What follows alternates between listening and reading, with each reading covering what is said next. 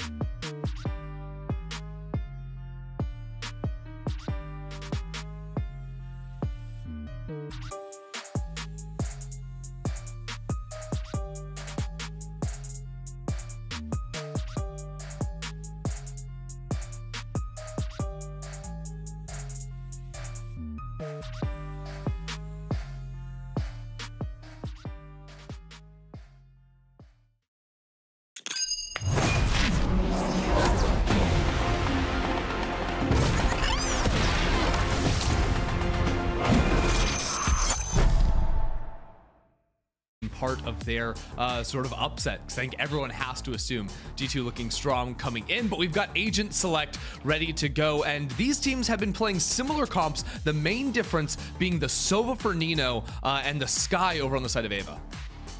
Yeah, I wonder if we're going to be seeing those same picks. And like you brought up, both of these teams so far, they have a perfect record on this map. And today, it's going to be ending for one of them. The question is, which one is it going to be? And remember that this is going to be BBL's pick that they're starting off on. So they're looking to probably get a little bit aggressive. Like you mentioned, the Sova is still going to be a factor on Nino. And apart from that, basically AmeriCorp, both teams opting to go in for that controller on the Omen, which makes perfect sense considering the verticality as well as how you can really play around with those smokes, as well as the paranoia, the range of the paranoia, and the space that it buys you. I'm also interested to see the duelist pick here, because yesterday we saw Matrix being able to quite pop up on that Jet time and time again, and she's gotten for a little bit of a change here on the Raze instead. Yeah, I mean, it's going to be good to see that mirror on both sides, but it is time for Karmine Corp versus BBL Queens. Let's get into it.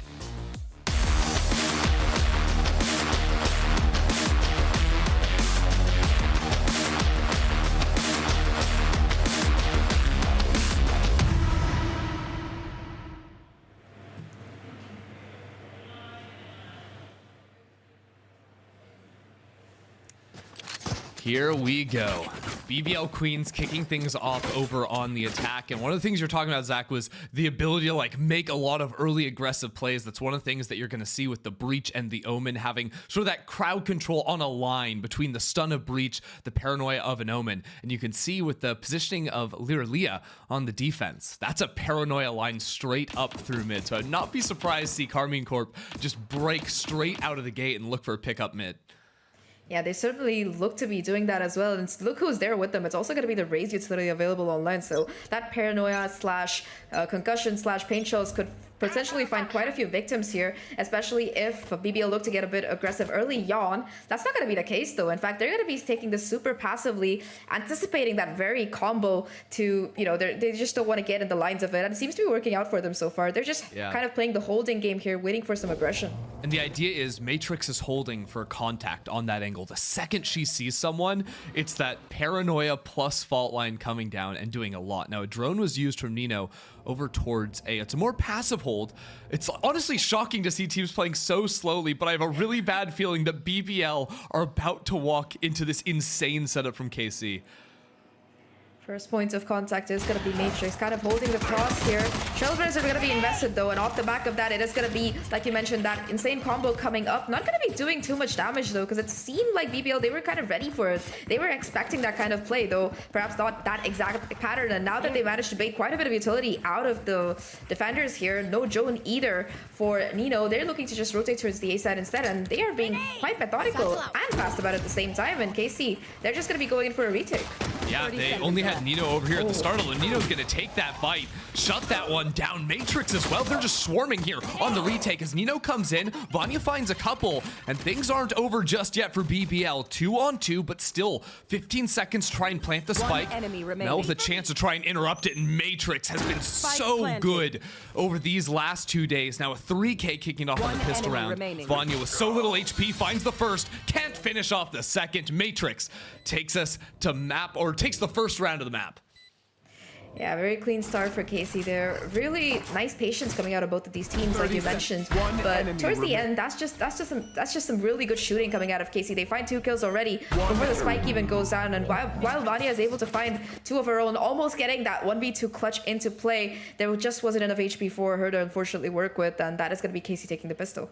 Yeah, KC sort of have to pug it out on that retake because they spent so much of that utility up through mid. I think that play they were setting up at the start round would have worked so much better had Ava lazily walked in, but instead she used the dog to clear it out, which meant that Matrix had to worry about shooting the dog and couldn't actually really swing off and fight with that utility, could only send the paint shells. So regardless of that not playing out, KC still end up winning out in the round, and BBL going to be working up mid a little bit quicker this time around. If they can break this alarm bot, maybe that pulls some rotations and they can look to abuse the switch on that door to work over into C and try to pull around these players of Karmine Corp.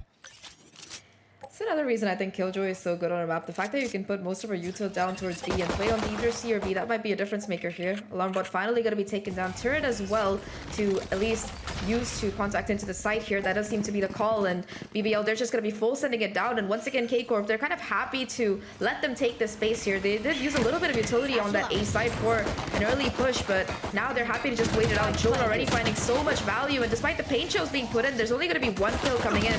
1-for-1 trade so far. The concussion is immaculate, though still KC, they come out on top here. Second round converted, and while they lose 2 players, I think they can still pick up all the rifles. Yeah, they're going to be perfectly happy with that one. At the same time, BBL main job is just to get that spike down, so not going to be too unhappy there. One thing I think BBL are going to realize after these first 2 rounds is that there hasn't really been a lot of fighting early on from the side of Karmine Corp. Right on the pistol, they had that funky little setup with the 2 lines, but I think Rebel has gone relatively uncontested, and seeing BBL set up on that side of the map, I think is exactly the right call to fight for control over there. Of course, KC are keeping things flexible and now are ready to battle back on that side of the map too.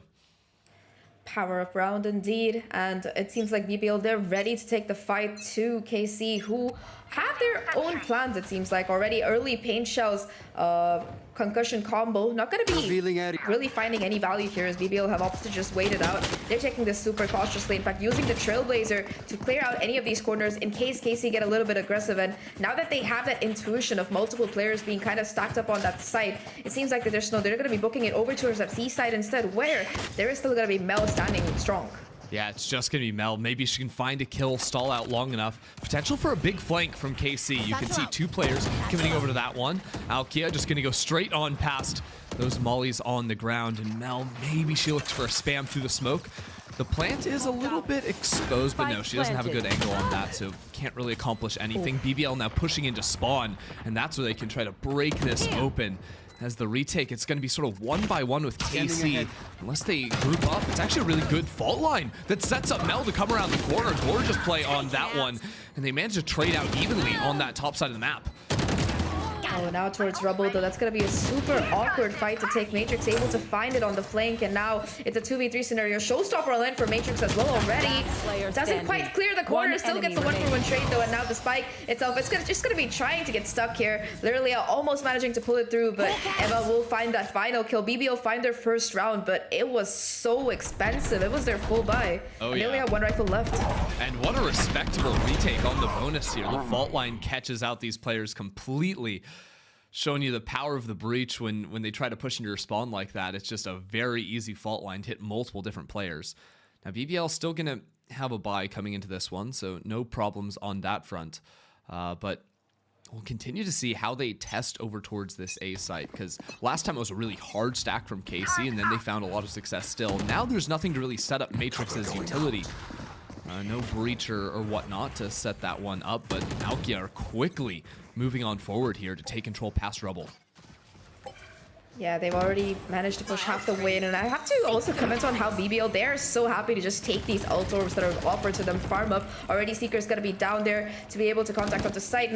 Nobody really playing here. KC opting to go in for that retake again. Shock darts, trying to find a little bit of damage, not too much, and Alkia taking such an aggressive position here to try and deny the retake. Combination does come in. Paranoia will push them off at least for a few more seconds, but Alkia not quite able to swing off the back of it. This one way though, it is buying so much time here. KC almost afraid to push in despite the amount of utility they have. Their job's looking so difficult right now, and literally this Paranoia, it might be the difference maker. What is that shot? Matrix not quite able to do the damage, but at least the trade is there from Nino. Still though, the clock has ticked down, and it might just be better for KC to hold on to their guns. There's some time to go forward, but Vanya on site is going to be that pillar, the bastion that will get BBL to 2. All right, Vanya, show me what you got. That was nice. Right there in the middle of site, coming around the corner, just lines up those 2 players, and then finding the headshot there on Nello as well. I mean, KC got stuck in a really tough position because that one way that you were talking about, and I like the idea of using Matrix to satchel past it to sort of wide swing, you know, break the crosshair of anyone that was watching the one way while the rest of the team funnels on through. It meant that the initial trades kind of went KC's way. They just lost Matrix, but Vanya from the middle of that site there was not going to let anyone onto that in the retake. Very clean work, and again BBL, they're happy to spend like the first 15 seconds waiting for some aggression out of KC, but after that they're just full sending it down to site, and it's been working out like a charm for them so far. If you play as a pack, you stay as a pack, and it's been working out great for them. Again, Philippa, one off of that Rolling Thunder, but it's going to be the lockdown instead that Rika is going to be getting online. It seems like kind of like a whack-a-mole as to which ult is going to be coming online for this particular round, and at least this time around Rika will be the one to initiate that lockdown.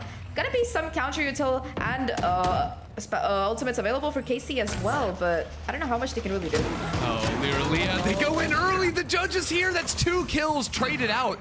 KC gonna be happy with that one. Still nothing really to fight with on this retake unless Nello commits the Rolling Thunder, which in the 4v3 they may do. Vanya walking through the smoke. It tags one, but Nino's waiting for it. All of a sudden, the round is falling apart for BBL. 2 players stuck in the back of sight, both pinged out by the Sova Dart.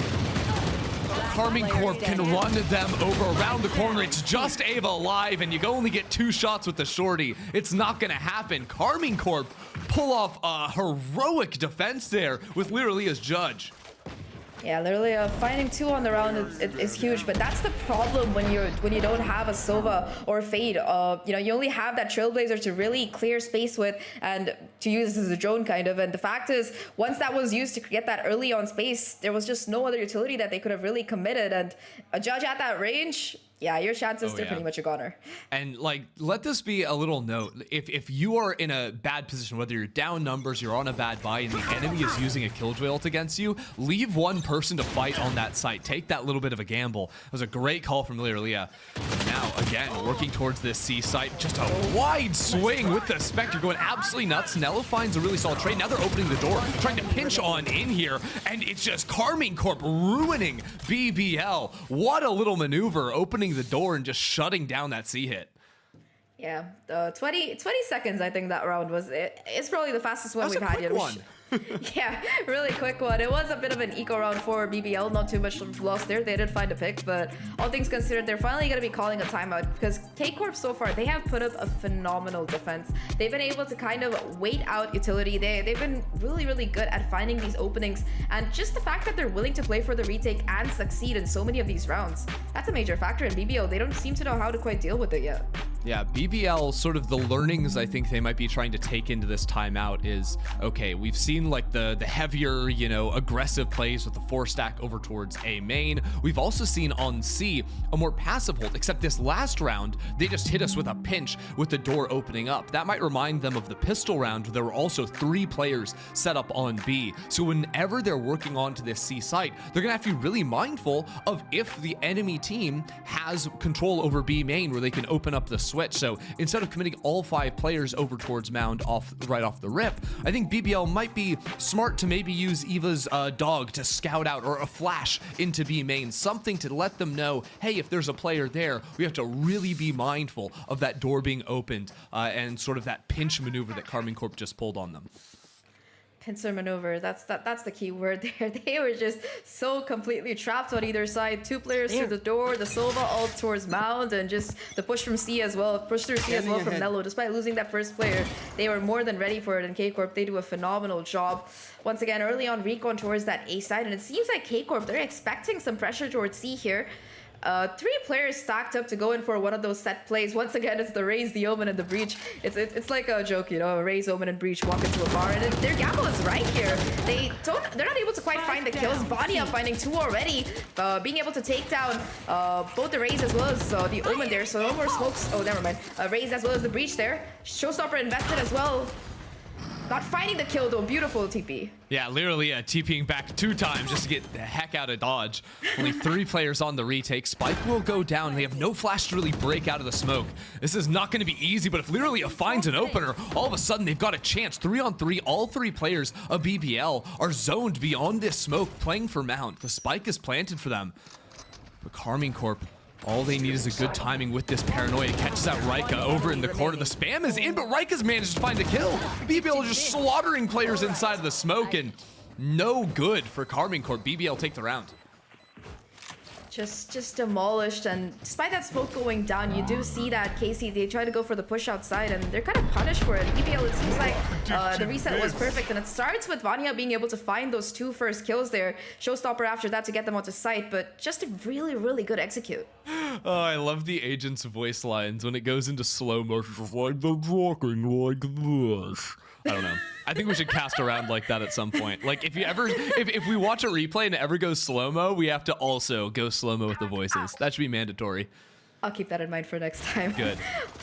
Oh, that's gonna be the operator now in Zerlia's hands. Really, really interesting fight. I love how flexible K-Corp are around who exactly plays that operator, because they all seem to be so good at it. Yeah. Once again, BBL for the first 20 seconds, they're just gonna kind of chill around spawn, waiting for some aggression out of K-Corp. But that's the thing, right? K-Corp, they've sort of at this point conditioned BBL into not expecting any kind of push coming through at all. I think when you are playing the Raze on this map and you have an Omen, Omen is the best operator in that composition. It's more risky than Jet because you don't have the get out of jail free. You have to win your first fight and then D-peak. But the ability to still flex around with the teleports after you take that first shot is a big one. Drone will spot, I think, just 1, maybe 2 players towards spawn. But Karmine Corp are going to be ready with all the setup here. 3 players ready to play off the paint shells and Matrix's Showstopper. They can just destroy them quickly on this hit. Oh, it is going to be the Rolling Thunder invested. Literally, though, still, despite the smoke, able to find a huge kill onto the Raze, and that's going to be a preemptive killjoy will put down as well to prevent this push on to B. And it just because of the fact that Vanya has it from the shadows, she will be able to make her way onto A side instead to get the spike down. However, the rest of her team, they have to play catch up here to try and prevent this retake from really coming through. Smoke goes down as well, and Vanya, completely isolated, has so much work to do here to stay alive, to ensure that KC, they don't get anything done for free. Counter Rolling Thunder as well coming in from the players, and Matrix able to find that first blood. Philippa though, there for the trade. They push in through door instead, getting a little bit of control towards that side of the map, and the remaining players for KC, they have to make their way towards the spike. I don't know how exactly they're gonna do it. Eva holding the cross, not able to catch them while pushing through though. Still Philippa able to find 3 on the round already, and now it's all down to Lilia. Operator in hand. I don't know how much he can really do here. The flash and the shorty seems to be the call, but Philippa in the end will be able to come out with 4, and BBL, they equalize. Felipa is just popping off right there. The rolling thunder as the retake was coming online was really big to find that first kill. And then while the teammate is trying to break the shot, the dart on the wall, Felipa finds a couple, comes around the corner, gets the fourth one there too. So just kind of smurfing throughout that round in every single fight she was going to be able to take. It ties things up now for BBL, and with the way they've been farming orbs, now that Rika is just one off, you can see with some early presence, the A orb and the C orb are just like really easy to take. I think if you show some early presence on one of those sides of the map. Yeah, I think BBL have really been maintaining their ult economy quite well. They seem to have at least one pivotal ult ready for either round. Like last round, if Vanya didn't have that from the shadows, it would have been very, very difficult for them to be able to close it out. But once again, like you mentioned, they are just one off the lockdown. They're perhaps looking to hold on to it, knowing that K-Corp's economy, it's kind of on its last. Like they do have this buy, but after this, it's going to make things super difficult already. You can see literally only having a Sheriff to play with. They managed to get their way onto site. We'll get the spike down for free as well, but again, there's still so much utility in the hands of K-Corp here. And there's a really fast flank coming in too. Two players, literally Leah and Mel, are going to break that alarm bot, so BBL Queen should be aware that a flank is coming in on the opposite side. Yeah, all the utility goes down and through the smoke. Rika's going to be able to find it. Is she ready for a second player coming around the corner, though? I don't think so. Yes, she is. Takes it down on the retake. It's not going to happen. Nello versus the world now in a 1 versus 2. Dodges away from the flash. It's a 1-on-1, actually. Breach on breach. The two clutch goddesses, and it's Felipa to secure another round for BBL. That got too close for comfort. Almost a 1v4 coming out of Nello there. Being able to get those 2 kills on the flank was huge, but nevertheless, BBL, they took up too much space and they managed to buy too much time before the retake could really attempt to come in. And off the back of that K-Corp, they're going to be behind and calling a timeout to boot as well. And this is a very interesting timeout to call because BBL, of course, they have won the last 3 rounds in a row, so perhaps attempting to break that momentum is a good call. But more than that, they also have some interesting ults to work with. That Rolling Thunder Random from the shadows, it could lead to a bit of a aggressive play here early on if they play their cards right. Yeah, definitely some options to work with on that, especially because I feel like BBL, they've been relatively committed to where they're going on their side hits. Like they'll play the early round slow and spread out, but you know, once their second cycle of utility comes up, they're deciding what side they're hitting and they're pretty much going into it. They're not really looking to lurk on you or anything like this. So that Rolling Thunder on the defense can catch so many players as they funnel into sight, and you can sort of just instantly shut it down before it comes into play. I like the idea of Karmine Corp looking for, you know, the flank in the previous round, especially knowing that there aren't going to be sort of solo players on the own lurk duty that's going to be able to catch you out that BBL just aren't really throwing their way. But unfortunately for them, it just got spotted out by every single layer of Killjoy utility, and they also lost in the fights. Yeah, after that round, K-Corp, not much to work with economically, at least. One Stinger on Nino, it might be the difference maker. And perhaps, again, this A side, it's going to be a little bit of early aggression shown. Nino not able to find any information, that recon dart being instantly broken, whether or not BBL go towards A. And BBL, they seem to have found some confidence off the back of these few successful rounds that they've had so far, looking to get aggressive fast and quick. They do take the site, and once again, the spike, it's just no competition. Ooh, the flank. Yeah, another double flank coming in on this side. Unlikely Nello commits that Rolling Thunder unless they can find an opener on this flank. This time there's only one player. It is just Rika watching that one, and a paranoia is good, so they learn off of that read from the previous round, and now it's a 5-on-4. Oh, the Rolling Thunder, in fact, gonna be invested here. And off the back of the Nino, able to find a kill with the help of the Stinger. However, Eva and Vanya will be able to strike back here. Eva finding 3 on the round already.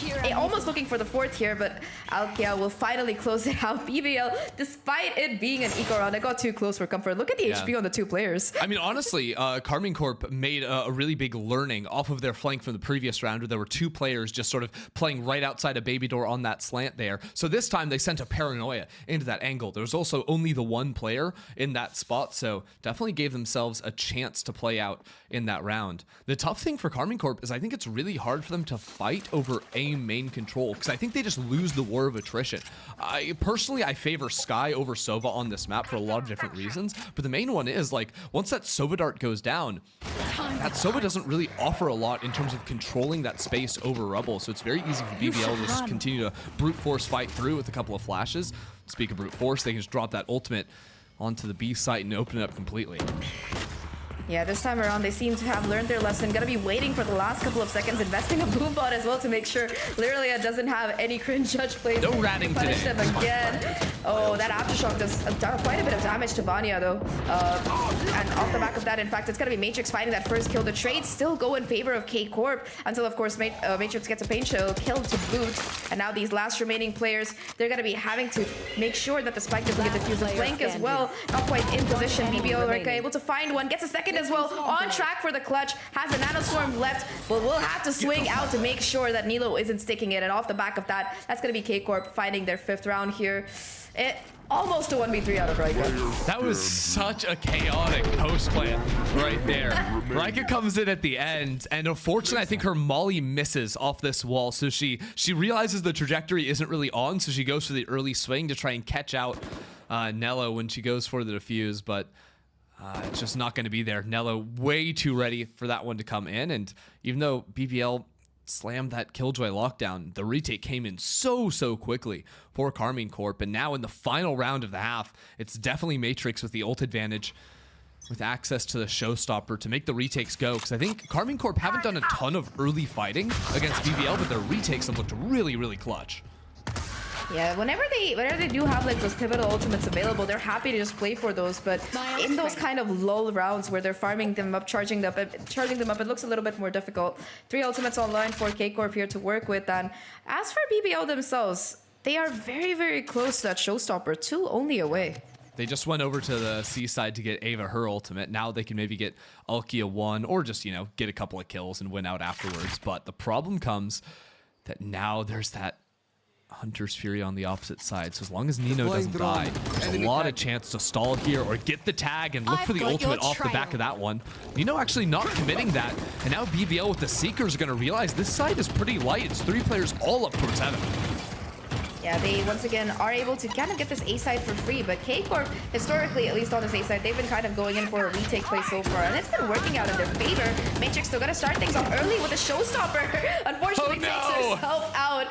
Nello finding a second kill as well. That is not on a teammate. Alkia counters back, and now it's gonna be a 3v4 scenario. However, the HP on some of these players from the side of BBL are so low here.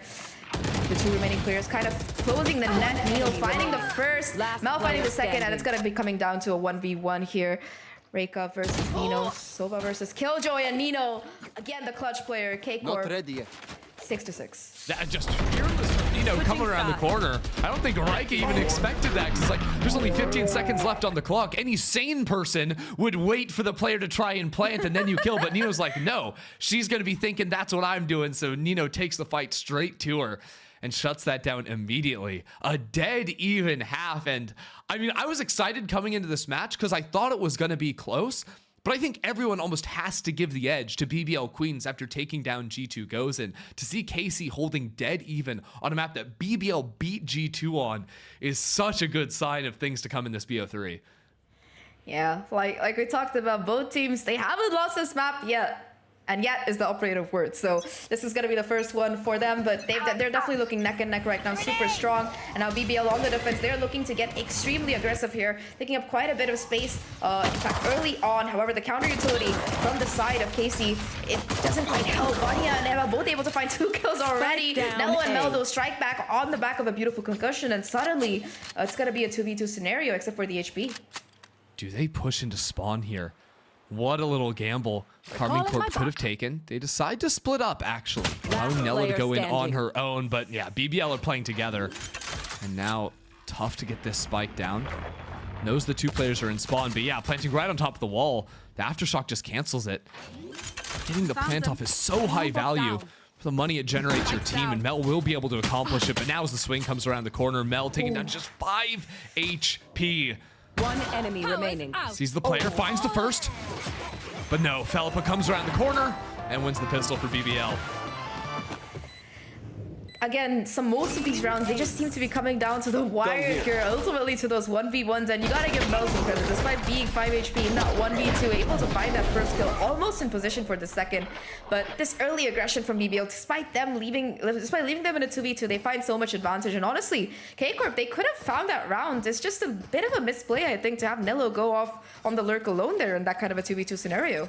Yeah, I kind of see what they're trying to say to themselves. It's like, oh, we both kind of got like relatively low, so they're not liking their odds in the straight up 2-on-2. But yeah, I have to say the team that sticks together, BBL, is the one that's favored on that retake. Both players just holding hands the whole way on out.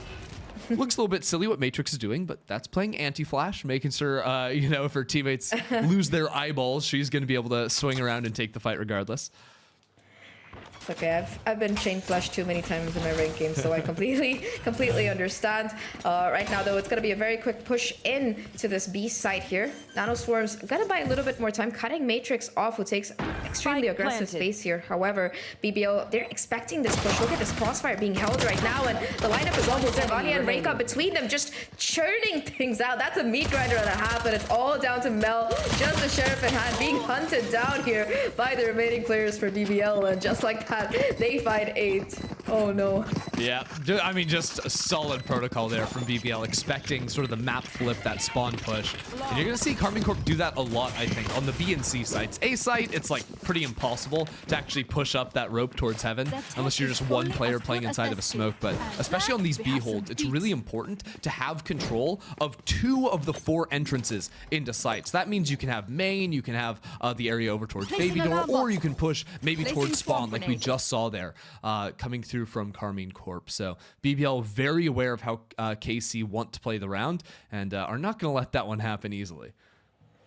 Yeah, now though, finally KC able to invest in a buy. No real ultimates online for them, unfortunately, for this particular round, though. Mel, if she pops off, they might have that lockdown ready to go. This time around, looking towards that C site instead, making sure there's nobody playing super aggressive, but they still have to get past the breach and the Killjoy.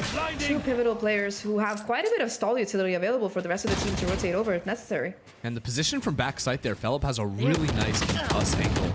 That if anyone walks into the Killjoy setup, can slam that concuss and swing on out. A little surprised to see Philip fall off of that.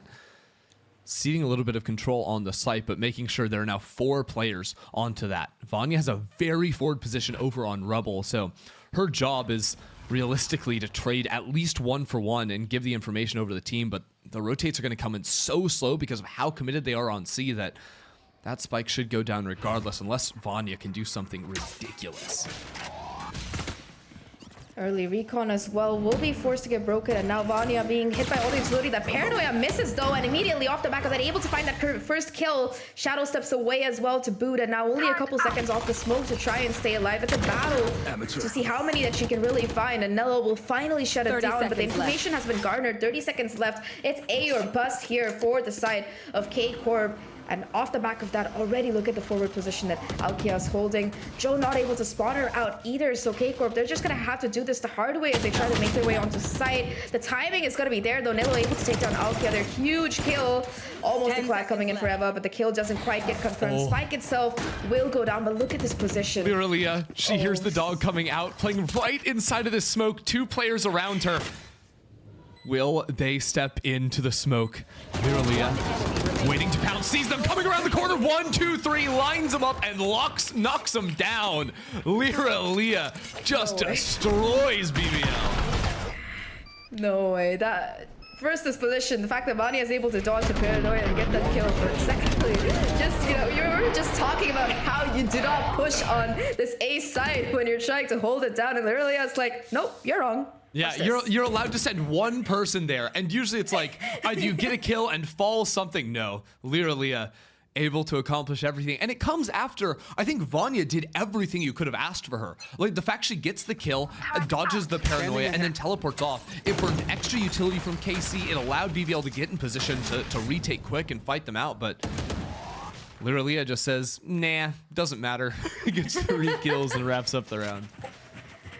Yeah, really great round coming out of them. Once again, BBL looking to get aggressive towards this A side here. With an operator, I believe Alkia is going to be the one to take that first contact if they do come in. Manages to dodge the drone, not quite able to hit the shot, and now going to be caught in the open. Unfortunately, it's going to be a massacre here as Lirelia just guns her down. Once again, the information that it is going to be an early execute towards this A side has been garnered. No drone though, and Eva might be able to do some magic here in this corner, only finding 1 before being shut down. things back down to a 3v3 here as the trades go through. And now the spike itself, there's plenty of time for it to go down. However, literally on the lurk, this might be the X factor here to watch out for, and Raika shuts it down. One enemy Raika's like, remaining. you're not going to get a push on us again. Felipa, the crossfire there with Vanya, just wrecks Karmine Corp. Really good understanding that, hey, look, that Omen on the opposite side literally had just pushed our spawn, or pushed up into that heaven smoke. Yeah, maybe she pushes stairs this time. Yep, it happens. They shut it down, and the retake looks very nice for them. I do think that BBL may they are running into some issues with these delayed rubble takes because of the Sova, giving a lot of good information to clear out the single player. BBL are posting up pretty deep. You know, previously it was Vanya, and it went pretty well for BBL, but that time Alkia just has absolutely nowhere to go. Fight up in mid now, although counter flash forces the two players on BBL side back. Still off the boom bot, they do look like they want to put quite a bit of pressure towards this B side. A bit of more of a default play coming out of the side of BBL, of K-Corp here. They're, again, and okay, look at this position being held by Lilia, right? She expects this push towards this A main area. Alkia still in possession of that operator this time around, might be able to do a little bit more damage, and finds the kill onto Lilia. Huge frag there, no more smokes for the rest of the round for Casey. Oh, ultimate opportunity for Nello to come on in. Two players sort of stuck on site with that. But how do they commit forward? Matrix only has one satchel, so it's much harder to actually punish onto these players. Pretty forward positions taken. And now with the op shot, the ultimate comes flying on in. Oh no! Alkia chops up that dash. We'll be able to get out of dodge eventually, and Felipa gets that kill onto Matrix. No one's been able to scale on Karmine Corp. They're stuck and have to pivot back into this lurk from Mel onto B. Yeah, that was very unfortunate. Rolling Thunder finds absolutely zero value, and now in this 3v5 retake, BBL, they seem to hold all the cards. They might not have the ultimates, but they definitely have the numbers, and it's going to take some kind of miracle work coming out of the remaining players of K-Corp before they can really pull off anything. This quarter, though, Mel, I don't think she was spotted by that Trailblazer, so she might be able to pull off a literally a play of her own, find a couple of kills there. Mel finds the first, but the immediate trade is going to be there, and the remaining players from K-Corp, they're going to be forced to respect this lockdown. It's gonna be, you know, flashed into oblivion, and at this juncture they're just gonna be like, you know what, the defuse comes through, it just gets stuck, never mind. That's tough. That is tough. The ultimate just sort of funnels every single player on Karmine Corp into the same entryway, right? You have to have two angles into the site, otherwise you get perma-stalled out. Sky Flash, Breach Stun, Breach Flash, the paranoia, the smoke too. Like, you have no chance to win out in that post plant, especially when you plant down at the bottom of that pit there. It's actually really hard to get an angle. You have to commit your body more onto the angle than you would, and especially when you're down in numbers, there's just nothing you can do. So solid retake there from BBL using that ultimate, and Karmine Corp just, I don't think there's any way they could have won that round. Yeah, the moment that lockdown comes down without anything to counter it, right? Especially on that B side, there's just no space that you can safely play in. Even if it is planted for main instead towards that box, it's still gonna be super difficult. And there was no post-plan utility that they really had to use either, because Mal was taken down, no more nano swarms. Nino wasn't in position for the shock darts, no aftershock for Nilo either. So off the back of that, there's just nothing that you can really do. And it seemed like K-Corp realized that the moment they were hit with that triple flash kind of bush, they were just like, nope, we're out of here. They pop out through that little door and they try to hold on to their guns. And this timeout, they really have to figure out how exactly they can attack, because BBL so far, they are doing a great job at just preventing K-Corp from really pushing on through or getting any space at all. I mean, I like a little pace change here. Usually their hits over towards A have come in around the 1:10-second mark on the clock, so instantly playing for that, maybe using their lockdown to quickly take the site, because they have realized, I think by now, that Ava likes to fall back into tree when the hits come in. Using that lockdown can remove that position from consideration, and with the smoke, they can quickly look to scale up here and work their way into the site. Go get him. Yeah, no, they have changed the pace a little bit, looking to get aggressive off the back here. Immediately though, Philippa putting down the aftershock is just kind of gonna like deny the push into site, doing quite a bit of damage to Matrix in the process. And now, while they have scales up at the very least, Matrix is still going to be cut off from the rest of the team here. Finally regrouping back onto site, and K-Corp, they're going to be able to at least get the spike down, but BBL, they're holding everything they have for a full retake. They have a lockdown of their own as well. Lockdown, so many options now too if Felpa gets a kill. Now the flank from Alkia will be big, but that means no real help from the paint shells to get back onto the site. Going to be tough for BBL to work their way out of heaven over on that side of the map. How many players can Alkia actually pull? No one really for now, and the lockdown comes in so late. It's a trade kill. As Matrix finds the first.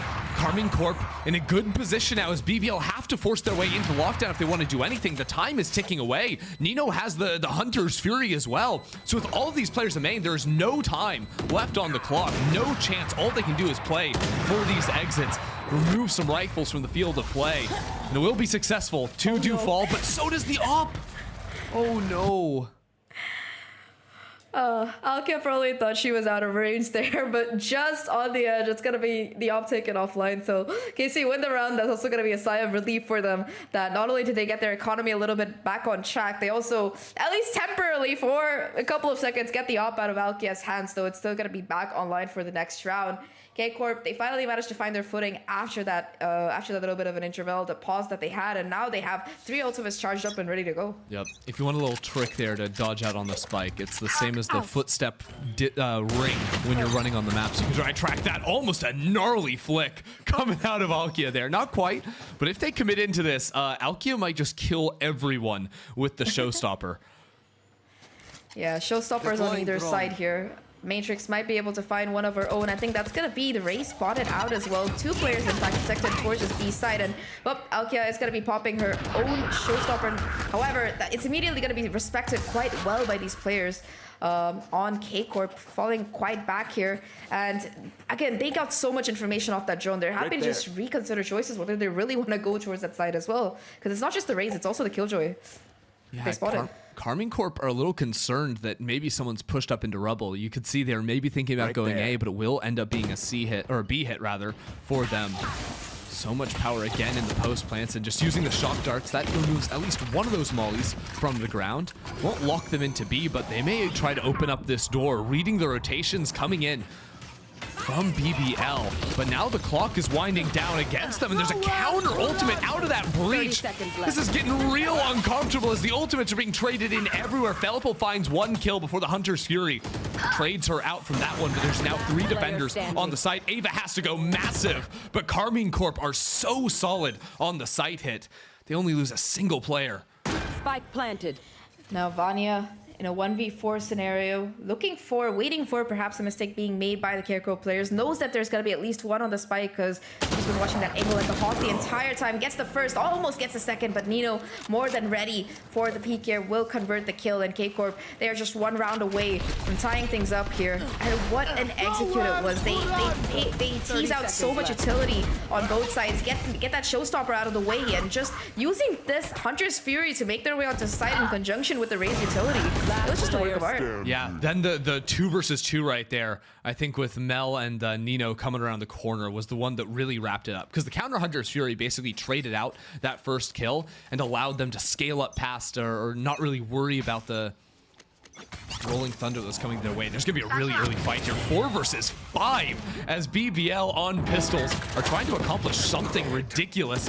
This the utility coming in though from Karmine Corp is just too good. The concuss in the corner sets up Leah for a 4K on that. Just no shot for BBL. 15 seconds in the round, and it's just gonna be a slaughterhouse towards this A side. It's all just down to Philippa. At least able to get a little bit of charge on that rolling thunder, but aside from that, I don't know how much more she can really achieve in this particular round. Nothing in hand except for a sheriff. Might be able to find a pick or 2, and perhaps that's what she is looking for. On the opposite side, it is going to be literally on track for the ace, so it does seem like the remaining players on K-Corp, they're kind of just playing around, trying to find a location and let her have it, because at this point, she deserves it. Leah, you're playing on the wrong side. Why is she the furthest back? Probably because she has 40 health. That sounds reasonable, but yeah, I mean, I'm all for clip farming.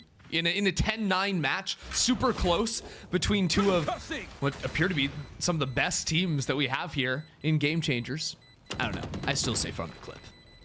I support that. Unfortunately, it's not going to be happening. And we saw what happens when you try to farm the clip yesterday, Ender. True. Acing out. Oh my god, that Roxy play is still giving me nightmares. I don't know. Unreal. I think it'll probably give Guild nightmares for a good while as well. Yeah, actually. It might be a while before they can get their revenge as well. That'll be tough. Anyways, now with things all tied up once again, my doubt we see another super slam over towards the A side of the map, but this is an interesting round because both sides have a full buy, but no one's really even remotely close to ultimates. So this is just a straight up, you know, normal fight. You don't have to worry about too many of those outside factors. I think that Karmine Corp have found continually a lot of success, no matter really when they're hitting over towards the A side of the map. They've run into issues with like an operator in the hands of Alkia perhaps, but whether it's their fast commits over towards Rebel or their delayed ones around 1:10 to 1 minute, I think they've had some really good things going their way. So I actually like the idea of maybe trying to set up, look for an early fight around C or B, pull an early rotate, and then swing back into A like they've been doing in a lot of their rounds. Yeah, I think the biggest differentiator between K-Corp and BBL is that K-Corp, when they try to retake that A site, they succeeded more often than not. And BBL, they just don't have that same kind of energy going in for them in their half on defense. If they play aggressively and they get a pick or two, yes, they're able to build up off of it. And they're really good at preventing K-Corp from getting into the site at all. But the moment that spike goes down, K-Corp, they have impeccable post-plant positioning. And BBL, they just seem to kind of struggle to break it here. Now K-Corp, they're looking for a little bit of pressure towards that B site instead off the bat. And Alkia actually going in for a push here, looking for a little bit of a fishing expedition with two of her teammates as they go forward. And K-Corp, well, they've already gotten out of it. K-Corp are in a really uncomfy spot now because they've committed 3 players up into mid, 2 players over towards A lobby. It is really hard on the defensive side to push all the way into spawn. Like, there's a lot of wide angles. You can't really guarantee where anyone is going to be individually. So as the retake now comes in from Karmine Corp, it's actually BBL just farming one by one. And now it is just the one remaining in Lyra, but she has almost no chance in this round as the BBL swarm comes in. Although Lyra, if there's anyone to do it, managing to find a couple here. Now the pinch comes on through, and Ava finishes off the round for BBL. Poor Literally, almost able to get the third there. That was very impressive, but just that initial control, that aggression coming out of BBL, we haven't really seen it in this kind of form before. It's true, you've seen Alkia kind of go out with the operator on her own on that A side, but this triple push, it just seemed like K-Corp, they were not ready for it. Yeah, K-Corp they were uncomfy because like we can get pushed, but you'd much rather take the fight when BBL are the ones running into you. Karmine Corp, the breach flash didn't really connect, I don't think, and then after that, because they're not running a Sky, they just don't have enough utility to make that a really advantageous fight for them, and they weren't using the drone to re-clear either. It ends up going a little bit haywire for them, and now the setup from BBL is again to fight a little bit delayed here over towards Mound. Lyra is able to find that frag. Great opener from the side of Karmine Corp, but it gets traded out as Ava just Giga Chads it out into the open. Is able to disengage from that as well. Alkia in the corner makes it go relatively even, all things considered. Vanya's already been able to get onto the site too. Yeah, quite a bit of aggressive space being held here. Now it's down to the remaining players. Vanya in the corner might have been able to find the timing there. Unfortunately, Mel more than ready for it. Reika now, a 1v3 scenario. Almost gets the shot onto Nino, but not quite able to connect. And now, somehow, facing this kind of situation, no ultimate either in hand. It's going to be a super difficult retake if she decides to try at all. The call might be to just hold on to this weapon, despite the team having a decent amount of money, at least. Reika might be able to drop a teammate, but perhaps if she can find a pick or two, it might be what, you know, the economy at least needs a bit of damage done. Yeah, if you have a little bit of faith in yourself, I think both sides really gonna be unhappy with losing a rifle in this spot. Sees the corner of a person and then runs out of bullets. Uh-oh. Reika has to go for the reload, and we're all tied up 11-11. This has been so close between these two teams, from 6-6 at the half, now 11-11. I don't know. I have a lot of very good feelings about maybe some 3 mappers today with the level of competition we have. Yeah, yesterday got open relatively quick. It got over relatively quickly, I gotta say. I think we started at 6 and ended by like 10 CEST time. So the way this game is going, I definitely do feel that's going to be the case as well. And again, 100% win record, right? Neither team really wants to let it go, and you can see exactly why. Now the showstopper going to be online for Alkia. Might be really useful in that retake if needed. And K-Corp themselves, they're looking for a pretty fast hit into this B side. In fact, they're not holding back at all. They're just running it down here. So much space being taken by Matrix right off the bat. However, though, Alkia looking to do a little bit of damage to that door. not quite connecting with the paint shells. This is awkward. The players on side have been isolated for a bit because of that Killjoy utility. BBL not trying to capitalize and punish. Although Matrix has pushed up towards tower here. Will who bites first? Because Vanya can't really move in. There's maybe a dog to walk in behind on this one, and they don't reveal the positioning of Matrix. Going to be unprepared for this player hiding in the corner. Now the ultimate going into spawn. Vanya somehow finds one. I don't know. That's some shorty ridiculousness. Wow. As BBL take down a couple of kills here. They find 2 rifles as well, and the spike hasn't been committed towards the B side either, so there might still be value on the other side of the map. Eva able to find one, and early on this lurk, the Seekers invested as well, and that's gonna be the last straw here. It's all down to Nello. 1v3 scenario. BBL starting off the round with just Sheriffs and a shorty. Now look to be able to close it out and get to match point. Nello doing the best, hits all 3 with the concuss, but unfortunately not able to isolate the fights. Almost gets the lineup, but finally Eva will clean house here, and BBL, they find 12. Oh, poor Nello.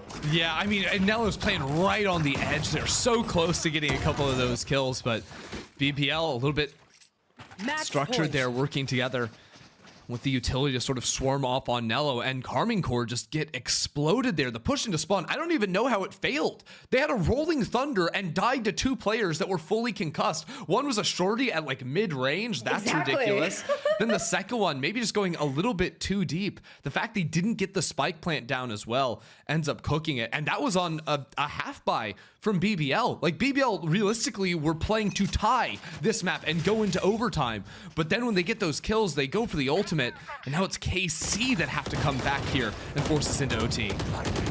Oh, early aggression move from Alkia going up huge here. The dynamic duo fighting 3 kills between them, and BBL, they want this to be over with. They want to keep their pristine record as clean as possible. And again, the discipline, right? They get aggressive, they get those initial 3 kills, and they just fall back. They know that they have an overwhelming advantage here, wanting to hold on to their players and not lose any in a couple of isolated fights. Really good discipline. And what can Mel and Nello really do here? We have seen Nello do some ridiculous things. Yesterday, just multiple highlight reels. Now it's the Mellow duo walking into the site. It'll be a 2-on-2 first, going full contact in. Maybe they can catch players with util in hands coming around the corner. Oh, it's gonna happen. They see one. Walking in to take down the second. Now it's a 2-on-3. Karmine Corp with 37 seconds on the clock will get the spike down planted. It's planted open for them to play up towards tower. And with the lockdown now active too, they have a real shot to win this. Counter lockdown comes in, but the position for Mello so huge there. You called it, Ender. She's a walking highlight reel for real, and able to find 3 on the round already. It's gonna all come down to Philippa. Does find a corner where that lockdown at least won't catch her astray, but now from a 5v2, it's gonna be a 1v2 clutch that Philippa has to pull off. Neither player has taken any damage either in the process. Tries to go for the half stick, but Mel and Nello, they do it together. We're going to overtime. All right, we're Team Mello here. That was awesome. The patience coming around with the flash, and also Omen canceling out her ultimate. That was so perfect. Then the push, knowing that they're trapped. There's nowhere for them to go but forward into that lockdown. They might have tossed that round previously. BBL were up on map point, but then Karmine Corp come back in just the most ridiculous fashion possible. I am awestruck, and if you ever see Nello in a clutch, you never count her out. You're trolling if you think she doesn't have a shot. I have learned my lesson. It is the Nello show no matter what, and I think that has to be the most awesome clutch that we've seen over the course of these past 2 days. Just Nello, the audacity to be able to not only get that first kill walk up, have the trigger discipline to let her teammate walk around and kind of pincer their 2 players in on site, but more than that, just the presence of mind to push off the lockdown and get those 2 remaining kills. Huge work there, and completely deserved. Casey deserved to win the map after that. Like, what a play. That was nuts. Now, BBL, I mean, the fact that we're here into overtime already in map 1 is a little bit wild. Mel, I appreciate going for the light armors, but I really hope someone presses tab and lets Mel know that she can go for heavy armor on this round. You get so into the habit of going for that Fnatic buy strat that you just go light armor every round, and then OT rolls in, and it looks a little bit silly. Will it make a huge difference at the end of the day? Probably not. But will this fight for Mound? I think so. 3 players on the defense ready to fight forward. Yeah, once again, you know, historically, it seems like BBL like to go aggressive, but K-Corp, they've taken a page from their book, and Matrix already with the paint shows as well as the kill. Gun able to find the 2 kills there. Raika does trade out, but nevertheless, K-Corp, they walk away with the numbers advantage and better off in that fight, especially considering that one of the players they took down was Vanya, so no more smokes for BBL. Now, Lilia very low on the opposite side. Raika did manage to get a kill, so they could have maybe played for an orb, then rotated A, tried to stack those up to give themselves a shot, but they're trying to take a play out of the KC book and just maybe contact it in towards this C site. You can see with the numbers advantage, KC playing very non-committal positions. Just look for a quick angle, and then can maybe fall back off of that site. Just rare move for them to step on forward, and Matrix gets 3.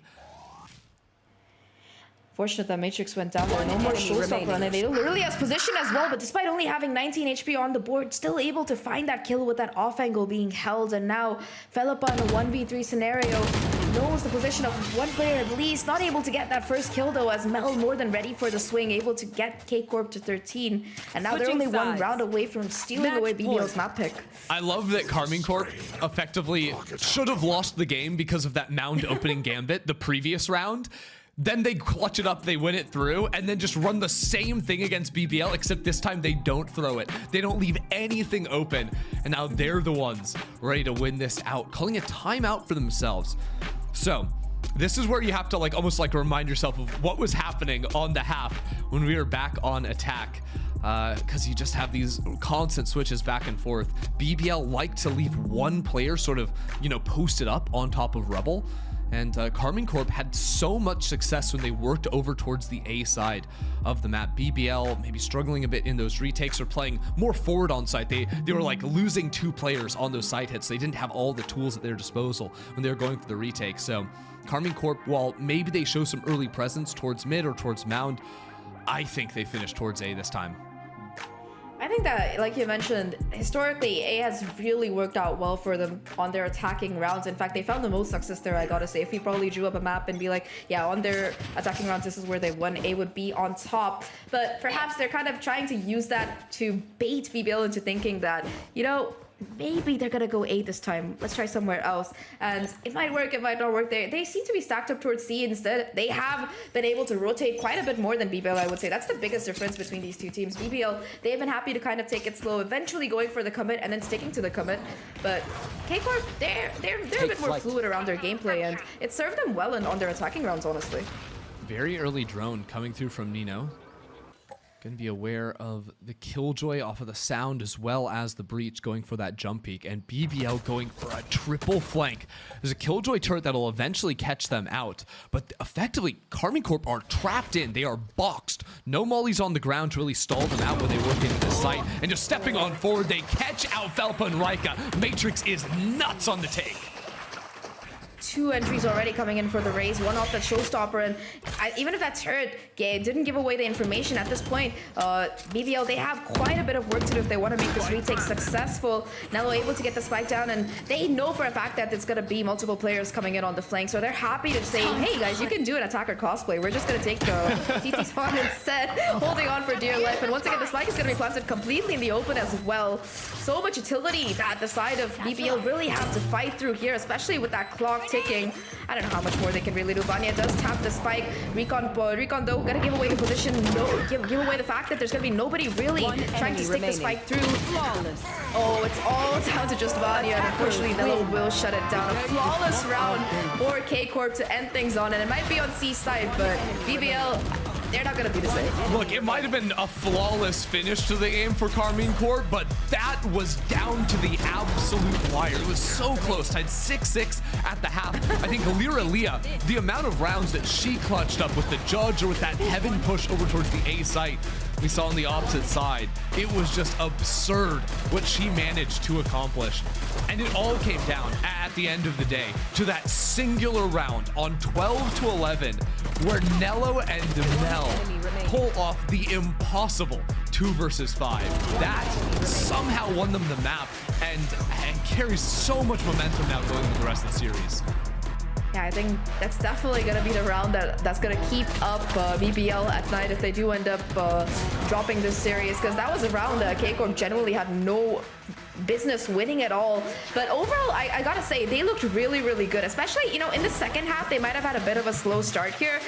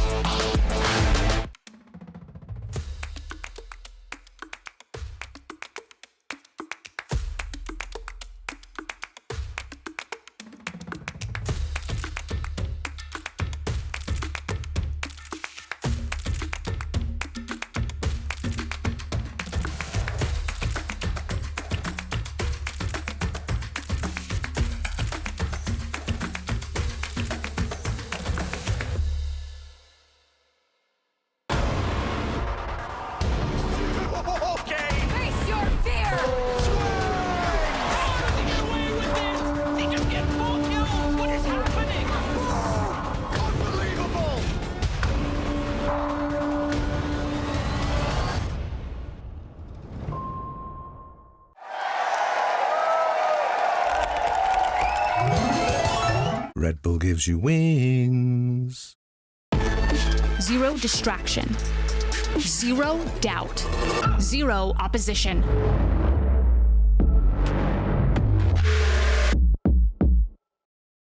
Usually when I see a target, I won't miss. I try to find weaknesses wherever they are and just game by game try to pick up on anything I can. So this training course is a way for me to really showcase and demonstrate all the questions you guys have been asking, you know, how to get better aim, and it really enables me to answer a lot more and kind of expand on the first video I made like so long ago about VALORANT fundamentals.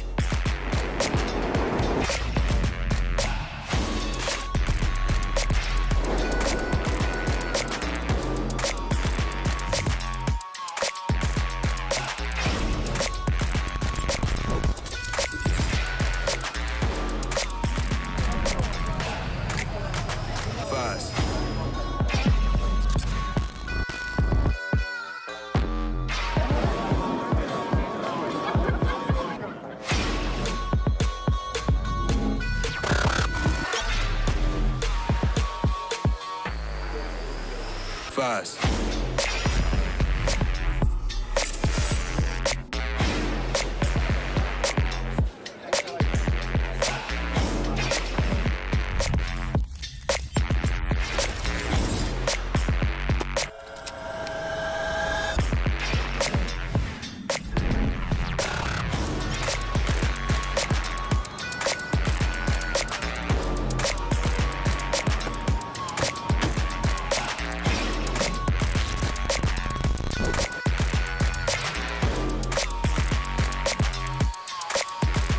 First.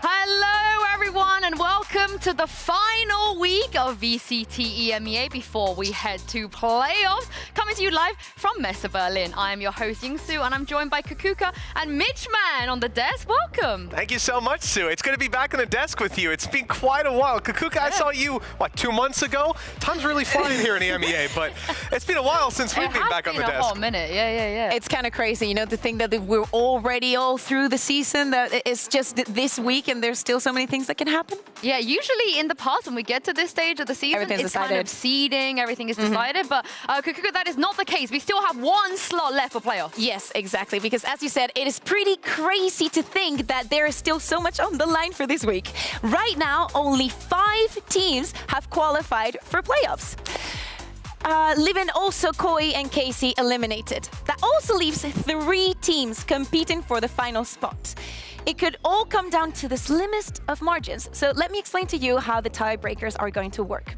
First, we have a tie between 2 teams. Here, whichever team beat the other during the season wins the head-to-head. That's pretty simple, right?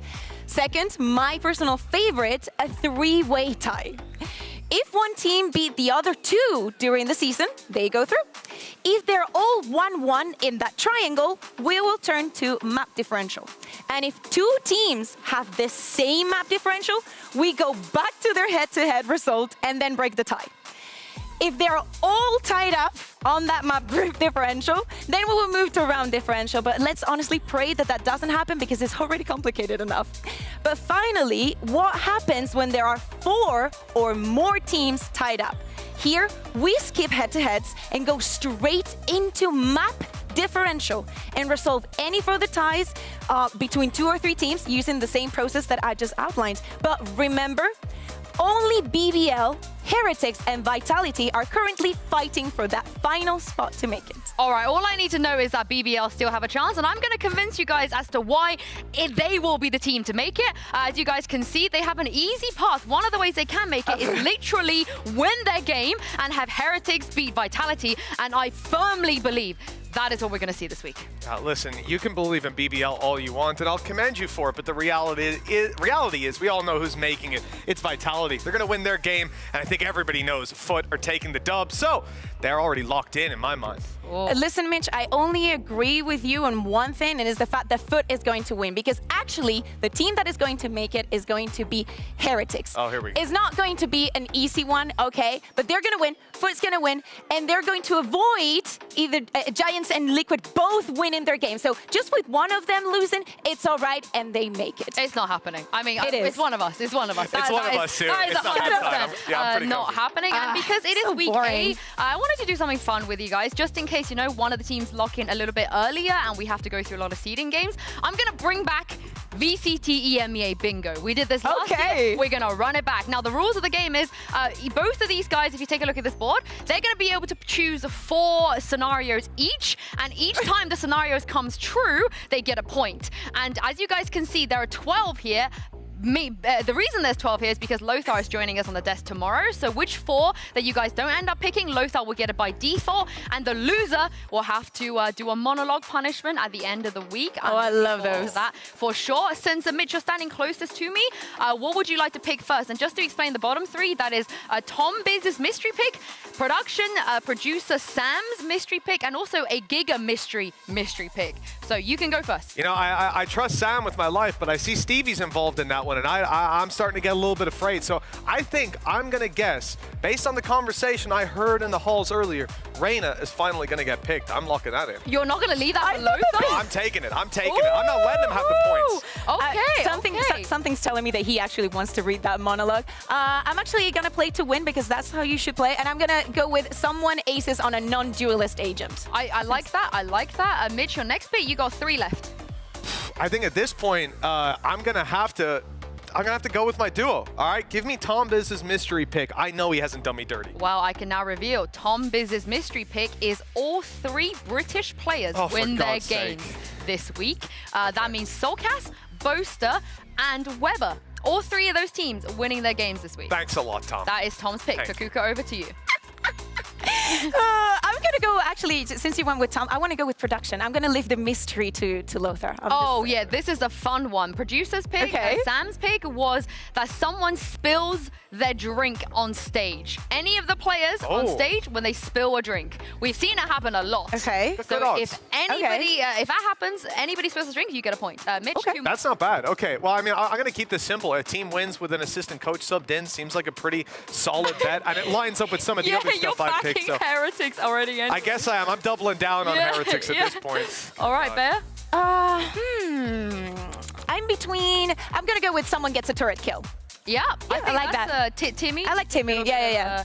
Needs a little bit of a push. And Mitch, you got 1 more left. Oh, man, I really do want to take the mystery one, but I'm not going to do it. I will let Lothar have that one. I suppose for me, we still have free. A series goes to OT in 2+ maps. Yeah, Pansy and Hypoc are casting all week. That's my theory, right? And we're moving into more competitive games at the end. I'll take it. I like it. Last one. I wanted to go with that one, and I think the Lothar is going to hate us for what he's going to get. I'm going to go with Leo getting 3 shot kills today.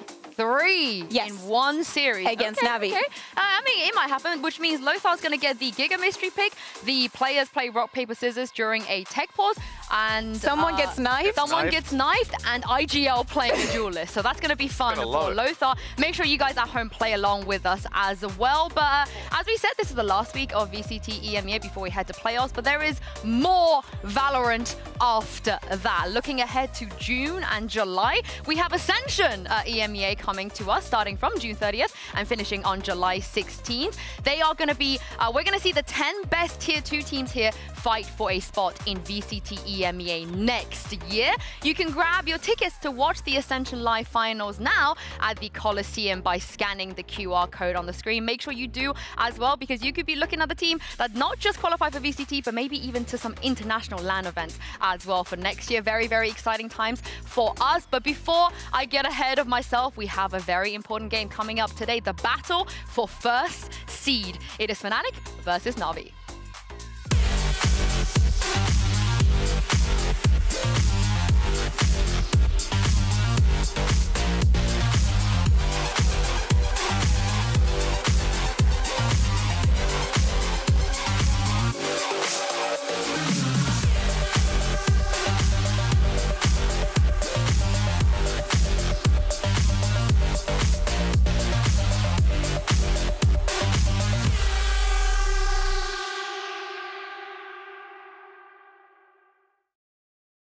Yo, what's up everyone? Today's video is a game of him or me. We're gonna get asked questions where we need to answer him or me.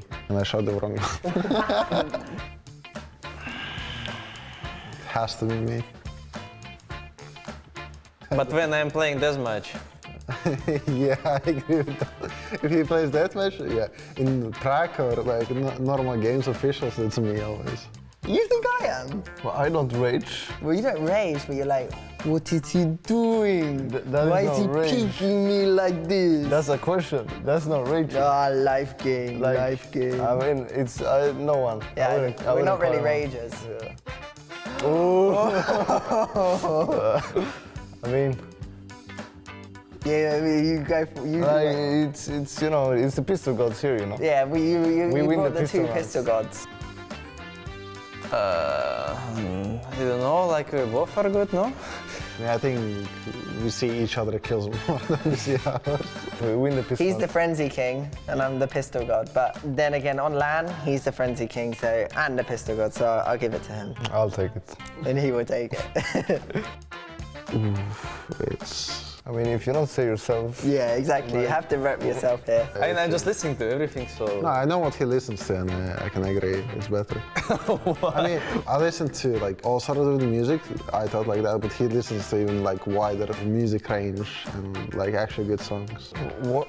Really? He doesn't like his own music? Yeah, he's just like... How does that make sense? That doesn't. I think me. Maybe me too, like... I don't know him enough to know what your habits are. I just win. Yeah, his habits are winning, so I have to say me. I mean, I rage a lot, and when I rage, I have some habits. I'm dying in game, for example, I can like do any sounds like a bit. In officials, I don't think I have that, because I think about it in practice, like I don't care. I mean, it's not a habit, but when I don't have my food, the people will know, they know. Yeah, that's true. I'm not focused at all, it's impossible. I'm the same, to be fair, though, so yeah. We're equal. I'm just trolling non-stop somebody. Like today, Leo. I mean, Leo is the biggest troll, especially with... Actually, he's trolling on the alpha, but... that's funny. I think he's bullying Alpha. I mean, not bullying, he's joking, but it's yeah, funny. he's joking, but it's funny. I mean, Alpha is joking with him too. So guys, it was me and it was him. Hope you had a lot of fun watching it. See ya. Fnatic, they're having a lot of fun now, but I don't know if that's going to stay until a little bit later because they are going to be facing their toughest opponent in this league. It is Navi. You guys, we get Fnatic versus Navi so often, over and over again. And Mitch, not just this year or last year, but since 2020, we've seen these two teams go ahead at each other. Yeah, listen, they've been going toe-to-toe for quite a while. It really feels like the good old days when you get to see Boaster and Angel fighting off against each other. Pansy Hypok casting it as well. I mean, I have been here before. Just taking a look at this graphic we churned up earlier, you can see at the top right, most recent game was lock-in. That's all 5 players from each team that we're going to see here today. But as you go back throughout history, 4 games that had similar rosters, but minus 2 players for Fnatic. I mean, a lot of those games had a wonderful Frenchman. I don't know if you guys have heard of him, Enzo. He was amazing. He was subbing in for them for a lot of games because Fnatic have been just consistently bombarded with issues, whether it's the roster changes they had, but also COVID and players not being able to make it to events, being locked up. They've done this, they've had this fight a million times, Boaster versus Angel, but the supporting crew, this is kind of their second, third time running into this. They haven't done it too often as a 5. Yeah, it's a seasoned head-to-head for sure between Boaster and Angel. And speaking of Boaster and Angel, let's hear from them on what they think about this rivalry. I'm now joined by the 2 IGLs of today's matchup. It is Boaster from Fnatic and Angel from Navi. Now, you two have played against each other so many times. I think we're coming up to 10 times now. We see you guys as a EMEA rival, a rivalry. Do you guys feel that? Would you say that Angel is your rival here? I'd say probably not, mainly because when they go to the events, I want them to kind of go far, and I only trust them to beat other international teams. So yeah, I wouldn't say rival. Beat them for you. Yeah, exactly. What about you, Angel? I think rivalry is a very strong word. I don't think so. I just think they're worthy opponent, I would call. We're lovers. No, joking. Joking. Okay, I mean, you do you. But again, you played against each other so many times. Is there one match, Angel, that stands out to you, the most memorable Navi or FPX versus Fnatic? Of course. Which one? The one when I 13-0 Fnatic playing on Jet. What about you? Probably the one where Angel 13-0'd us on Jet. That's now that that was locked away somewhere deep, and now it's back. It's very hard to beat this. Like really, I don't know what should happen. Let's talk about that, Jet, because it feels like both of you on Split, you've had a habit of playing things that we don't expect you to play. So what did you make of Angel Reina, Jet, I think also on Split? Yeah, I think Angel on Jet, we were like, oh my goodness, he's going Jet. And then he proceeded to absolutely own us. So yeah, that was a lesson we learned. Yeah, it was a very big lesson for us. What about Bosa's Reina? I'm not sure I was watching this much, but I think he was good, I'm sure. I think you should take him today. I was one of the best support Reinas out there. I think you were the only support Reina out there. Now, for the both of you as well, you've been on the same roster, despite like having other roster changes in your team. You've always been the constant every single time you played against each other. Is there a player, past or present, on the Navi or Fnatic roster that you find the most annoying to play against, Angel? No, I wouldn't say so. I rarely watch the nicknames who I play against, no jokes, especially during the game. Maybe after I can see someone perform super well, but it's not like staying in my head at least.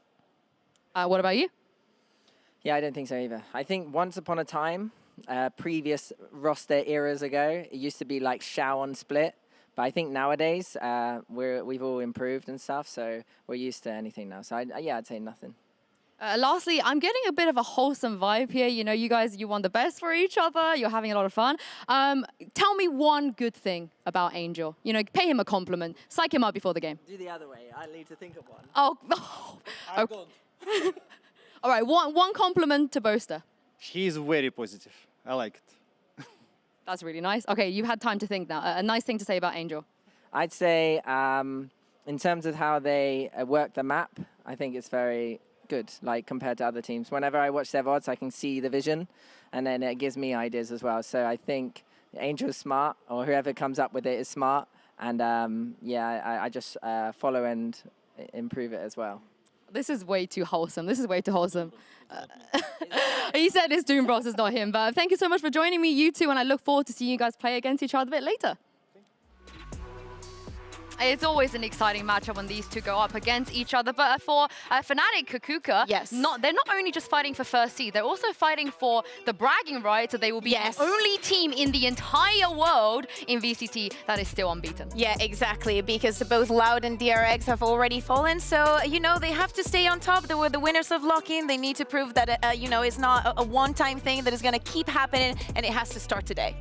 I mean, just look at that, 8-0 right now. But look, they still have that one game. And if you were to come into this season and ask me, what is the game that Fnatic might lose? Yeah, it's this one. Yeah. It's Navi. So they've really left the best to last. Yeah, and it's also because it's the last one and they're already going to be 1 or 2, so the position doesn't really matter that much, but this is a final test for them. I hope that they take it very seriously. Yeah, of course, the winner will be automatically locked in as first seed, and if Fnatic lose, the head-to-head kind of goes to the Navi's way, so they will be second seed. There's a lot riding on this, but I think on the other side, even though Navi, they have lost, but bearing in mind, the last time they lost, I think you're on the desk, Mitch, which was like weeks ago.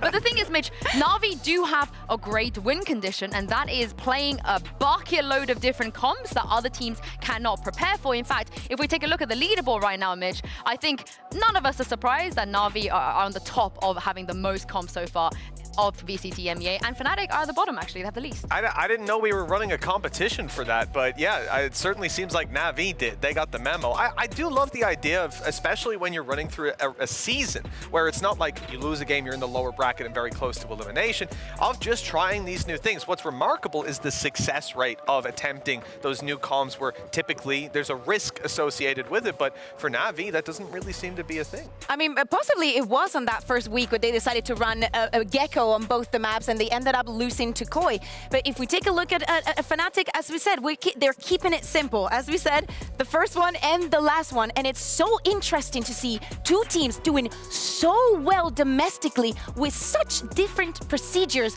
on the way that they want to look at things. Fnatic, for them, they keep it simple. They run what they like and they perfection it. For Navi, they just want to be like a Swiss knife, you know, and have a lot of tools to face off, not only here but also internationally. And Doombro said that they're going to bring something even more new today, so I can't wait to see it. And the good thing about Navi going into this matchup is everyone else, when they went up against Fnatic, Cougar struggled in the map vetoes. They weren't quite sure where to go, because if you ban Icebox, you give them Haven, you ban Haven, you give him Icebox, and so on. But at this point, Kakuka, we don't have Icebox. Yes. And Navi permanently bans Haven. This is looking incredible for them going into the vetoes. Yeah, exactly. And not only that, if you take a look at the picks that Navi have for this season, we see 3 fractures, and I'm just very excited and very looking forward to see if they're going to pick it, because Fnatic has not played fracture since lock-in. So, you know, it's a little bit of a blind pick, maybe to test it. Maybe they don't want to do Fnatic that favor, because in my opinion, it's a favor to some extent to actually get them some reps on the map. Yeah, and Mitch, as you remember, we've already seen Fnatic versus Navi this year. It was our lock-in,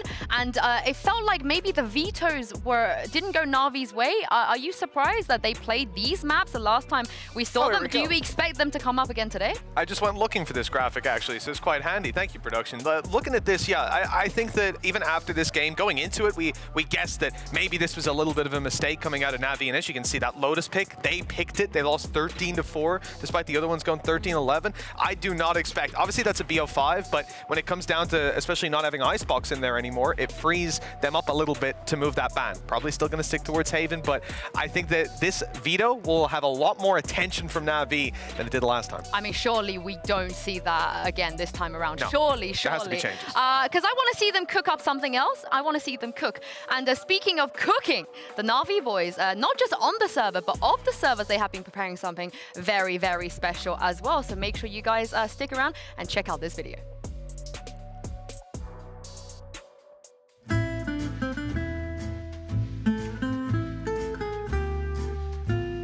EMEA special menu. I need you to serve it roasted. You got me? Yes, Cap.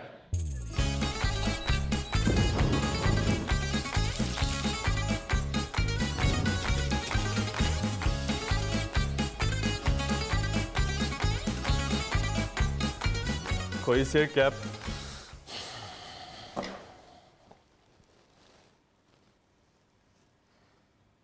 You're joking me? It's not roasted, it's raw. It's so raw, it's still searching for Nemo. I'm sorry, Cap. It's not gonna happen again. I don't know what to say. I thought everything was okay. Bye.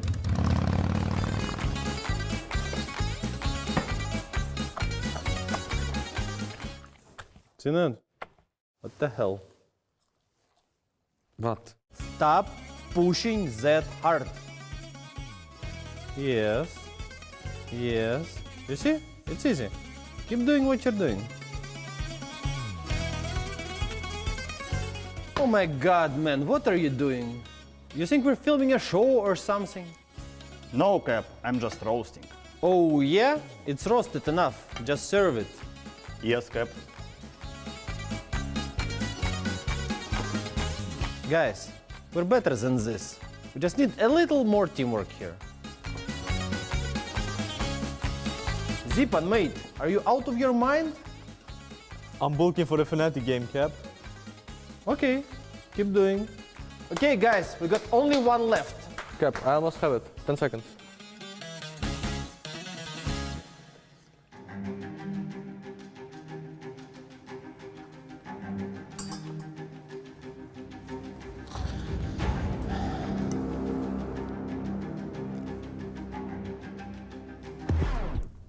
Well, we did our best.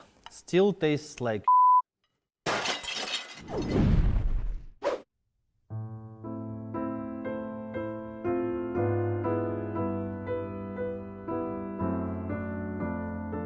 Let's try again.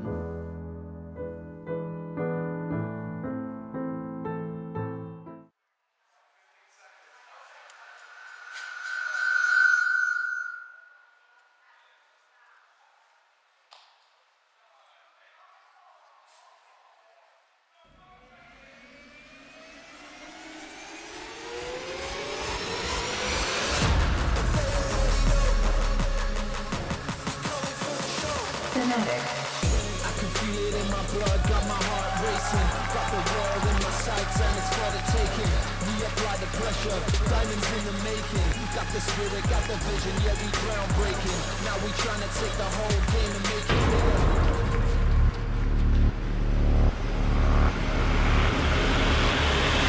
Navi.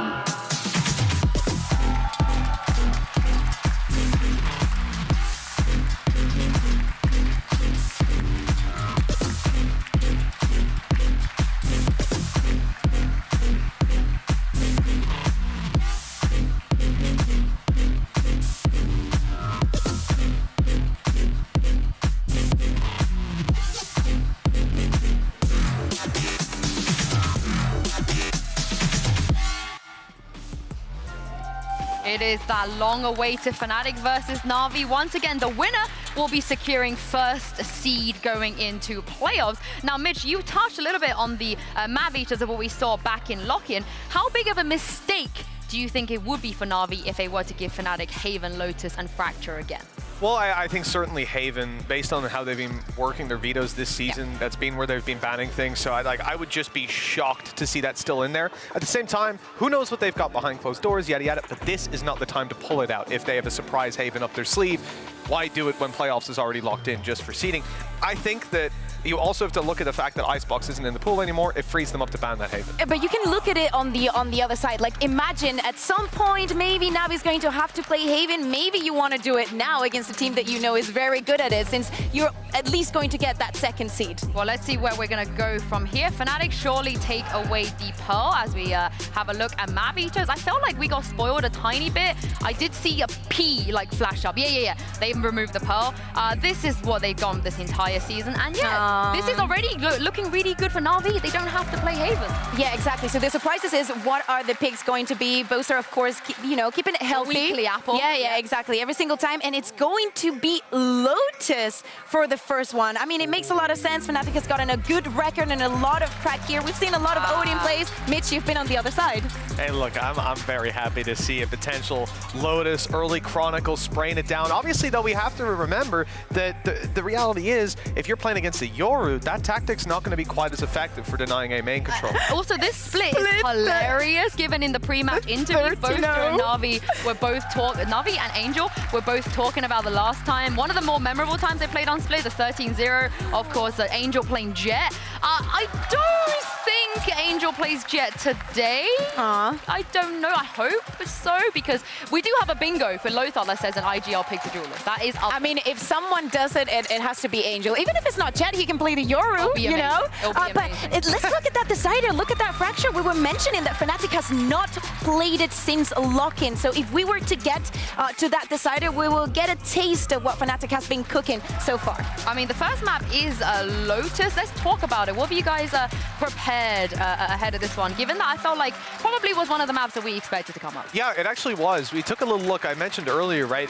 One of the things I've loved about seeing from Fnatic was that Odin play, and denying it is quite difficult. If you're playing a Yoru, though, there's going to be a lot of ability to take space, although CNET doesn't typically play it that way. So we prepped the clip earlier on, which just takes a look at sort of how CNET's role has changed versus his Jet, where he can be a lot more engaged in those early fights. Your ability to fall back is a lot clearer.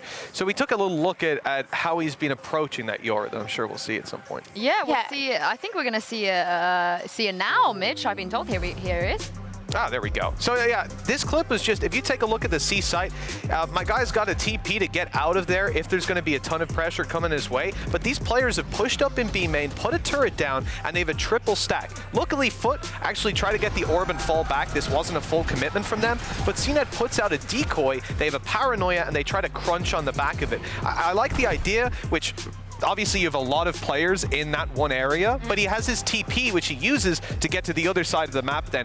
The thing is, a lot of the time, the way he's playing his Yoru is a lot more passive. He's going to be putting his TP down to get out if utility comes bombarding him, whereas with the Jet, he's going to be using his escape method to go into the angle, take the fight, and get out of there for free. Yeah, exactly. And that's why you see him perform a little bit better when he's playing the Jet. He's not that proactive on the Yoru. We did not see those TPs moving forward, so that's the question. We know that Navi has cooked up these different compositions. They have not only cooked them up, they have tested them in officials. What is it going to be today? Are we going to see the combo Yoru fade? Are we going back to that Jet?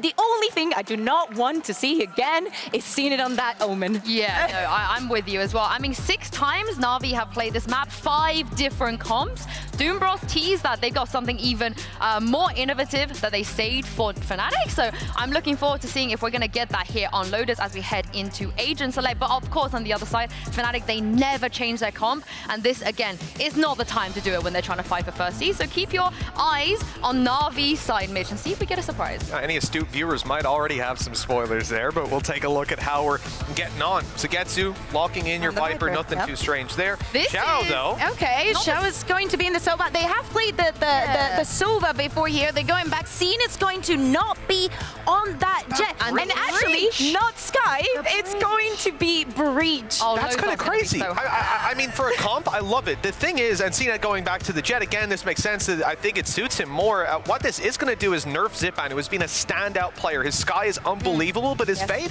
has also been pretty consistent. I think a shining gem for this squad when it comes to Lotus. So you're definitely going to look at some of the other players on the roster with these switches and with him being on a Breach now and expect a little more from them. It does come with enabling CNET and how they're going to do so. With the Breach is going to have more chances, is going to be more successful in slowing down the pushes and even retaking if necessary just because of that stun. The Fade with the Euro works perfectly, but maybe CNET prefers it this way. It's so Navi as well because it's Zipan's first ever Breach, and what better time to whip it out than the week 8 of the end of the season before you head into playoffs and against Fnatic of all teams. But this is the thing that Navi have in their locker, right? Doesn't matter how many VODs Boaster and Mini watch, doesn't matter how prepared they are, Mitch, Navi are going to force you to throw that out the window and make you play on the fly. Yeah, well, certainly with this change in comp as well, I don't imagine this is something that was specifically prepped for.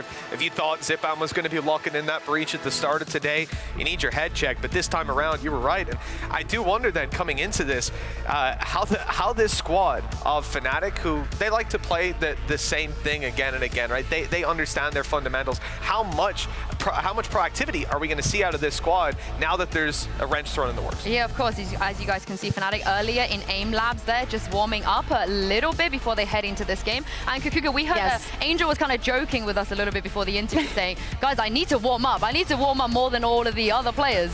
So I hope that he has warmed up already. We are going to head into game now, and I cannot wait to see what's going to happen on Lotus. Over to your casters, Pansy and Hypok. Thank you, and yeah, a fantastic matchup in front of us, Mike. Probably one of the most anticipated matches of the season here. We've waited a while for this one. We certainly have been, and it's not really disappointed. Both teams have had a wonderful run this season, both looking in great form. Finally, we get to see the head-to-head. Yeah, absolutely. And starting here on Lotus is interesting again. Obviously, thinking back to the lock-in performance or the matchup there. Composition is one. Again, coming into this, we have notes, obviously, of what's expected with Navi. You can quite often throw it out the window, but this is very peculiar. Again, it being the Breach for Zipan. Again, you question the comfort, but I mean, I had this conversation with Angel, and he's sort of like, yeah, sometimes, we like to throw other teams' prep off. Sometimes, we'd like to just test things in live games. You don't learn as much outside of set pieces from scrims and whatnot. This is another example where it's, again, we know Fnatic are a very prep-heavy team, but coming in here, I don't know if it is Fnatic the team you do it to. That's the question I have. No better testing time, right? The clash of two of our heavy hitters. This is a heavyweight bout between these two. Fnatic and Navi kicking things off on Lotus. And yes, the compositions are certainly something to keep our eyes towards because they are a little out of the norm. As already, Navi will be starting out on the attacking side. Of course, then means Fnatic on the defensive side. Let's hope we can get that audio sorted out for you. As already, Navi not really making much subtlety of this. They're going straight in and they've got the site. So instantly, Fnatic going to be going for that retake here. See, Plant comes through with an awful lot of damage being exchanged, actually. Utility will be a question here, but with this wall set up preemptively, I think actually Navi are going to commit to some of these close angles on site. Yeah, they're staying put. Now, I do wonder if this could be a punish for this, though. Still that paint shell in play for Durka. Does he get the reward that he wants? Still too deep to really find impact, but Angel's the first to really draw blood. The answer is instantaneous. Xiao and CNED in fantastic unison, dealing with all the threats that were starting to mount, but there's still Alpha, and there's still Boaster. Xiao a little low as well. Hold on, there's still something to this. Time being purchased here, though. You can see that lower HP is going to become a problem. Boaster finding Xiao.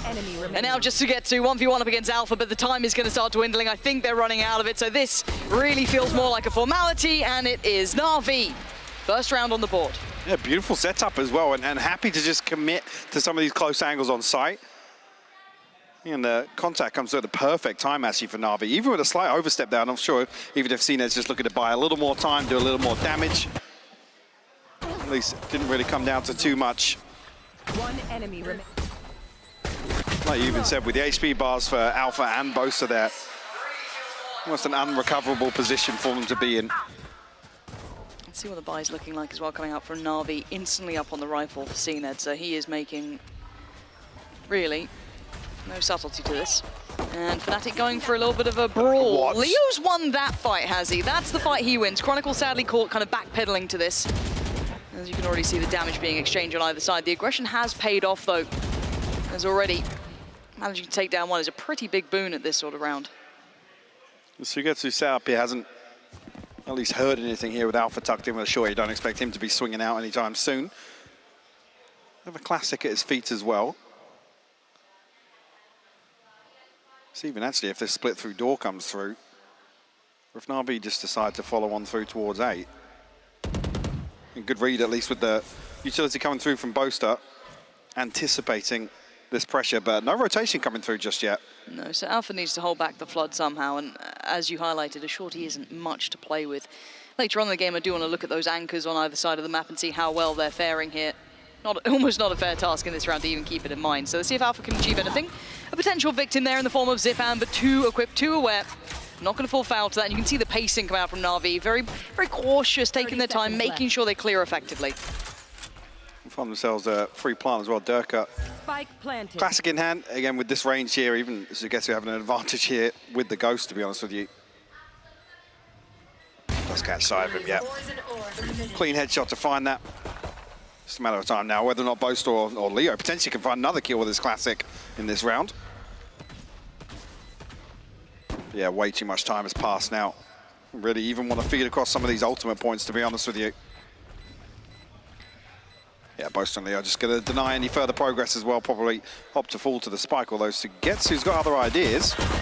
Ooh, it's not clean. Oh, that's fantastic from Sugetsu. Not clean, but he cleans it up. Yeah, not pretty, but hey, job done. Navi with the first 2, a little bit of a threat made at the very start of it. I think that was from Leo, if I'm rolling my mind back. But look at the buy coming in now. I'm noting Boaster, and we'll kind of continue into that once we see it in effect. And this is quite the testing round. Do want to see how much Navi are going to be bringing into this.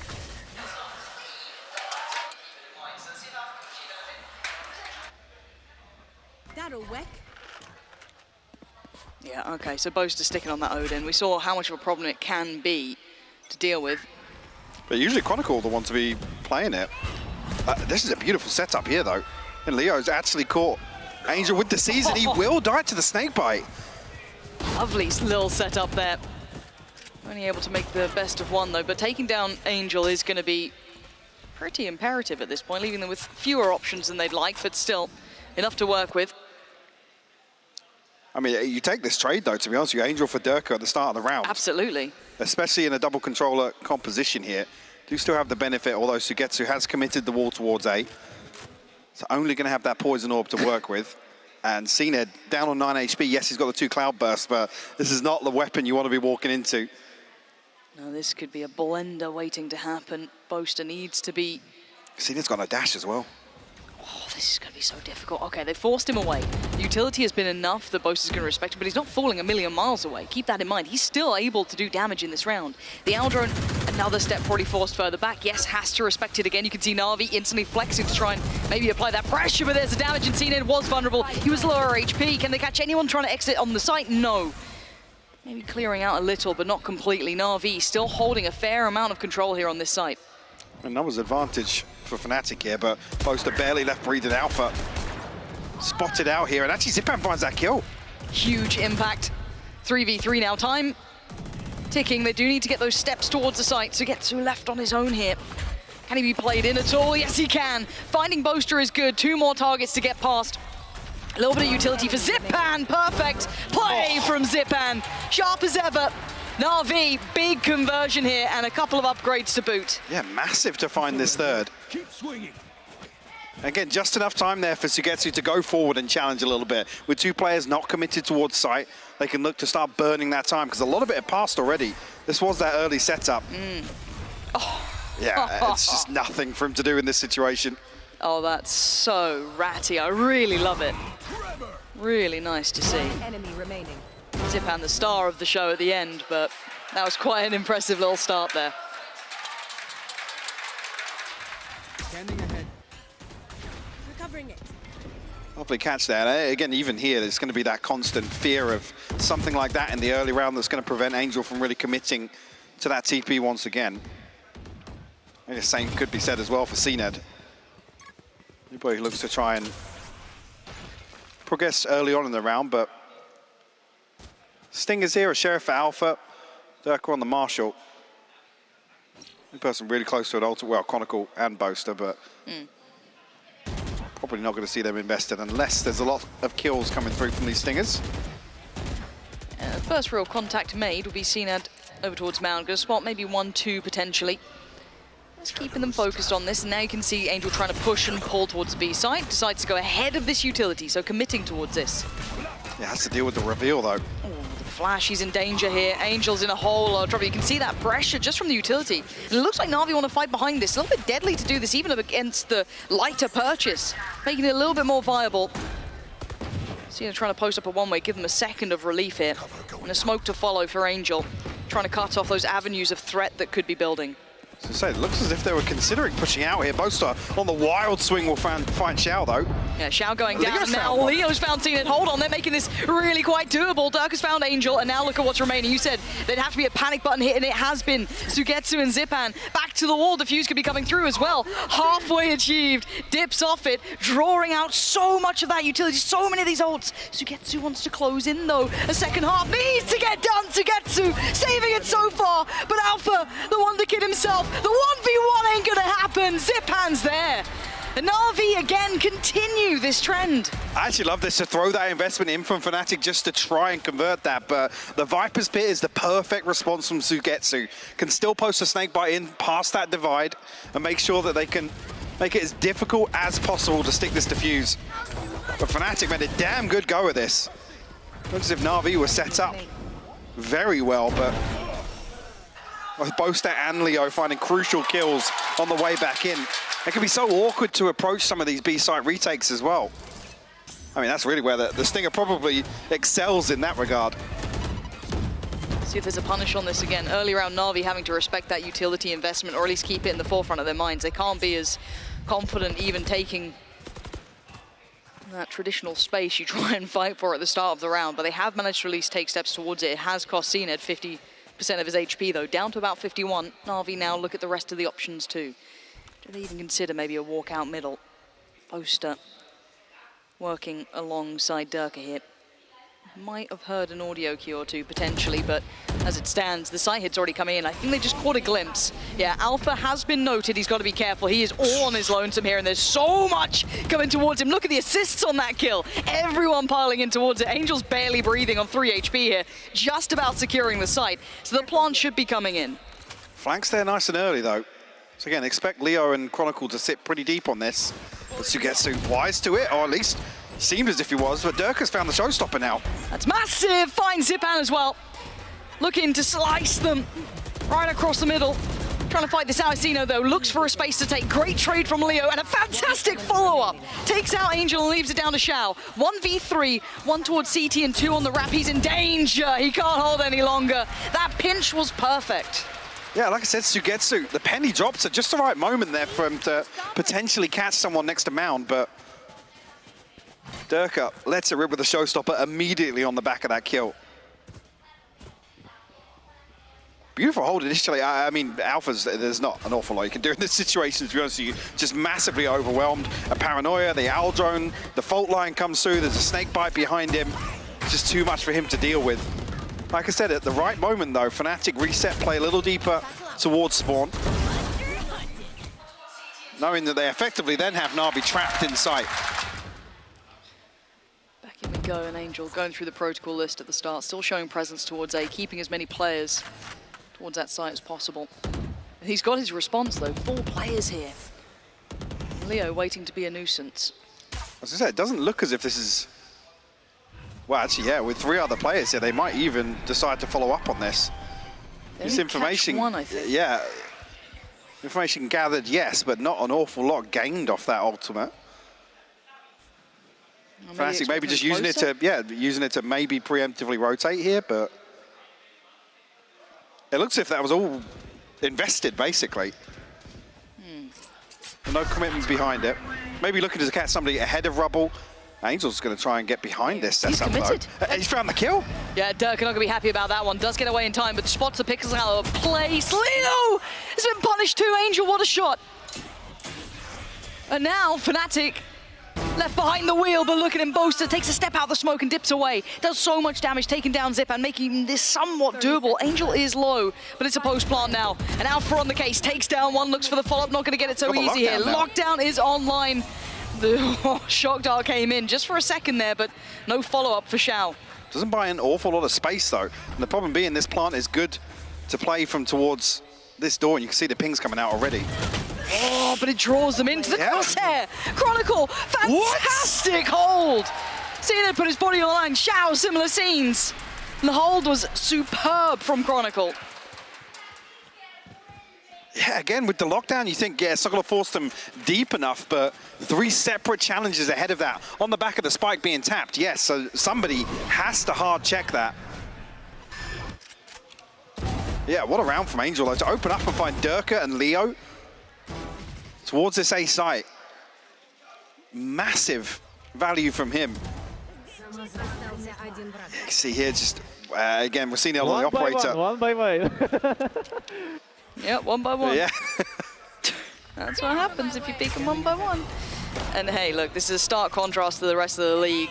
This is top heavy, this game. These two, outstanding throughout the season. So much early intent from Fnatic on this side of the map. They are hard pressed to try and catch Angel, who's been a problem. What? They got bigger problems. They've got Zipan hitting shots like that. Now Chronicle's getting a little worried. That's rifle recovered, taken away. Seeing her down, looking for the follow-up. It's Sugetsu this time. Everyone's hitting. 2 massive openers here. Only seen it to fall, but Navi stabilized now. Yeah, Alpha's found one on the way back in. A 3v3 now. Angel's still with the rifle. Sugetsu as well. It's just Zipan who's left on that Sheriff. When's the next fight there? Durka's taking down Zipan now. It's the last 2 here. Sugetsu does get caught, so Leo's going to succeed. All on Angel now. Has to hold back, and he can't. Fnatic fight back in. The defuse not a problem. Plenty of time to play with on that. Fnatic starting to pull out some of the things, some of these setups in the early round that are very reliant on investing utility that we haven't really seen an awful lot of, to be honest with you. A couple of new looks here, particularly addressing Rubble.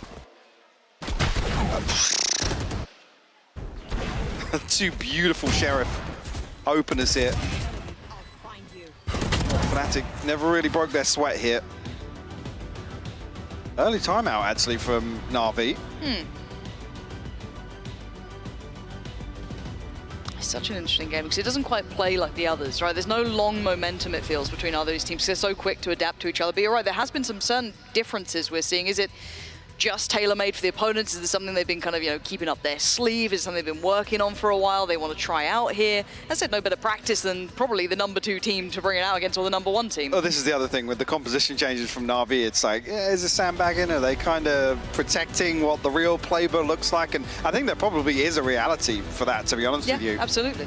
But certainly in this matchup, yes, qualification seeding aside, this is one that neither of these teams, particularly Angel or Boaster, want to walk away from losing. No, of course. If you take it down just to the human level of this, they are both so competitive, both touted throughout times as the best of the region, either under different titles, different rosters to an extent, but now in this current form, Fnatic do hold the keys to the castle, I've got to say, throughout this season. Absolutely. They've looked number 1 here, Navi trailing in that 2nd spot. So for pride's sake alone, Navi certainly don't want to be walking away feeling like they didn't accomplish what they wanted here. But again, would you show everything in a game like this? Probably not. So we'll have to see what they do decide to bring out.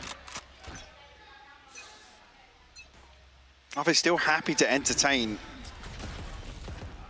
this pressure outside A early on.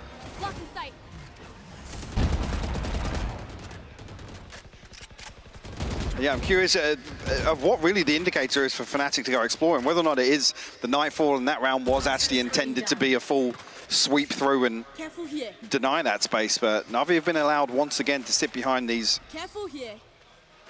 Viper walls that cross. Sugetsu got to be careful here though. Alpha as well, actually. I think that was a tag, yeah. Sugetsu taken down to 22, but still does manage to walk away with his life intact. A little worse for wear, but still standing. And Leo still noting pressure this side, still noting presence. So they're starting to work out a little bit of a look here, but just as they start to hit that rotation, sit a little deeper, pull away from C, Navi hit the rotation button. It's like the yin and yang. 4 headed towards A site now for Fnatic. Well, Chronicle now considering otherwise. Alpha left to anchor here with just the operator. No utility to really slow down this hit on the way in. I don't know what to make of it, Alpha.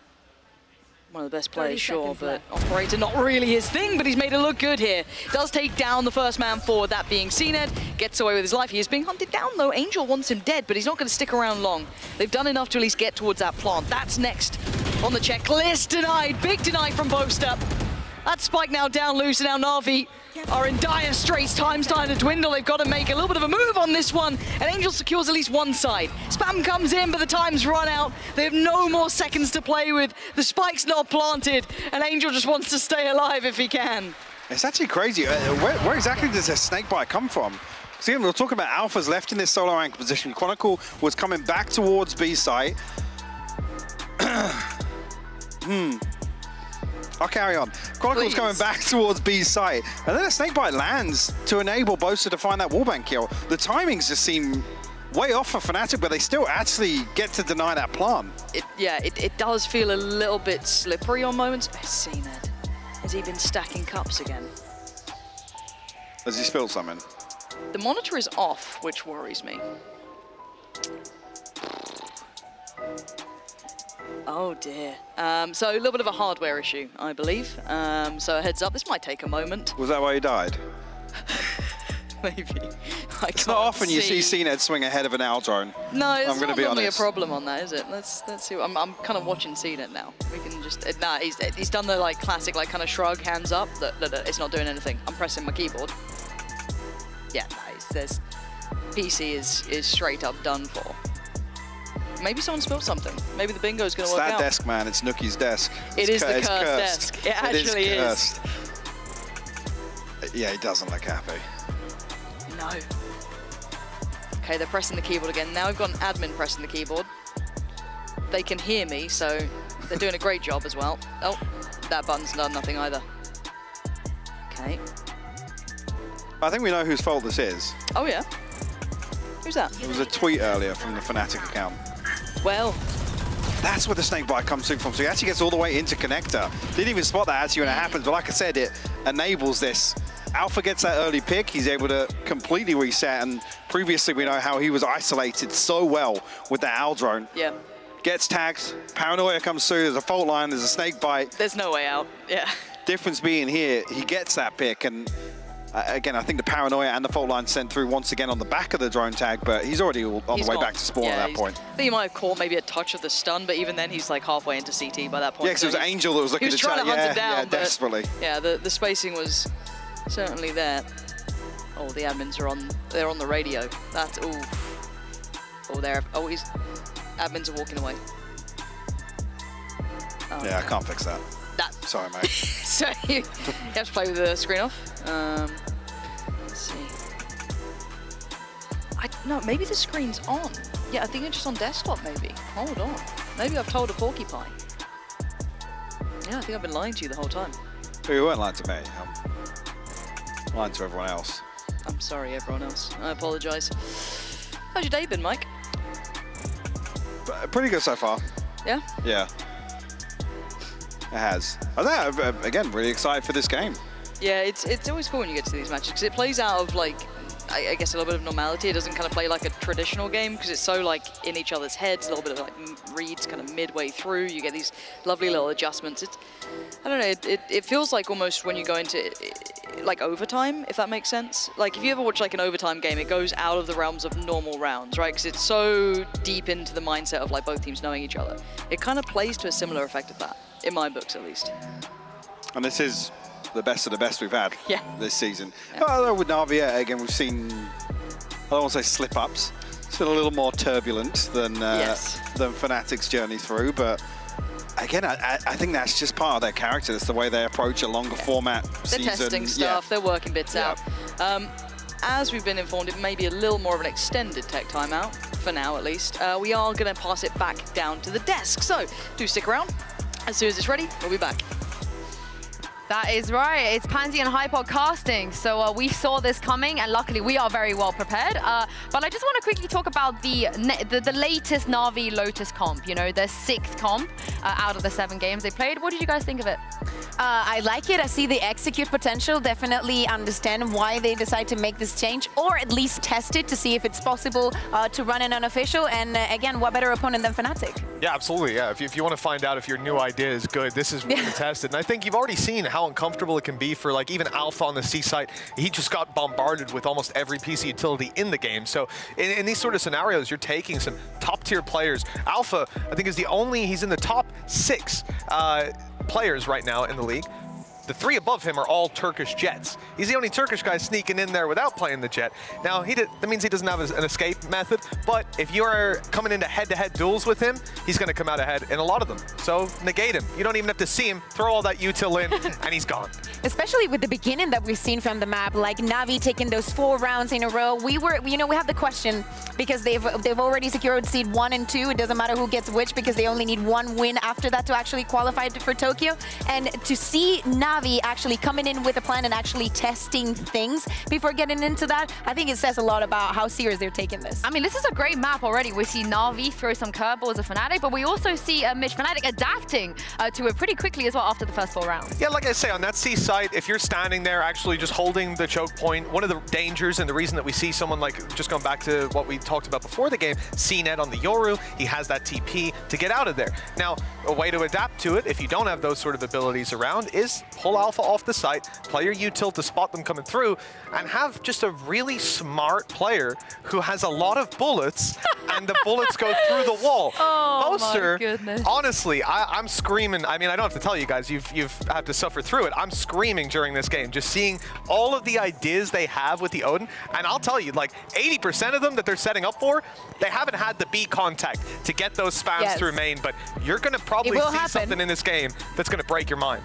It will happen. I think it's the first time that I'm on the receiving end of someone yelling in my ear, but I'm happy to. Hey, I'm getting payback, all right? Payback for all the Heretics games. I feel so bad because Guild games. Because at least Guild games, my God, don't get me started. This woman when Guild was playing is a 3 kills per game. Oh my. It's even worse because every single time that I yell, I do it in Spanish. So at least I can understand what you're saying, and I'm like, okay, calm down. I'm seeing it. But I think it's very important. It's something that we kind of expect to know. The Odin play, especially, not so boring on the attack when we see always, trying to get that A control. But what they're doing on C, we love. There was this round where he also got somewhat aggressive. This is the kind of plays that Fnatic's bring that makes us happy. I mean, we talk about this matchup, as the 2 best teams in the region going toe-to-toe against each other. But if we take a look at the stats, I have some to show you guys as well. Already? I mean, it illustrates before today's game started just how close they are to each other. I think both teams have their weaknesses and strength, but this is taking into consideration that Fnatic have not lost. I love the fact I'm getting with the thrifty win rate. The fact that Navi has a 25. That is a lot. I think that we saw something like that at Zippens who gets it with the Sheriffs. You're never safe. Yeah, and I think we heard as well from Boaster, right, that he's the pistol god when it came to the interviews earlier on. And the Frenzy King and Leo. The Frenzy King and Leo, exactly. Their pistol win rates are pretty high, and that's, again, going to push you across the line in a lot more games if you get those early foundations. But one of the things that we've seen in this tournament more than ever is that people are winning those pistol rounds and then losing the follow-ups at record rates. Yeah, and not only that, we need to keep in mind that Fnatic has only lost 1 map. So all of those stats, when you actually compare them head-to-head, knowing that Navi has been, doing some funky things, it's still a lot. Yeah, and the last time Fnatic actually lost an entire series, was 246 days ago. I think we've jinxed them now. They might have to, it might reset to 0 today, depending on what happens. But of course, the last time they lost, Enzo and Mystic were still on the roster. So this current roster, Mitch, they're still undefeated. Hey, and Enzo and Mystic also undefeated as well from VCT. They're looking unbelievable. So, I think there's something about Fnatic, man. The players they're picking just seem to go on to have insane levels of success. Where's Kamek going? What's next for him? I feel like he's wasted as a 6th player for a team. He should be on a starting roster, in my opinion. Definitely. How many Fnatic players can we get in one league? I think that's going to be the challenge for next year. Promoted, we could get like Fnatic versus Fnatic, Yeah. I would love that. I would love that. I'd be down for that. I'll tell you, I know what jersey I'd be wearing. Enzo's? Just Enzo's, Just yeah. like not I take it off his back. It would literally just be Enzo's face. I will say, I know you're a big fan of the Odin, Mitch. We actually have a pretty neat package we have to show you. No it's way. not quite the Odin, but it is a lot of warbangs. I know you're a big fan of plays like this, but this is Durka-specific warbangs, and this guy just gets away with murder sometimes, I feel like, because some of these kills we're going to see in a bit. Oh, this one down this mid. one's beautiful. Yeah. This is an angle not a lot of people know about. I actually know it from playing in mid and spamming through the long with the Odin, but it's what a surprise. There's such a thin margin for you to actually hit that shot. Like, he has to be as close as he is now. If he's slightly further down that ramp, the angle is wrong for that to land. So it's one of those spots you just never think you're going to die from there. It doesn't even go through your head. And I remember them saying afterwards, I think it was on Twitter, that he wasn't even sure you could wallbang it. He just kind of saw the guy and went, what the hell? I killed him. You see him look to the side like, that worked? Okay, cool. Man advantage. Yeah, he's definitely there. I can see him. So, you know, we'll jump. You miss 100% of the shots that you don't take. And, you know, sometimes you just got to take all of them. Yeah, I mean, that's why you play the Odin, right? You get like a 300 shots. Billion shots. 300 shots. I might miss 250 of them, but those other 50, they're coming for you. And I also will say, when it comes to the players of these two teams as well, I think one of the things of other teams that suffer when they went up against Fnatic and Navi is that even when your game plan works and even when everything is going your way, the players on the team of Fnatic Navi, they just do some bullshit things to win them the round. Like pound for pound, you know, they always have seems like they have the better aimers. It seems like they're the ones that's kind of trading a little bit better. So I want to kind of pit some of these players against each other because I do feel like they might be the closest to each other, starting with Shao versus Leo. I think for the last 3 years, Cougar, these two guys have probably been leading in their respective roles. Yeah, exactly. And we know that Leo has found a very comfortable home in Fnatic. Everything seems to work with him. I think that it's something that for most of the players would not work just because of the amount of work that comes with it. But he is pulling up the numbers and he's still being the star that we remember him to be. Now, Shao on the other side, I think that he's maybe paying a little bit of the toll of changing so much the compositions, actually not being in a comfortable pick. We see him going in the get-go a couple of times and, you know, he's still keeping himself there, but definitely suffering sometimes. You know, I hate to do this. Production, can I get that graphic one more time? Because there's something down the bottom that was kind of hilarious. And works, yeah, exactly. Yeah. It works into the bingo card that we have earlier. Just look at the util kills percentage. 2.6 for Leo, 0.4 for Shao. It's not that Shao's bad at it. It's just that Leo is utterly ridiculous. 11.6% of ultis walking out with kills. I'll tell you what, a lot of those are doubles or triples as well. The reality is, you know, your damage stats are pretty close. But the thing about Leo, again, and we saw attempts at it here that didn't quite land, but he will consistently put you on the back foot in engagements without even needing to see you. He is still leading by a long way when it comes to the shot kills worldwide. I'm not surprised. Like worldwide, he is leading. He's outside. He has 3 times more. I think now probably 3 times. Maybe he's still 2. I'll say 2 just to be safe. He has 2 times more shock dart kills than he has first death. So there you go. And I mean, that's the thing. Discipline. Like, he doesn't die first a lot of the time because the engagements he's taking to even get first bloods at times are not swinging angles and taking fight. He's not giving the other person a chance to kill him. And if it doesn't work, well, he's just fired off a few arrows and it's all good. Also, Durka is getting the first kills, whilst Leo is getting the shock dart kills. And if we look at Durka versus CNED, I think Cougar, there was a time in the last couple years where CNED might have been ahead of Durka, at least in trophies he was ahead. And I think in terms of respect as well in general, internationally he was ahead. But I think we've reached a point now where Durka has caught up and maybe even overpass. Yeah, especially after what happened last year in Ascend, not being able to make it and to international events and us seeing Fnatic so much. The fact that CNED has now found a new home, Derek is still comfortable in Fnatic and all the work, all the hard work in those years definitely pays off. You know, the disadvantage I'm starting to see, though, and I just noticed it in those cams, whenever you come to a pause, right, players can't warm up, they can't keep their aim ready. This is basically CNED's warm-up routine. Yes, he's just chilling out. Right now, we're calling him out a little bit. Power, right? Everybody needs to be afraid coming out of this pause because right now CNED's ready to go. Everyone else is going to have to catch back up. If you need to, I'm going to be afraid. Yeah, exactly. You need to explain to people why. We've been here for 8 weeks, okay? Every single time we just go and say hello to the players, to the team, say how you doing, good luck. Every single time that I have walked into the Navi room, CNED was just chilling in the sofa. I have never seen him warm up. Maybe it's right before the game where he warms up and he doesn't need like a long time. But you know, he doesn't need it. But this is it. I mean, Weber said it, and we were all shocked in the interview when, you know, Weber obviously for Heretics, he came in as a sub coach, and he said he never warms up. Well, the issue has officially been resolved now. According to the rulebook, the disconnection happened after multiple agents were damaged and 1 minute had passed, so the round will not be replaced. But the good news is we are going to head back into game and throw this over to Pansy and Hypok. Okay. We're back. It's all good. It's all good. We had to get one in, get it out of the way. You want it in map ready. 1. Yeah, you don't want it when we get to Fracture. No. Because obviously we're getting to Fracture. Well, obviously we're going there. Do you know an interesting stat? Hit me. Always. Fnatic have an 87% round win rate after a tech pause. You haven't figured that out. I'm just putting it out there. Sorry. It's a broken bye for Navi. I mean, to be fair though, Fnatic also just win a lot of rounds. Yeah, but 87% of the time after a tech pause. So we're going 5-4, Fnatic. How have you gotten that stat? I was very bored in my hotel room one night. Got you. It's one of those, was it? Fair enough. Right, back in we go. Hopefully Cena can shake off all of that because Alpha's on the other side with an operator and Durka gets played in. He's not been checked on and he's let the first go forward. This could be everything. Durka teed up for success. He's found the first perfectly. The follow-up not going to happen though. Didn't quite get what he wanted out of that. Could have done a little bit more, but the other three were slightly disconnected. 3v3 though. Chronicle does have the pit, but down to 42 HP. Not going to see him commit towards a side hold, most likely. Rolling Thunder and the Hunter's Fury for Navi though. Two massive tools at their disposal. This could go against the odds. They could.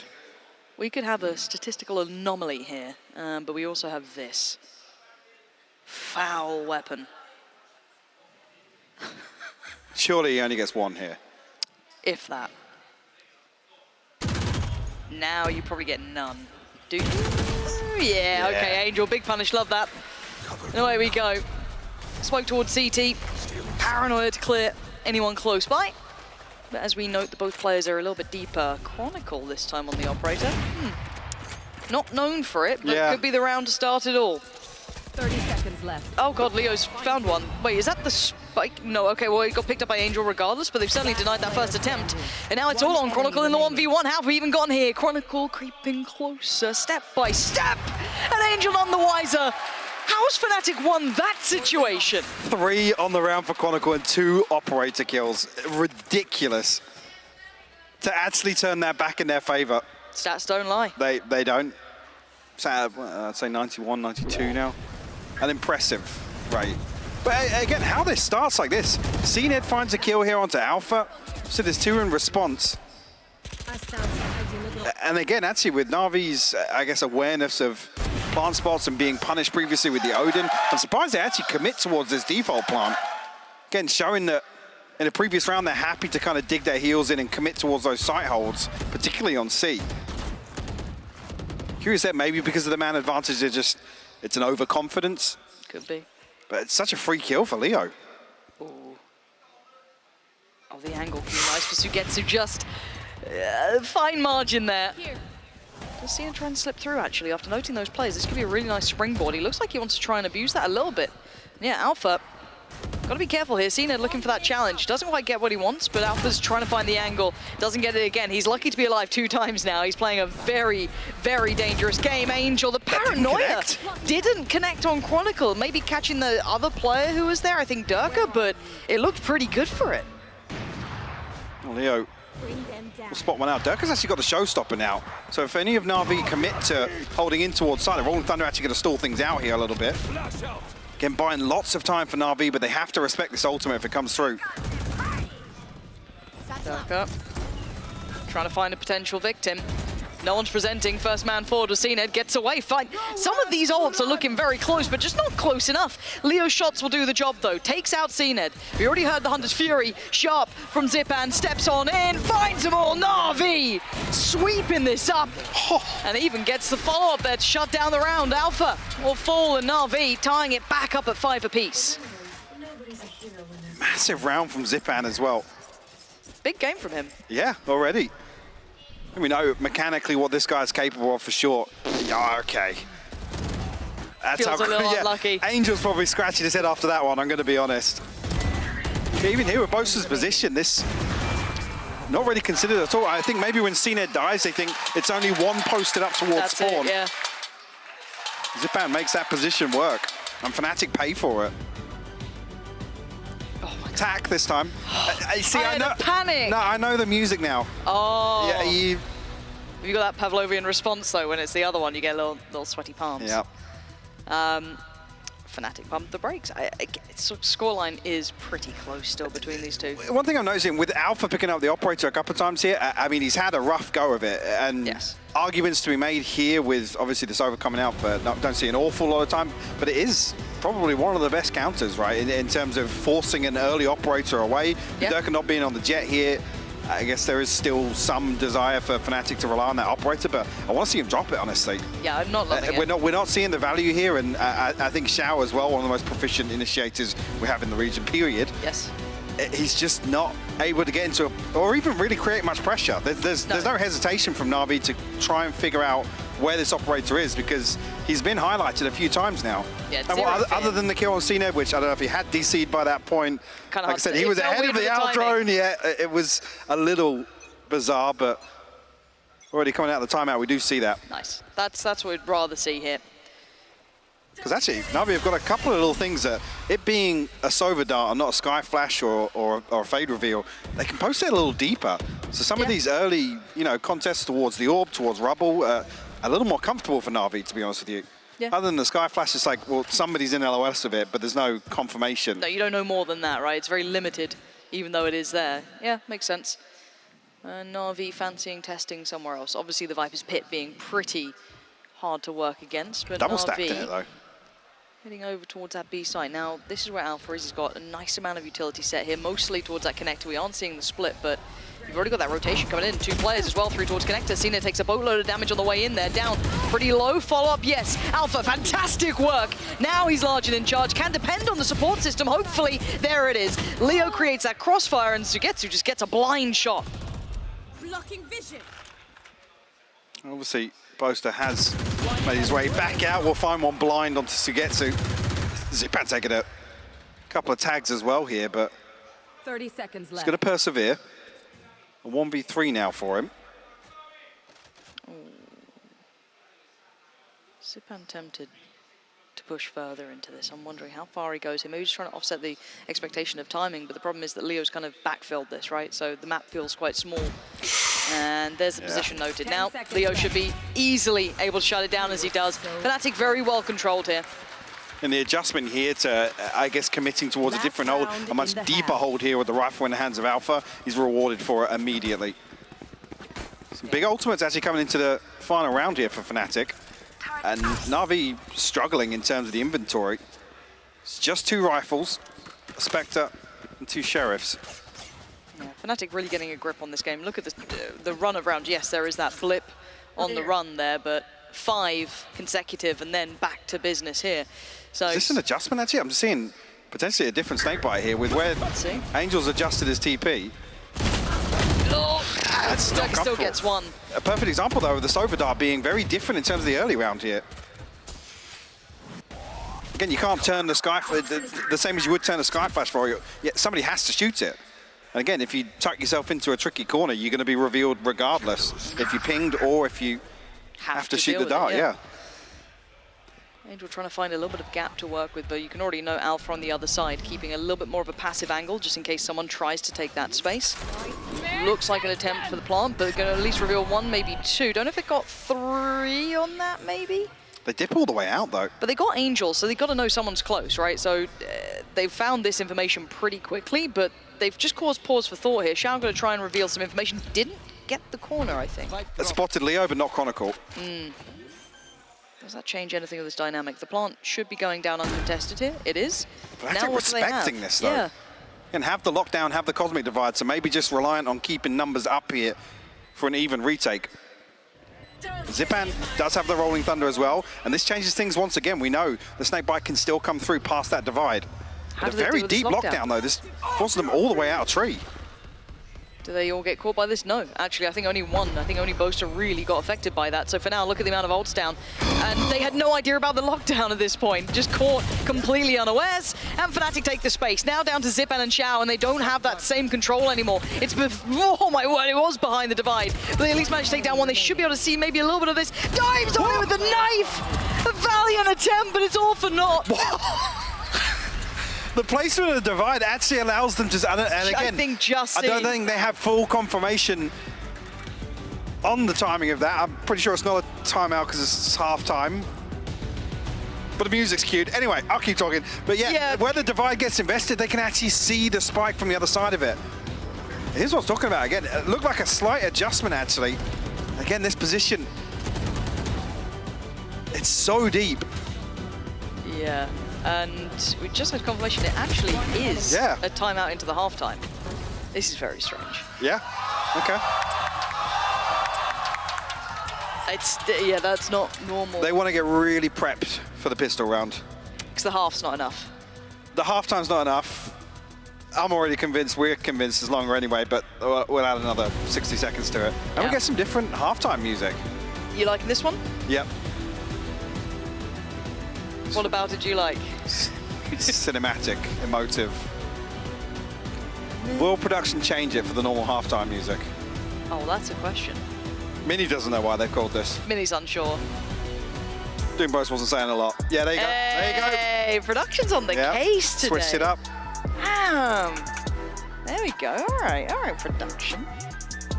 You guys can tell it's the first day of the week when everyone's fresh, yes. Right? Like, people are still smiling. Yeah, they're happy. That goes away quickly. Yes. But that was the timeout out of the way back into this half, or once that begins. A very close affair, but it felt like Fnatic found whatever formula they were looking for, right? They got it right towards the end. Just quick, this is not something I usually talk about, actually. Navi had already called their timeout, right? So actually now for the second half, they don't have a timeout. No, I think they used 2 in the first, Yeah. Okay. Hey, whatever gets you there. At least there was something that happened in that. Again, it's not highly likely that somebody's, you know, panicked in a round that they've come out and won anyway. If that was called preemptively, I'm not sure, but won't speculate. Only makes us look stupid, but yeah, nice recovery here from Fnatic as well, because Navi had a couple of things early on. We're seeing them trying to isolate Alpha. We saw actually that forced the adjustment from Fnatic, put him more towards B. Again, actually switching his setup a couple of times. I wasn't even sure of that early round of whether or not he popped his utility earlier or if he just brought the operator in. I forgot to know, again, the financial situation and whether or not the utility was burnt up in the early round, but yeah, a couple of times where I think Fnatic are rolling the dice to try and find this opening pick towards Rubble. Like I said, actually, it's towards the end of the half that Navi actually benefit from that. And like I said, this switch up here with the Sova Dart being a little different to, you know, you don't really have to fully respect a Sky Flash, right? You throw it out, confirms presence, sure, but could be 1, could be 2, could be 4. Yeah. And like I said, usually if it's Raze satcheling up to the top of Rubble, they're going to turn it anyway. It doesn't have that effect exactly, that you want, This does force the hand a little more, which is quite nice. You are seeing that kind of in full effect here, which was very much enjoyable, seeing some of the method to the madness, I guess. But 6-piece still a very close matchup, even though, yes, it did kind of turn into the Fnatic show towards the end. A little bit of a run from them. Navi still keeping close enough to make something out of the second half. Maybe that's why they wanted that extended time to try and come into this as best equipped as possible. You can see a whole lot of conversation going back and forth. Minnie's having none of it. Yeah. Minnie's been adjusting his hair for the last 2 weeks on broadcast. No, he hasn't. Oh, that's probably why. He told me last week he hadn't. He needs to get the haircut going then. Maybe that'll help him out. He's busy man. Doing what? Scouting the best players in the world. Yeah, finding a 7th and 8th sub, probably. Imagine if EG hired him. The talent they'd have. Bloody hell. Don't go flaming Potter. Hey, look, it's... oh I know it's meta, but... I'm just here for the Reddit threads, man. Please. 6 apiece, though. Fnatic, Navi. Second half here. Very interesting approach coming out from Navi to call that timeout prior to this half starting. I'd like to try and see Cena activated a little more. He's in a lot of trouble. Caught with the vulnerable, I believe, actually.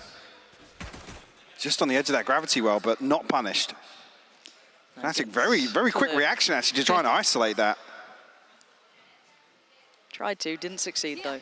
Gets to keep his life for now. Falls a little deeper. Now a test towards the other side. It's Alpha stepping towards Angel, spots the player. And Angel going to double down on this, though, committing. There's a big gap behind him and the next player of Navi, though. Not really respecting this one way for the time being, and the Poison Orb's still up as well. So whether or not that was to kind of fake some presence. So credit to Angel in that regard to actually get ahead of that orb, deny some of that space. Fnatic now creeping into a late round hit onto B. They didn't force the full hand from Zipan, so he still has utility to try and handle this. They're testing every single site, but they're not committing behind it. They've just taken a lot of damage, though. Boaster down to 43, Durka down to 35. There's 20 seconds left here, Lauren. They're scrambling towards an A hit. And do they clear Angel? Do they try and pinch towards B? What? This is horrific to see. This is a plan gone wrong. Something is terribly off about this. Boaster has 5 seconds to basically give up his life. Yeah, it's done. What was that round? Michael, they tried every single site and went, don't like any of them. Yeah, and there was no commitment behind it. There was always something that they saw and it acted as enough of a deterrent to go elsewhere. So it's very rare you see Fnatic not commit to a game plan once, faltering. Especially when it's either an early round call or an early round setup or the mid round. We always credit how in control Boaster is in terms of the reads, in terms of playing very reactively. It just never came in this round. Yeah, that looked hesitant. It looked like, as you said, there's a couple of things that just put them off, but by that time they were down to like 20 seconds. We go again, CNED now. Forced to show his hand early, and Fnatic once again don't fancy that. Yeah, don't want to go towards the Marshal. Yeah, a little one-way propped up as well, just to really make sure that helps. But now we have to see what they do. They can farm a couple of orbs maybe, get Durka working towards that ult, but Xiao did just take some damage. I'm not sure if that was on the jump peak. Did see him jump peeking it early on. A couple of bodies now, so has to play a little deeper. Boaster, meanwhile, trying to sneak through, but Zipan's found it. And there's nothing behind it, really. Yeah. Well, hello. I think Xiao knows where Fnatic are going here. If they can close the gap and cause some sort of problems, that would be marvelous. Durka's not having a great time. Nearsighted. Yes. 40 HP. Oh, he still did so much damage. Yeah. Angel's 21 HP. Still, this just no real end goal, no real capability for it until that actually opens up a big chance here. It's going to draw back one of the players. Yeah, because Angel and Xiao are tagged up, remember. This is where these pistols can do work. Pan, really? If they find Angel. Oh, Chronicle. He is teed up to do something serious here. Full HP, keep in mind, up against Angel, who's a little lower, and Angel wins that fight. Okay, but Alpha trades out against Sugetsu, so hold on. We still have Leo with a fair amount of kit here and a very vulnerable Angel, but now the stress comes towards the other side, and Alpha is incredible. Fnatic had no right to win that round. Again, it looked so messy to start off. A ton of information comes through on the back of the Owl drone. One kill goes in favor of Fnatic. At that point, it's, like I said, these pistols can do work. That's when this purchase that Navi are famed for, where, they try and spread the funds, try and pivot off potentially 2 players with rifles, be it Vandals, Phantoms, Bulldogs, whatever, but it snowballs out of control here. That's wild that they turned that round. 2 very, very strange rounds from the 2 best teams in the region, by the way. It almost feels like a derby in a way. Sometimes when you see those games when 2 teams are so well met, they almost overthink everything. Some things go just completely out of plan, but this is just a bizarre affair. I think everyone can see it. That round was completely out of this world. Alpha, of course, doing wonderfully. This time, though, going to note that rifle very early on. That's in the hands of Angel, but that's the most they're really bringing in. Yes, there's that Guardian with Sugetsu, but outside of that, it's Classics and Sheriffs. I guess actually the other side of the conversation is the benefit of that round 2 purchase, that they can throw something in if they lose.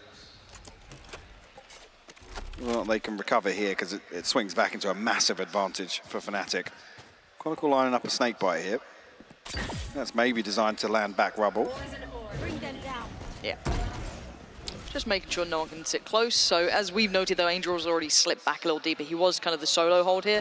Yes, he has some light support from Xiao now, but previously he was on an island, so he had to kind of play it a little bit deeper, which he will be rewarded for, as he doesn't get pinched early. But a lot of utility invested here to kind of pathway Fnatic towards that side. They've built a really nice approach, but but it's just that final hurdle that's going to be very difficult because they're down to 25 seconds. They've left this quite late. Now that rifle becomes a little bit more problematic. Do they try that boaster lurk again? I don't love this. It feels hinged on 15 seconds. A lot of things going right for them that they can't really determine. Xiao still on the site, yet to be checked. 10 seconds, he should be pushed out of the way, but one kill would be huge. Doesn't get it. Blanc going to come in. And Boaster's lurk could be big. It looks like they're aware of it though. Sugetsu, does he check diligently? Maybe not enough. Maybe not as head on a swivel as you'd need. And now the lack of buy really with Navi is going to come into effect. Now overwhelmed. Alpha takes the fight against Angel, wins it cleanly. And the last two, CNED and Zipan, going to need a lot here. Fault line comes through onto Durka, but and he should be able to reset comfortably here. Trying to get Durka. Got to get him quick if you want him. And really, they know the plan. Nothing to be worried about here. Fnatic get a grip on the round at the end. Got a little out of sorts early there. Didn't love what they were trying to do. Still, we're not seeing the confidence. And again, maybe this is just paying respect to Navi being Navi. Yeah. But some very, very strange rounds being played out here. And Fnatic actually a little, I'd say conservative with utility in there. There's not that massive burst to really confidently take away space from the defending team, but I get very worried when there's still 4 defenders alive and there's 15 seconds left on the clock. And they don't have full site control. Yeah. Still, you got to walk through smokes as people were sheriffs. Anything can happen. Okay, we got a foul dip. Oh, Durka, yeah, just evaporates Angel. That's him gone, removed from the round. We do have CNED on the case this time. Similar problem as well here, though. Nobody's there to shoot a reveal. If Angel's TPing forward, somebody has to kind of stack up with him there. Yeah, very isolated, very alone. Tricky, those boom bots. Wasn't even a drifter. And Xiao, there's nowhere to really go on this side. No. You can see it. Every angle is being somewhat threatened by the utility, but Fnatic aren't fully committing behind it. Again, the pacing would be slightly offset if they were trying to do this. So it looks like maybe they want to finish towards B. I'm not sure what their goal is here. But pause and wait. Breaking the door has actually drawn 2 players of Navi in spawn. Now, but look at the backfill. Xiao's got to be very careful of where he repositions to, though. Let's have this wall to play off. And do they re-clear this? And they're going for a B hit. Or at least they're looking like they are. Where's the push coming in? Now there's going to be utility in the way. Now there's going to be a problem. Durka does manage to slip a little ahead of it, but he's on his own. They're down to 27 seconds. Again, Fnatic taking a whole lot of space, but finally getting the plant down. Durka secures the first fight. However, there's a trade. Alpha gets caught all the way back from a shot in the dark for CNED. Nearly lands, doesn't though. Gets to slip away and keep his life. Now we look towards the site. You're gonna have Leo posted towards it. 3 seconds till the Haunt comes back up. 2 towards connector and 1 staying a little deeper towards middle. The problem is going to be digging Boaster out of this position. To be honest with you, Navi have to move quick. CNED found it! Yeah, that's huge. It should be the go signal. They need to pounce off this, and they are. Xiao's taking down Durka. Sugetsu with the spam gets dealt with by Leo, but this man is clutch. Can be key in this, but Xiao left in the 1v1. It's so little to play with! It's more than enough for Leo, though. Still standing on 5. Keeping Fnatic moving forward, but these rounds are just so uncharacteristic for Fnatic. Yeah, down to the wire. Like I said there, Boaster's in such a godlike position to play late on this post plant. But I think he's the one to potentially even take first contact. Ahead of Navi actually retaking the site. Yeah. Yes, there's that recovery factor for Fnatic where they kind of solidify their positions, but after that, I mean, there's a couple of kills that go back and forth here. Xiao just a little bit of a gamble on that swing there. 5 HP, he's just going for a classic right click, but oh, right back into it. Yeah, no Durka's found one and been traded, but 2 dead from Navi already. And now Fnatic do the weird thing where they can't decide which site to go to and drift around for a bit. Yeah, because Navi aren't giving an awful lot away. It's other than Angel will, but other than the TP up there in the previous round, but we know Angel's happy to put his life down the line. First challenge. I'm sure that HUD's just corrected. Instead of 1 dead from Navi, it's just Angel. Now there's 2. Yeah. Well, if we had spoilers there for a second, but a little bit. It's all right. But all this happens, that pick towards C isn't really telling the full picture here. Fnatic is still leaning towards A, but 45 seconds. It feels like Fnatic are doing, you know, Navi-esque rounds. Navi-esque. Oh, they're doing the late execution. I hate it. I hate it. I hate it. I've hated it for years. No, I don't think that really plays to Fnatic's strengths that we've seen them demonstrate here in EMEA this season, to be honest. No. But they're not going to be punished for it this round, at least. And I feel like Navi haven't been able to punish it as much as maybe they'd like. But the problem becomes that they don't have timeouts left to play with. So Fnatic can do this and won't have that extended time to discuss that for Navi. Now, can they make any problems out of this round? It's going to be hard to pry them out of these positions with just those sheriffs. A little bit of utility for Shao. Maybe can get him on the site. Maybe make it a little uncomfortable for Fnatic. But beyond that, where'd you find that success? Chronicle, maybe? Oh, the timing. That's going to be heartbreaking. And Alpha finds comfort in the post plant. No problems there for him, and Fnatic make it up to 10. Navi starting to struggle here. Back in with some ultimates to work with. Cena actually won off the Blade Storm as well, so in terms of the finances, that will help things. Again, another strange attempt early on from Navi over towards A, but obviously a little bit of a throwaway in terms of the investment. But 4 rounds unanswered now. Oh, the spam. Here it is. I was dreading to see if this would come out, and it has. It's Alpha who's willing to do it. Xiao had been jump spotting that earlier on. Probably not going to do that anymore. But they have put CNED up in a good position. You could somewhat leave him. He's actually pushing up around this. This is quite audacious. Maybe knowing with the spam, they're going to sit here a little longer, and he wants to fill that position, but they have been very good at this clear. I say it's a big gap to retreat away from as well. Actually playing on the right side of rubble maybe suits it a little better, but he's going exploring here. So dangerous. There's 2 players to the left side and 3 to the right. It's all guesswork. It's all a gamble, but he's rewarded. He's sticking around. This man is something else. Boast the only one to be punished off this. He's taken down to about half HP, can slip away and keep his life. That's a big pick from CNED there. Taking out Boaster limits their late round options now. Yeah, actually gives them access to that 4th ultimate in this round, so lots of tools to invest here to try and secure this round. They desperately need one. Fnatic a pause for thought, but again with a slow early round once again. There's only 40 seconds left. We'll see Fnatic be decisive here. Oh, the timing. He just got 2? How did he get 2 out of that? 1, fair enough. The second must have lined up, must have just been there.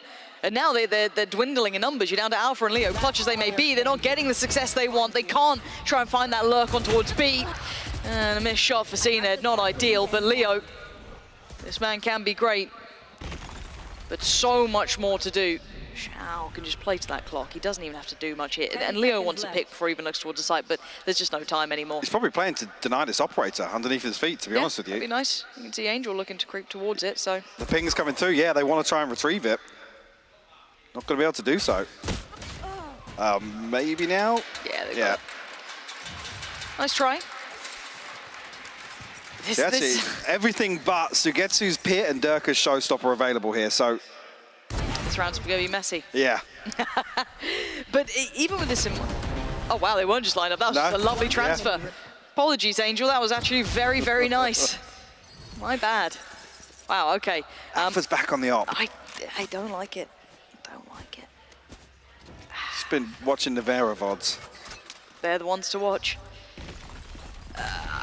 And this comp, I'm looking to see if it's Cena to try and punish early. If he can get that pick and then slip away, and if Fnatic going to play this slow, sort of play style, being down a player is horrific to try and operate with. So, well, the one thing that actually causes a greater concern now is actually on that re-clearance toward, well, I wouldn't even say re-clearance, regroup towards A. Cna's posted up very deep, which is a slight switch up from Navi. But now it's going to cause paranoia in the early round for Fnatic. Zipan probably looking to post his Rolling Thunder off contact being taken. Durka can satchel away, but CNED potentially to find the pick here and the Rolling Thunder to come behind with a paranoia, Lauren. But they're getting so close. They could navigate around so much of this. They've heard a little bit of this one. CNED has to be good for this pick. They're actually going to invest it early. Angel's going to take that swing. He's going to go 1-for-1, but he's going to relay that information. Doesn't get the shot he wants there, CNED. And now here comes the burst. Zipan trying to slow the roll by a couple of seconds, which he's done. Brilliant stall there. That's a messy peek from CNED. They're going so deep on this. He might be dead. Yeah, he absolutely is. The seeds and the nade coming out in perfect succession. And he is just being bullied around this. He's not having the play he wanted this at all. Now Alpha can start taking a little bit of that space. You're starting to see a lot of those problems come to fruition. As what do we have? Zipan here trying to hold on to this, but he's got so much on his plate. First man found, Chronicle down, second one looking vulnerable, and he is, that's Durka gone. Nice flash, but Leo's still standing, but with 10 seconds, what can Leo do? 1v2, he dies for it, but only to his death. Xiao keeps composure, and Navi carry on. This is a beautiful setup. I think with the intention of CNED finds contact, but I think Navi then just think, all right guys, let's just invest fault line instead, Paranoia, clear this space. It's so clunky as an engagement though. The second swing from CNED, I think Durka's actually still stunned up from the Rolling Thunder. Yeah, it was. CNED just not having an on game today. I say it's the perfect response, and yeah, Fnatic usually so good at those reactive utility plays. The C's and the nade landing perfectly. Oh, Navi, how far do they pressure this? Looks like Angel wants to try and walk up towards it, but look at where they're drifting straight away. Fnatic looking towards that C side. They are heading straight on over there. Angel making no subtleties of this either. He knows where this is heading towards, and with this Owler coming in as well, they're going to know something's up. Divide going to go through, but look who's playing ahead of this. Sugetsu slipped into his orb. I'm curious actually how much toxin he's got left in this. Can he stay there the whole time? He's trying it. He's giving it a damn good go. He gets the first, but it's not enough to follow up, right? Durka with the trade. Now the site looks like theirs, but it's not fully secure. You can see Zipan's close. You can see Xiao's close. You can still see CNED holding the back line. The ult's going to come in, though. This should seal it. This should be highly indicative. I want to see that full rotation now. Anyone caught on the way out? No. Zipan given no play onto that. Angel's committed to this TP in the back lines, though.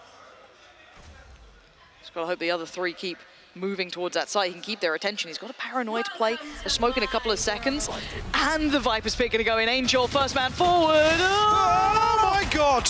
Oh, that was horrific. Thankfully, Leo at least tidies things up. And now the 3v3, Durka's still alive, takes down CNED, and the time continues on their side here. Durka should be fine. No, charged down, stands his ground and loses it. 2v2, can't really get to the spike just yet. And Xiao, time running away from him. He knows it. They've got the angles on it. They should have him dead. If not, let him not just die to the spike. These rounds, Mike. Dude, Angel potentially should have been good for 2 in that situation. The fault line comes through at the same time. Yes, the Viper's bit is invested, but he should have time to reset after this engagement with Alpha. And the strange thing being here, Sugetsu, it looks even worse in slow-mo, somehow. Somehow it looks worse in slow-mo. But yeah, with this composition, these are the sorts of executions that Alpha's just as pissed off, by the way, about how that panned out. But this sort of execution plays towards Navi's strengths, right? They have the Viper, they have the Sova. Once that divide goes up, well-placed Snakebite and the Shock Dart, they can deny. Oh. And is Angel that gets blown up from that? I thought CNED was dead as well, but no, still staying alive. CNED used all his knives as well. He did, yeah. Oh dear. Oh, he's having a nightmare of a game, isn't he? C's now going to come in as well. Oh, dearie me. Not pretty. Feels Alpha, yeah, man, from the first half, to be honest. Yeah. So many things being thrown CNED's way. And he's got a classic to try and handle it. Well, fortunately for him, Sugetsu's at least got a little more to bring into this round, but Fnatic with 4 towards Mound. Not fully committing to this, but I'm looking at this maybe mid-pressure coming in. Now, this could be an interesting bit of timing if they just decide to maybe check by the door. If they don't, if they even note that Alpha could be here. Try and take that space back. Do they check on this well enough? The timing. How does Alpha know that? The internal clock on him is unbelievable. Sixth sense. Actually, he's looking to dig a little deeper here. Xiao and Sugetsu will respond, though. It's a 2v3 now. Yeah, but look at Sugetsu's position. I wonder what he does with this. Does he decide that was meant to be a B piece? Does he sit back towards C? I'm not sure. He's not sure either. They've committed towards looking towards B, but we know it's going to be that C here. Yeah, Fnatic are on the site here. Does Xiao invest the Hunter's Fury here, though? Oh, do they need to? Sugetsu can't miss, and that time he does. Chronicle, his opposing number takes him down. Hunter's Fury, that's good for it. 1, and the second, now he gets the 1v1. Chronicle closing in though, trying to slip a little closer towards CT, and Xiao left still with so much utility to bring into play here. No HP advantage as well. You're absolutely right. Chronicle only on 85, but the cross is being watched. Chronicle has line of sight on this, and it was close. Down to 5 HP between this round. Xiao hit the 2 body shots. That 5 HP making all the difference here. Fnatic find their 12th.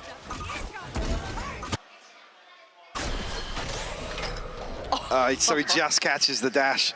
Spike not set. This is actually a pivotal round because I think this one would have reset Fnatic's economy. A couple of players down to 150, 350. I mean, even here, they can scrape together the light shield, obviously, but 2 away from Leo's ult. It's about all there is here for Fnatic to work with. Viper's Pit on the other side. And it's a committed fight. Durka is ahead of it, though. Proud to follow, reveals Angel position. Still going to manage one towards Chronicle, but Durka doubles down and takes down Xiao, now leaving them hyper vulnerable. You can't try and fill this map with only 3. You need heroics. And sadly, a hero today left his cape at home. Seen at only 6 kills so far. It'd be huge to find impact here, but Fnatic already looking towards the other side of the map. Sugetsu had impact before.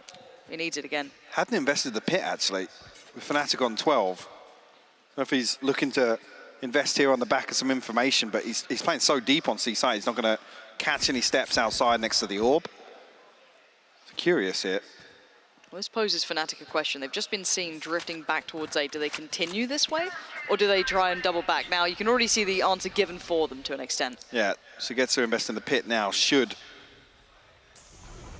pull Fnatic towards A site. Seeing Ed punished once again. Way better for Durka in that. Just not winning engagements today, to be honest. No, off day. Durka will take that every day of the week, though. He's had lots of obstacles, especially in the second half, to overcome. And sadly for Zipan and Sugetsu, just not in a position to do much about this plant. Even trying to play it back in would be incredibly difficult. The 4 for Fnatic. Good positions here. This would take a lot of work. No flash, no snake bites. They've got the fault line and the aftershock to work off here. Alpha willing to sit in this somewhat risky position. Sugetsu doesn't get to see it. Timing of the smoke is perfect. It's just unbelievable to watch. Fnatic looking like this round will be theirs, and as will map 1. 13-9 will be that final score here on map 1. Little, you know, I don't know, felt out of character that game somewhat. Yeah, definitely. I'm not sure if the first half was really to just get a feeler for, in general, how Navi wanted to approach this composition, but Fnatic definitely very hesitant. I say paying a lot of respect to Navi, ending a lot more confident than they did actually with how they approached some of the first half rounds for sure. For Navi, yeah, there are a couple of those rounds where I'm thinking the utility available here and the differences to throw off timings, potentially pressure different sorts of positions with this Sova being included in this composition, alongside the breach as well, that just wasn't there for me. No, a little out of sorts map 1. Didn't really love what we were seeing. That was Fnatic's map choice though, so they did win their map. Going ahead, though, Split will be on the horizon. I'm actually quite excited for that one. I'm kind of hoping that one heats up between these two. Yeah, definitely. Yeah, I think that's another one that's been exciting to watch. Durka in particular. So that head-to-head's going to be insane. Actually curious as well if Navi do double down on the Cypher. They didn't get a lot of value, even though it was a win versus Vitality. So yeah, definitely curious about Split. Well, let's find out after the break. Nice, good job, Derek. Well played. One by one. Nice! Man, also Chronicle. Nice! Team open. Nice! Let's go, Alpha! Nice shot, man! Nice!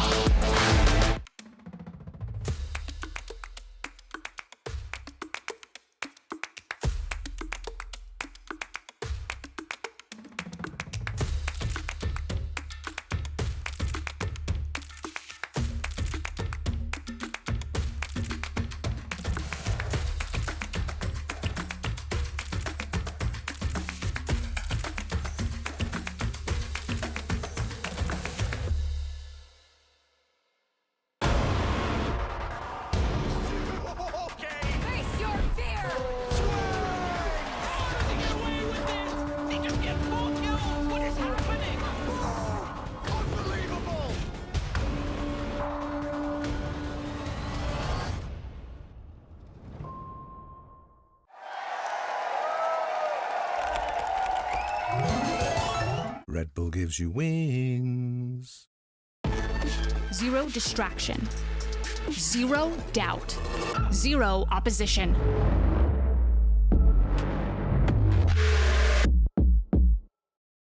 Usually when I see a target, I won't miss. I try to find weaknesses wherever they are and just game by game try to pick up on anything I can.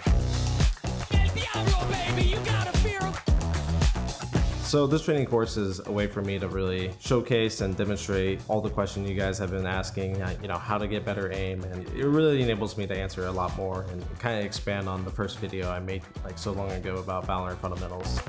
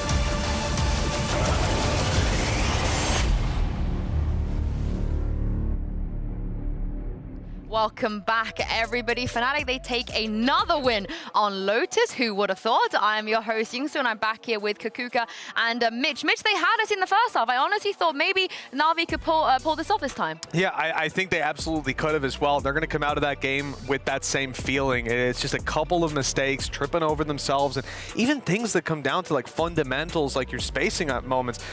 I think you could say the same for both teams, though. Looking at how low that clock went on some of Fnatic's plays, wow. You're saying a couple of mistakes. I saw so many occasions. We even saw in the repetition, Chronicle was like, yeah, just keep picking one by one. Like, just keep doing so. I think it's one of the risks that Navi is facing doing what they're doing with the compositions. The problem is that nothing is going to be 100% polished. You're never going to go one step ahead, because if you're able to do it, you're able to take time out of nowhere. We see that the executes with Breach and with Sova are definitely there.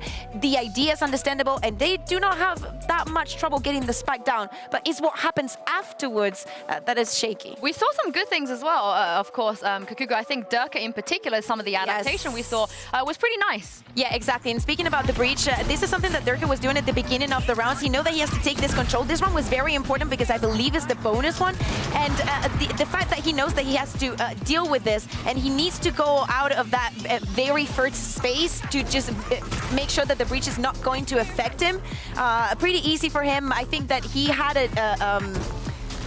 a duty within this game, and it was creating this first pressures. He knows that the rest of the team is going to be behind him, and he's never going to be alone. But that first duel is going to be completely onto him, and the mobility that he gets granted by himself with the race.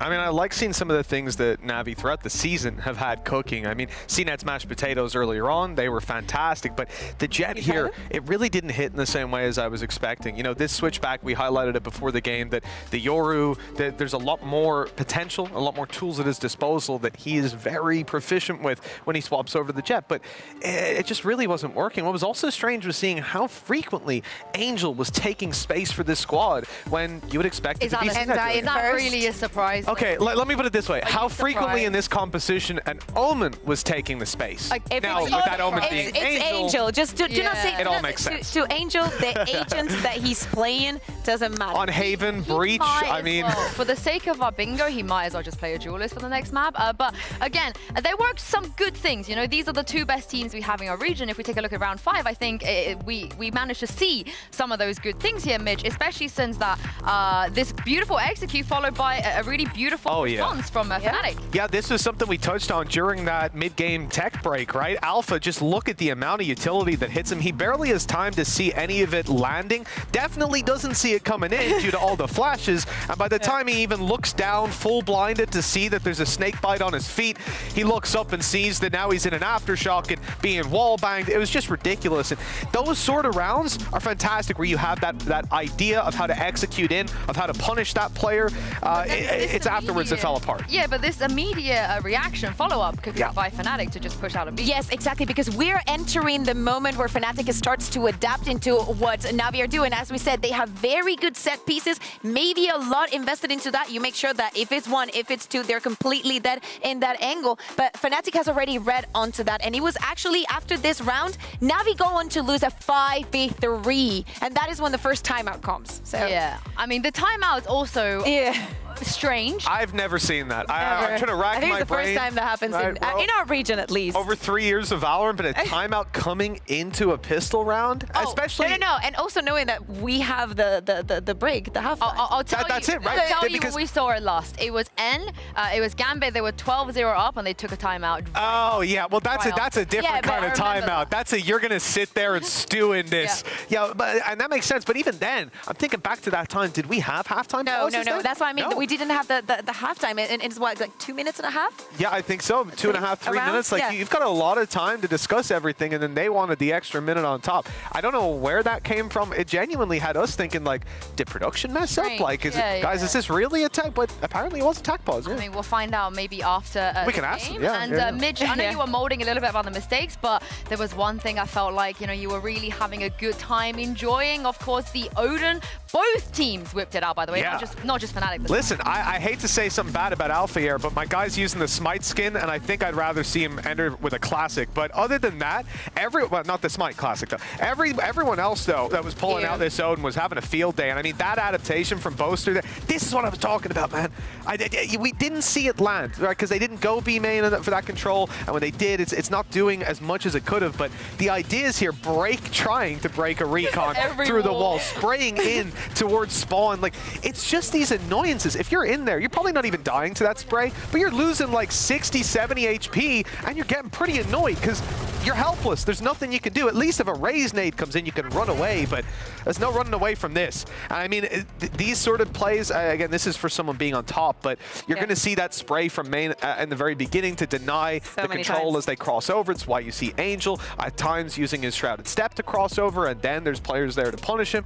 There was a lot of cool ideas on this map. Sure, a lot of mistakes and so on, but a lot of really cool ideas. I'm just happy that you're happy. But also, we highlight players like Cena, Durka, Angel, Boaster, but Kakuka, Zipan I loved it. so much more praise. Yes. First debut on Breach and he pulls out numbers like this. I think that Zipan has been a little bit left out of the conversation of the best flex players in the region just because he has Shao on his team. So it's not easy to be the one to stand out. But the performance that he was having today, as you say, first time here on the Breach, all the executes that he was doing, all the utility, the retakes, everything, even in that play that we saw against when Fnatic are already coming from behind, he was supporting Angel, supporting Sugetsu. The util was there. Him individually was also there. Eventually, it was not enough. I mean, the thing is, I had expectations for this guy because his Fade and his Sky have been incredible. He's been individually delivering, but he came in here on the Breach and he out-fragged his last play on Fade and out-assisted it. So altogether, I can't complain. Yeah, he's one of those players that has been around since the 2020 era as well, Mitch. He's been here for a long, long time. As we head to Split, let's talk about the last time we saw both of these teams play Split. Of course, Kakuka, I'm really glad that Navi went this way and didn't troll the vetoes this time. Yeah, I like this because the last time that we saw Fnatic play this Split, it was here in this in EMEA, but Alpha was not here. It was on that first week. Kamik was playing. Maybe they want to try and get adventures and play into different compositions. We know that Navi has also been testing things out. We saw the Gecko, we saw the Cypher in the last iteration that they had, and it was a very particular Cypher because as Micah was saying, Hyper was mentioning, it really didn't have the effect. Well, Angel was just playing that Cypher, trying to catch Twistin and Molsey against Vitality, and you know that net wasn't getting any wasps. I mean, you're seeing the comms there, and the Jet over on Navi's side, you know, that's typically not going to be Angel. Who knows? Maybe he pulls it out, but I'll say that it's typically seen it, and he's coming off the back of a pretty rough map on Lotus, a map where he typically does deliver. Now, you've got those comp changes and whatever other role swap-ups that led to in the map. I can make excuses all day long, but the reality is the pressure is on for him. If we're seeing the same Navi in the same comp, he is a cornerstone of their split. I'm a little bit nervous for Fnatic here because you would have thought that they probably would have prepped quite heavily for Ascent being the pick that comes up. Navi, they love playing Ascent. They're great on this map.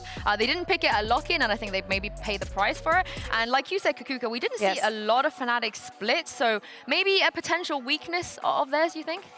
Maybe just because they don't have that reps. I have a feeling eventually Fnatic will change something in the compositions. Maybe this is going to be it. Maybe they want to move away from that Omen. Maybe they want to play that double controller. I think that they do have the people to make that work. They do play with that double information, but I think that this comp could be still elevated. Yeah, I think so too, especially considering if we look at Fnatic's kind of flagship maps of Icebox and Haven and so on, I just never felt like this map quite hit the level of those two. And after map 1, both teams make a mistake. Maybe this is where we do see Fnatic drop another map this season. We are into Agent Select here. Mitch, Navi, they changed things on Lotus. Do they need to change anything here? Well, it's not even about do they need to. Like, this is a team now that out of 19 maps, they've played 15 different comps. Like, that's absolutely insane. So I'm expecting a change just statistically looking at this. And there you go. And there it is already. Oh my God. Angel ain't going to be playing your Cypher. Oh my God. Angel Jewelers. No way. Is no. going to win this? Seen it on Jet as well? Whoa! And Zipa? My Lord. So, my goodness, so just for the people watching, no, there are no changes on the Fnatic side. We can get that out of the way. Zipa back on the bridge, doubling down from the performance that he had on the previous map. He was making up for not having a Killjoy. What can he do in this one, knowing that he's also be accompanied with the flashes from Angel, even the paranoia from Shao? Like, this is very execute heavy. Who had IGL play Duelist on their bingo card? Lothar. I'm telling you. And I'll tell you what, if he's playing Angel, I hate to say it, but he might end up walking out of here with those first deaths as well. I mean, this could be a little scary. I mean, he is really killing it. Fnatic here are in Aim Labs right now, warming up a little bit before map 2. No, that's not Split. I was going to say they're warming up on Bind, but I mean, if you're Boaster right now, Kakuka, how do you play this? How do you counter this Yoru? Playing a lot of ranked. I think that's the easiest way to learn how to play against Yoru. I don't know about you guys, but I personally hate it. Just knowing and being aware of how crazy it can get. It's not only playing the Yoru, it's also with the double duelist, as I said, is very execute heavy because they have the breach, the omen, like everything can happen in the matter of 2 seconds. Well, God bless Angel for giving us a Yoru game on Split. Hansi and Hypo, what do you make of this? Well, isn't that the question? We get to find out how deep the rabbit hole goes here. This feels bizarre. Michael, your thoughts, please. I'm here for it. Oh, yeah? Yeah. I mean, there's one discussion aside. Cena needs to bounce back from that Yes, he does. performance. Having a second duelist, potentially, I mean, if Angel's going to play a supportive role on the Yoru, I'm here for it. But it makes it interesting because we always talk about, obviously, we split with the amount of Cypher playtime that we see. Yoru's very good at mitigating the value off of those tripwires. And again, it's going to force Alpha as that Cypher out of those heavy committed site anchor positions. So this is very interesting. This is another example, I think, of Navi looking to completely throw off expectations in the way they approach maps, in terms of the way that they play certain compositions. So this is one to really actually test the discipline of Fnatic. And speaking of discipline, map 1, the tempo was completely different to expectation. Playing very passive, calm, Fnatic taking their time. Yeah, it turned very placid, I guess, more towards kind of expectations towards the end of map 1. But yeah, I guess with the benefit of coming across to a wildly different composition, Navi should be in the driving seat in terms of the tempo here. Exactly. I'd love to see them kind of shift into that and not play into Fnatic's game plan. See if they can determine it themselves. But, well, speaking of tempo shift, highly aggressive start and an isolated player, and look how quickly they're going to the case. Now, this Paranoia, fault line, everything to follow up on this, but Cena catches it. But I thought there was utility put towards Zenit. I thought they'd crossed, you know, all the T's, dotted the I's, all the good stuff, but now Dirk is actually in a little bit of a predicament. He's got a problem towards CT and towards middle. Unfortunately for him, no one fancies overextending towards this, so he does get to keep his life, and Durka gets to slip a little bit deeper towards B main. Curious, actually, that there wasn't any Chronicle or Leo pressure coming through mid on the back of that. Almost that pinch towards Sushi. Navi have regrouped, though.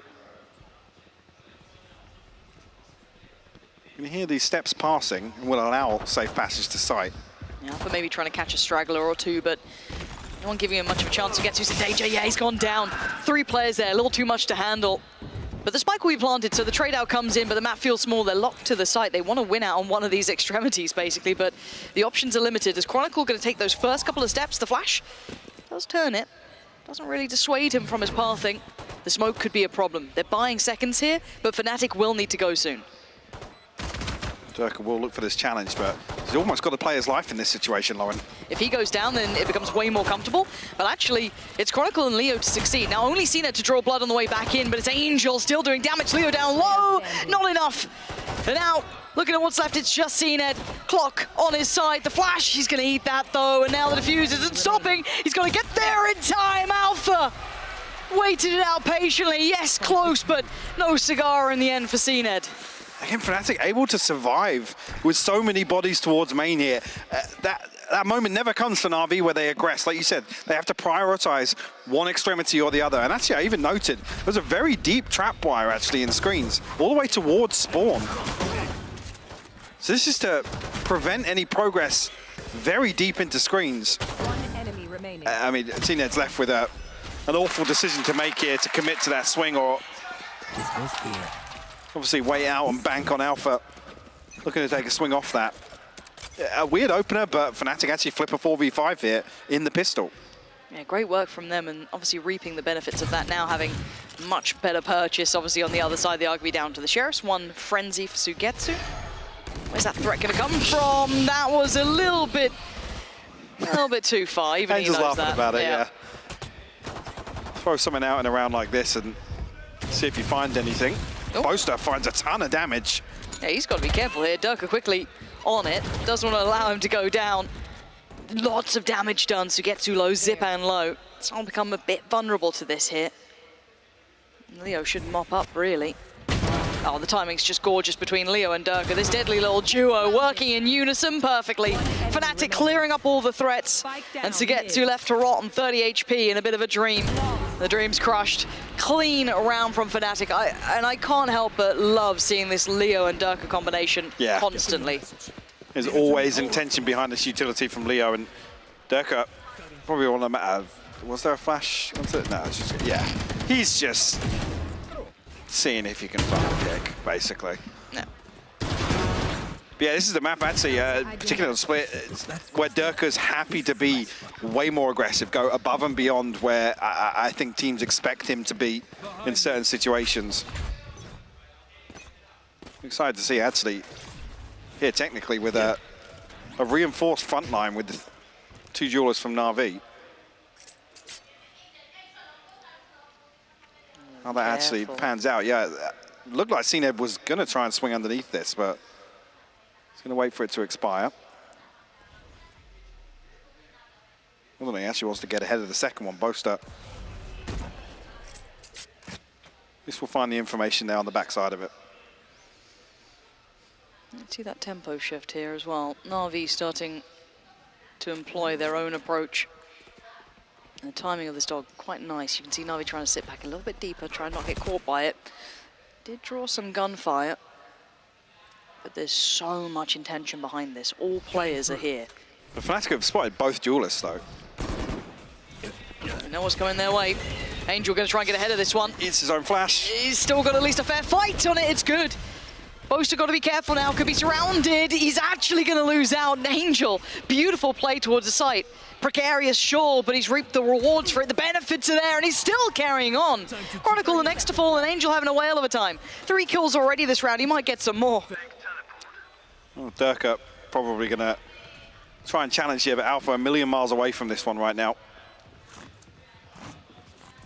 It's a 2v5.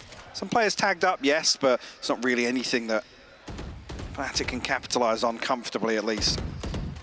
No, it's going to be tough to close that gap. You can already see Angel waiting for this. One away from his ult. Zipan's going to take that one, though. You almost want him to actually find this kill. I'm surprised Zipan takes it. He's going to take both. He's one off the Rolling Thunder now, so I guess it comes full circle for him. Yeah, the confidence here, actually, this paranoia is going to land. I noted Angel just catching his own flash ever so slightly. Again, the confirmation there, somebody's on default. Oh, sorry, no, it was the Sky Flash that came through. Flash, yeah. Okay. Thought there, but he actually, in that situation, the flash is completely mitigated by the paranoia landing. Again, Angel still has time after that TP.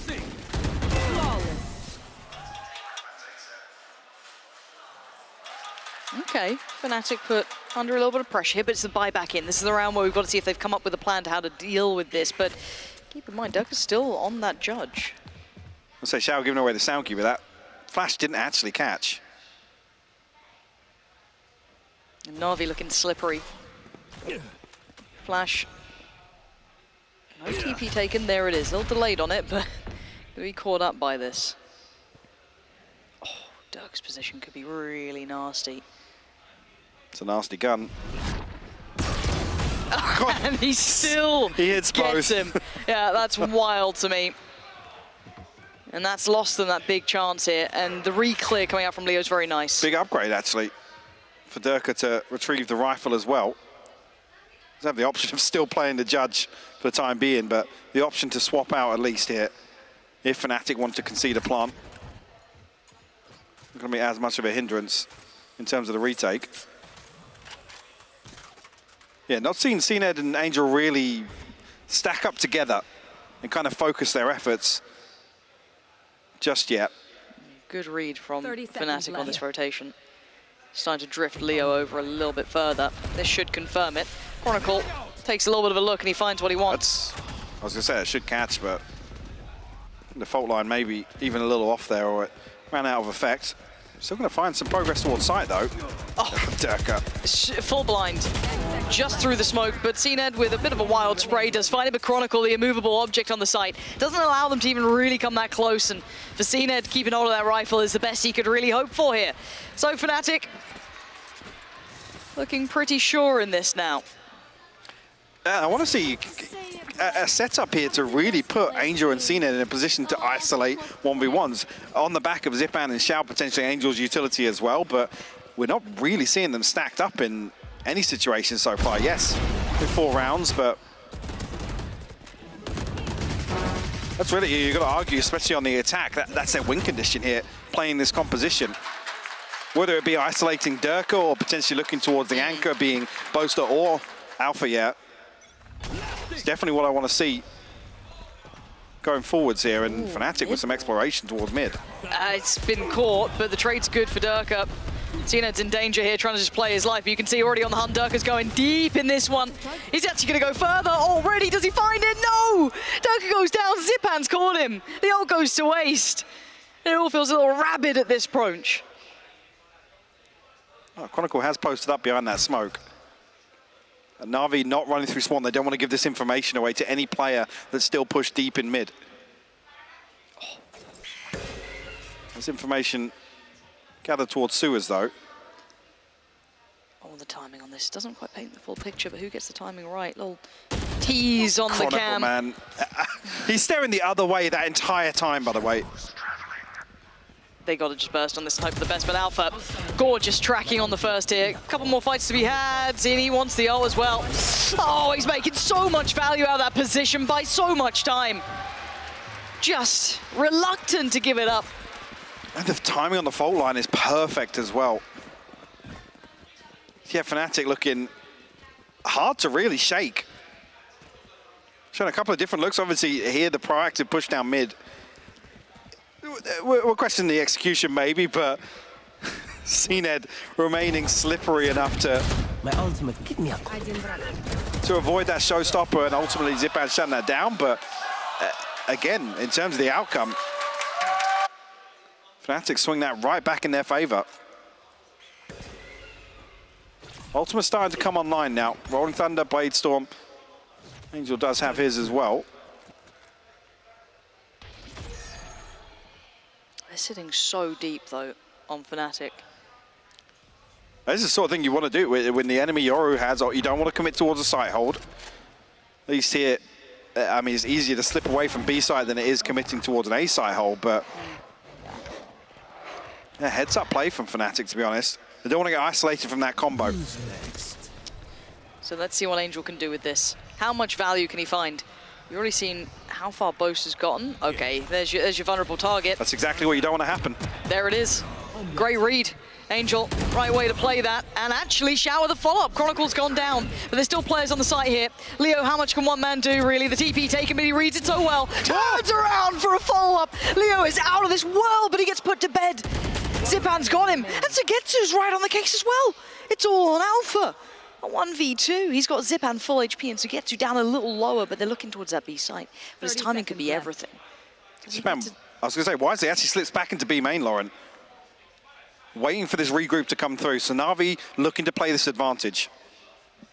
Yeah, but the timing on this, when do they even consider this an option? Because he still could be lingering around, he could be CT, he could be up towards heaven, he could be anywhere. They have to clear the site, but they've gotten scot-free. They haven't found contact, they found nothing. So you start asking those questions.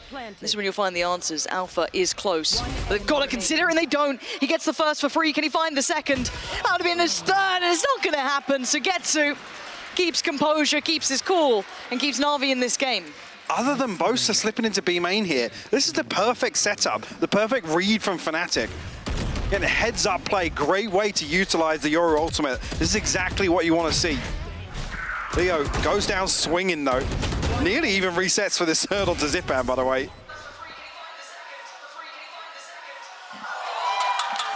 It's the remix. Where are you? Oh, the judge is out. Does have his ult though, so hopefully we get to see a little finesse with that, but he's not been having the best days here. Could do with a couple Cned rounds for them.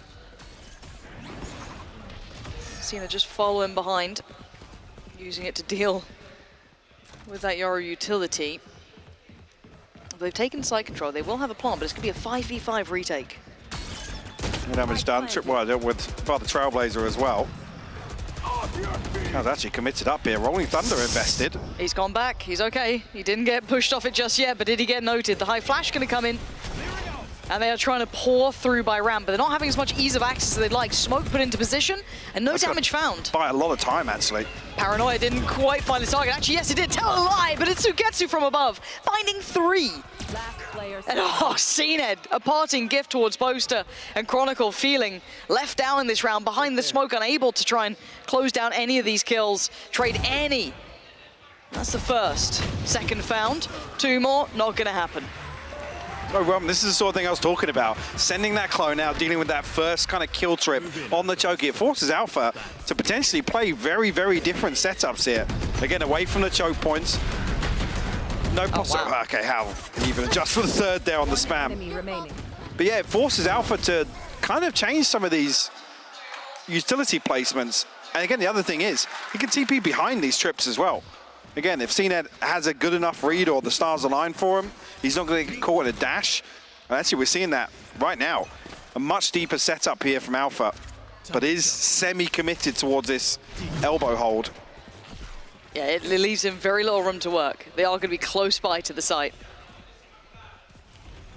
Doesn't get revealed any of these pieces of utility that are put down here. This could be the problem. Angel going to be caught a little bit here, and actually Chronicle, perfect timing, and Navi fall like flies. Chronicle, insanity on the hold. 4 gorgeous kills.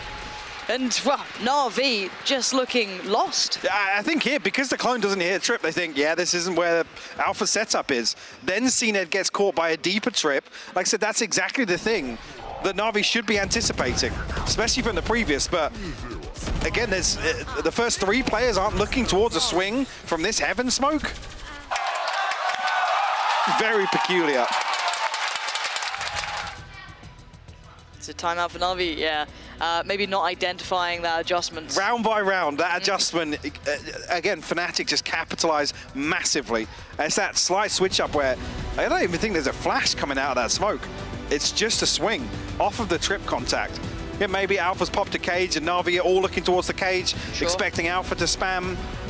Not entirely sure, but absolute shutdown here.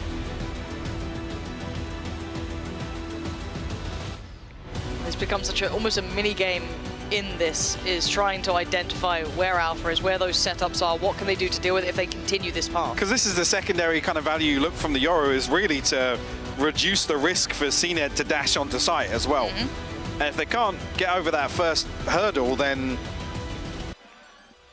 it'll be tough for CNED to find these entries against Decipher, particularly here on Split with the way the choke points work.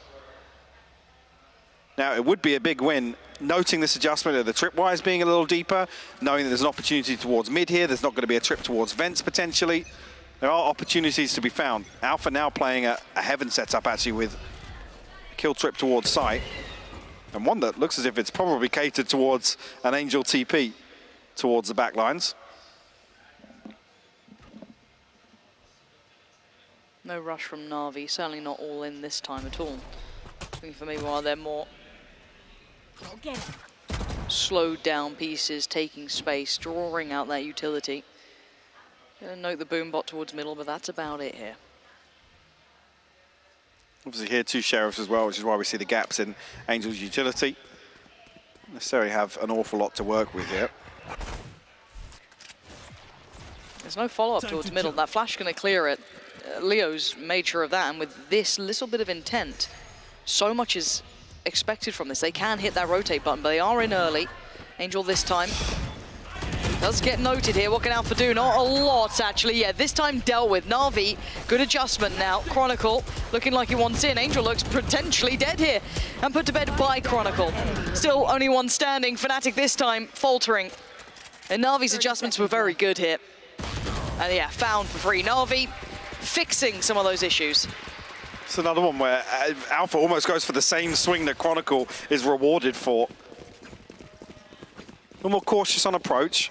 Again, this is actually the round where they don't have the decoy to send onto site, so you know Angel's caught by it, traps dealt with, and like I said in the previous, actually, as soon as you see one of these cages go up, you know a very deep trip, you know that somebody's going to try and spam within that cage. But you see there's no second layer of pressure coming towards Navi. Able to isolate that kill onto Alpha fairly comfortably. Now Angel one away from his ultimate, so maybe looking to retrieve this orb. One way, a little late. At least now Angel a little paranoid about taking it. But I like that they're trying to work along a default, just purely to keep that third player away, keep it just to the 2 that are there for now, but they do then have to have some, a little bit of burst on this. Do they clear this properly? Well, Asena's taking no risk towards this, but the backline does get checked on. Alpha waited for it, spots Asena's up above, and Alpha reading this really well. This guy's being such a problem. Where's the rest of the team? Eventually coming through, but now very cautious about this approach. Zipan has found an opener though. Alpha will respond. Unpressured as well. The bailouts here in time. Alpha got to breathe. He had that freedom. The secondary layer to this was very disconnected from Navi. They haven't really seen it on an island there. And no value found. Zipan so low. He's probably not going to be able to make much of this. Rifle soon to be ripped away.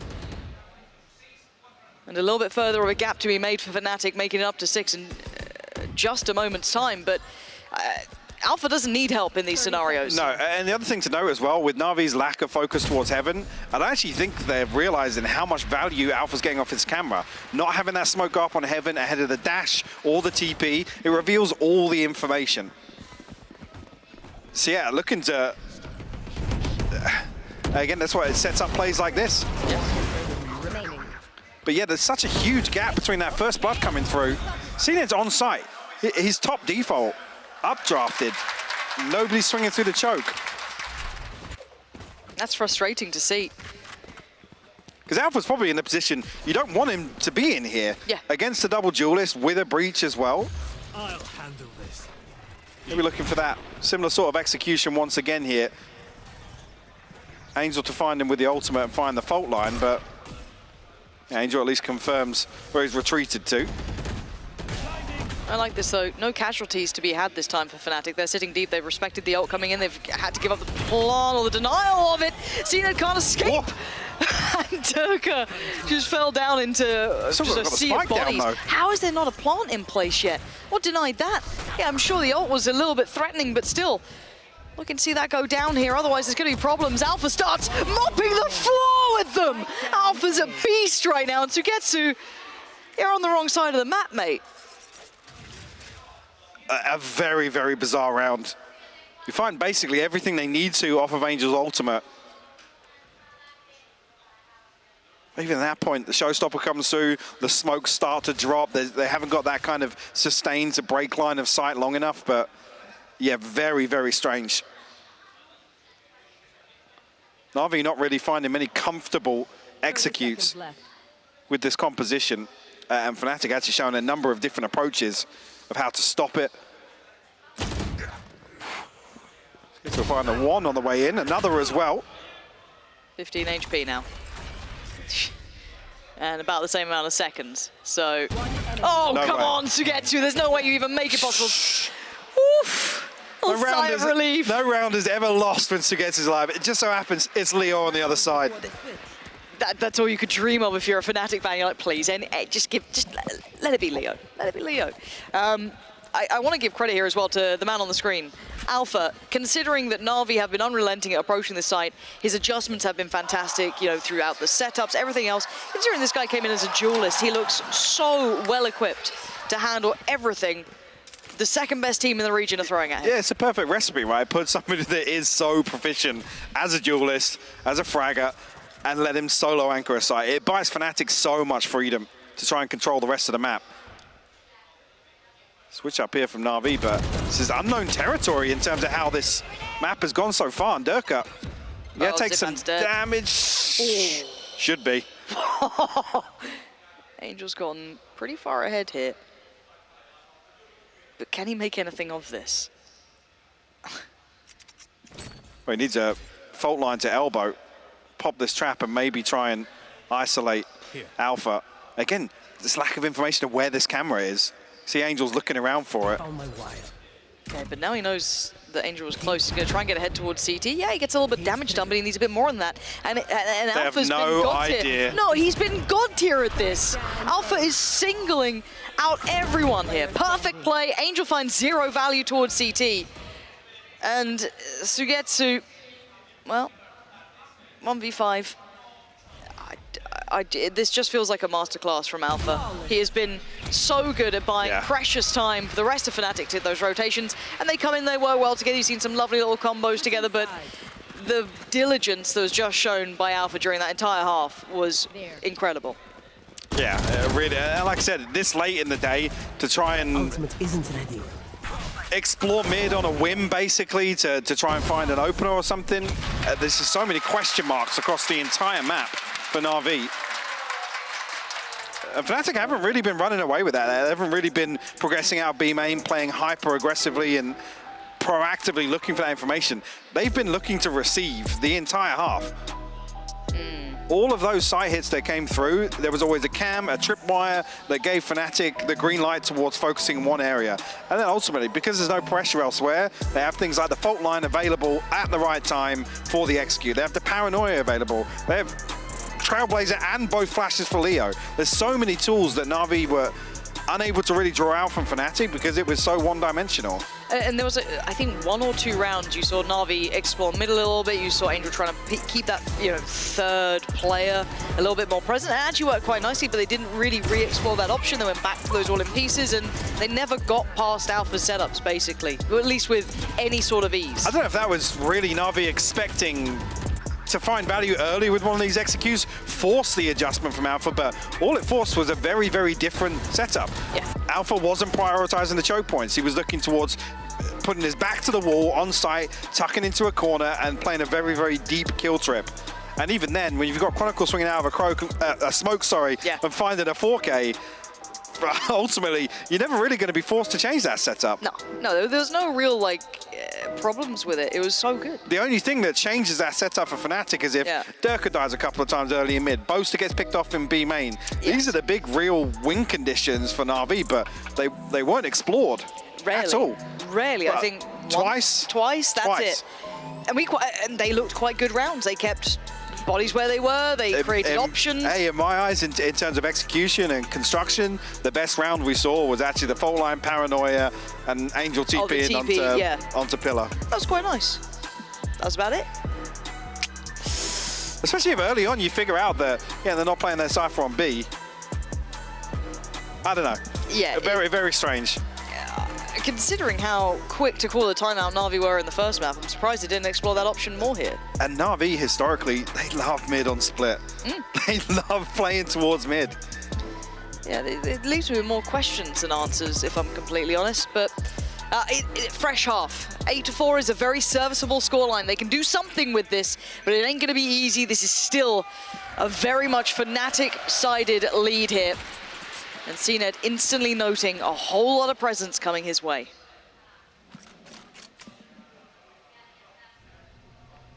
Actually happy to follow up behind this, actually. Smoke's invested fault line as well. Actually, a couple of these flashes forcing deeper, but CNED's found the first. Oh, Zipan looks dead though. Yeah, the position just out in the open. Sugetsu falls basically into the loving arms of Fnatic, making it almost comfortable for them. Yeah, CNED can't really re-swing on stage. He's down to 11 HP. So a 3v4 now in favor of Fnatic.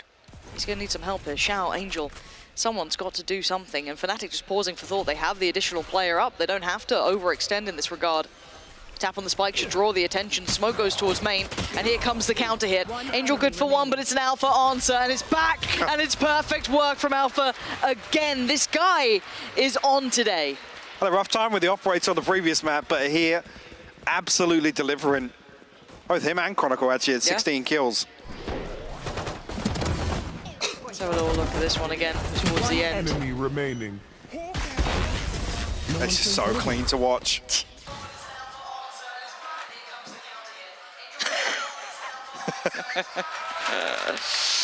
That is not the start you'd want if you wanted a close game between these two. This now becomes very much a possibility of having that 2-0 sweep here. Yeah, for sure. Navi can pull off miracles here. Marshall, a couple of upgraded pistols. And it's really comfortable. Durka actually deals with the spy cam nice and early, so removes one of the information tools. That's actually going to force the rotation of Navi. No TP set up for Angel either, so there's no chance of him getting back across to support Zipan. If he does start to feel that pressure, and it's looking as if he might do.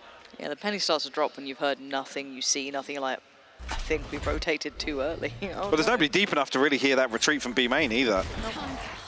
And this is when your stomach starts dropping because you know it's coming your way. Zipan, you got to do the best you can with a very, very bad hand against you. A little bit of stall, sure, buying a couple of seconds, but The Paranoia sent out, no one even close enough to really catch it, and Fnatic have the site. Now we look at what they can do. Can they cause any sort of problems here? Can Navi maybe get amongst them? Not really. Angel found first and foremost. And Alpha just going to sit and watch. The cross has already been made. They are towards the lower side of ramp, and Alpha's seen, I'm pretty sure both of them. I don't think they noted him. So now he's got the support called in as well. Leo's there. Everyone's in towards this one. And Navi finding no respite. There is no rest here for them. And there's no benefits, there's no trades, there's no nothing. This is a very flat performance so far. Flawless round 2 for Fnatic to find 10. Navi need to answer back in their buy round. I need this. Stop this one from, I mean, already starting to spiral out of control, but almost going beyond repair. Angel nearly catches one as the smoke drops. Yes, this should do. This could be, this could fizzle out. This has to happen for Navi. This is a big round for them. They lose this, they're done for. But look at the strength of this buy, even from Fnatic now. I'm wondering how much they go for. Okay, yeah, we got rifles out on deck. They are well equipped for this round. Navi scraped it together the best they can here. My eyes are down. There's no proactive approach here from Navi. CNED was playing a deep ramp position, but now reconsidering it. A big gap towards B site right now. Navi investing towards a 3-man hold towards mid. I'm not sure if they'll start walking, but they're not going to be in position to catch this rotation. Not going to be there early enough. Now, how deep do they actually go exploring? Okay, well, you're going to know it now. But again, no flank, no anything really, just getting back through towards heaven. They might get a fight on it. Sugetsu, going to be seen. Does get away until the Paranoia catches. It's CNED to succeed though. Finding Durka is big, and finding a follow-up is huge. CNED trying to put in some real valuable work here. Gonna need to see great things out of the rest of Navi as well though in this 3v3. Chronicle, Alpha and Leo still standing. No plant to be had yet, 25 seconds now. Zipan taking down Chronicle, at least took away the spike, but wait, keep an eye on Alpha in this. Keep an eye on Alpha. How much can one man do? Not enough. Shao, heads up work, and now just Leo. You don't try it as well. No, you're going to try and play to the cross here. Shao going to dip over, he's fine. That's clean work though. Still the flash to play. He spotted the player, but he has to get towards the plant, he knows it. But he's drawn him off it. Oh, a second of an opportunity there, and Leo now trying to toy with him. He's seen both players, I'm pretty sure he knows what's going on here. But the defuse, he's got to make his move here, and it's too little too late. Navi staying alive by the finest of margins now. Only 2 rifles carried across though. CNED's not going to have that progress towards the Blade Storm just yet. Needs to invest in a rifle here, but yeah, I think Angel's going to be struggling down at 3K. See if there's any possibility of getting a drop across, but CNED ultimately the one that makes this doable. Great read from Shao though, anticipating that aggression towards screens. So Alpha was nearly lined up for 3 potentially. In that situation, a 2v3, it's not the first thought in your mind that Alpha's going to go exploring. They do actually spread the funds a little bit. Angel on a Bulldog here.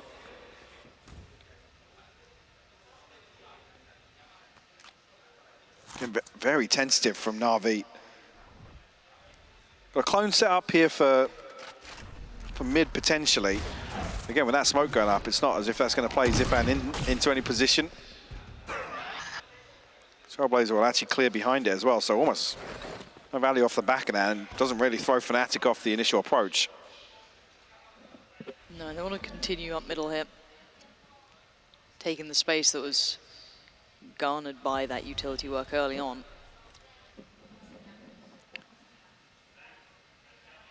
Would be Angel potentially to see the first couple of plays if they did continue up towards heaven. But they're going through the protocol list. Going to keep Navi guessing Shao. That's only his 4th. To activate, yeah. Keep in mind, that is from the last round being his 3rd, and then that is the follow-up. Huge. Can he do any more though? Trying to slow this down a little, see if he can play in Zipan here. Paranoia sent back on through, the drop down comes in. 2 players facing, and he doesn't win the fight either way. They know Shao's around here somewhere. There's no double face there from Shao. and the paranoia that somebody's coming through from B main. CNET finds one. Alpha with the backstab though. 3v3 again. Surrounded on all fronts, but it is Fnatic.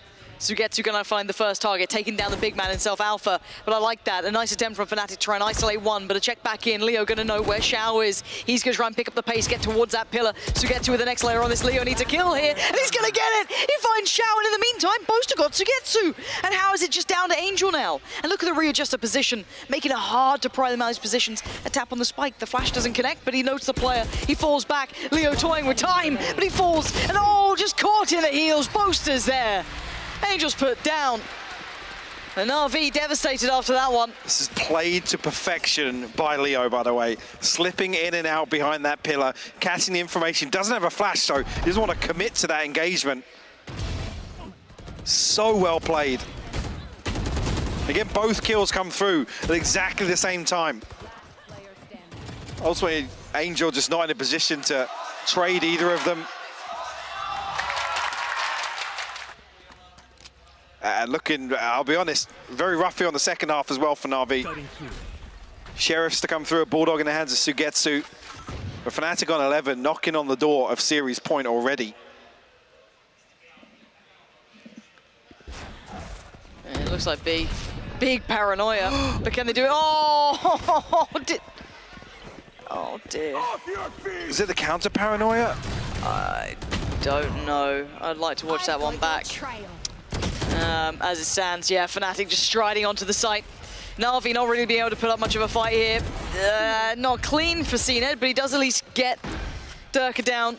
Knives back into play here. Can he find any more? He needs a big round here, and he's going to try his damn best at it. Leo's fallen, 3 more to find. Gets paranoid about a flank, but we know it's not there. Fnatic, how much more can they hold on to this? CNET needs to do some serious work. Sugetsu, similar scenes. Doesn't have a great deal to work with, but he's got to make something out of nothing. They start working towards the site.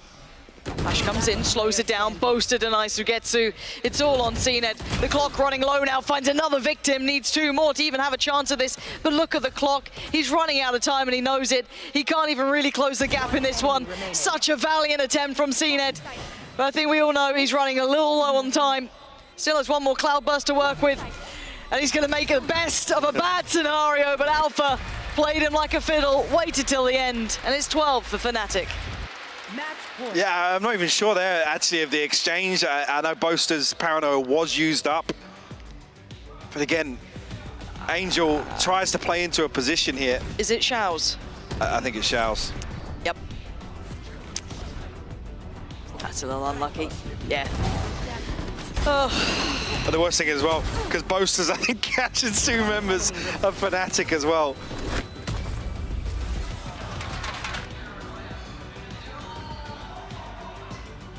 Yeah, that's...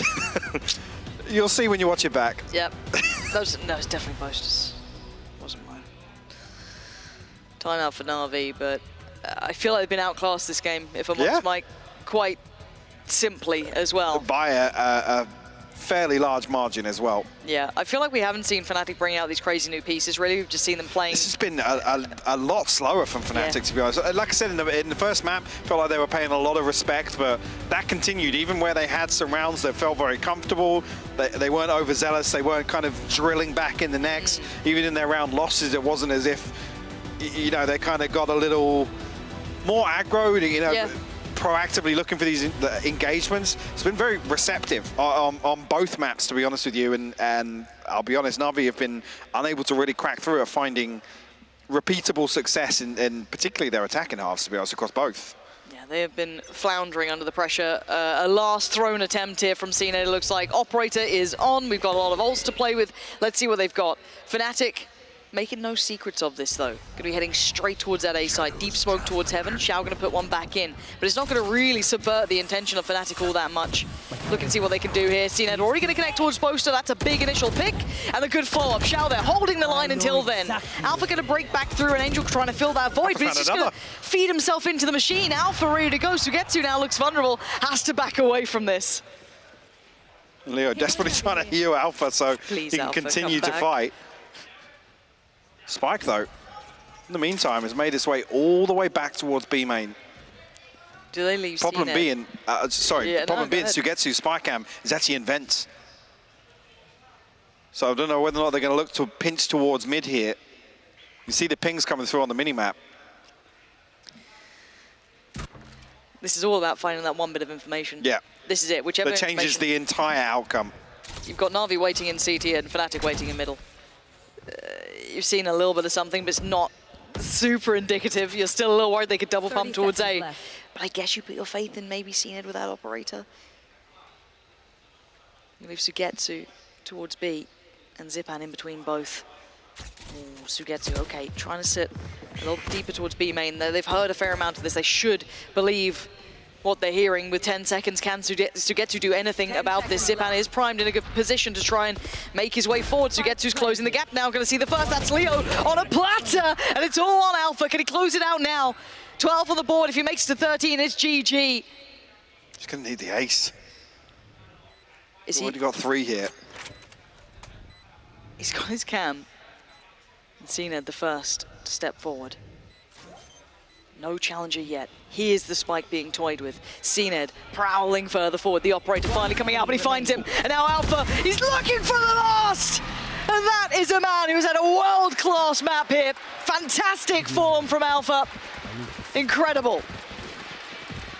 The challenge comes through so late though. If the spike cam actually had vision on the spike, there's a chance here where Alpha can actually clutch it out. And Navi just stick this through, faith in CNED to find the kill.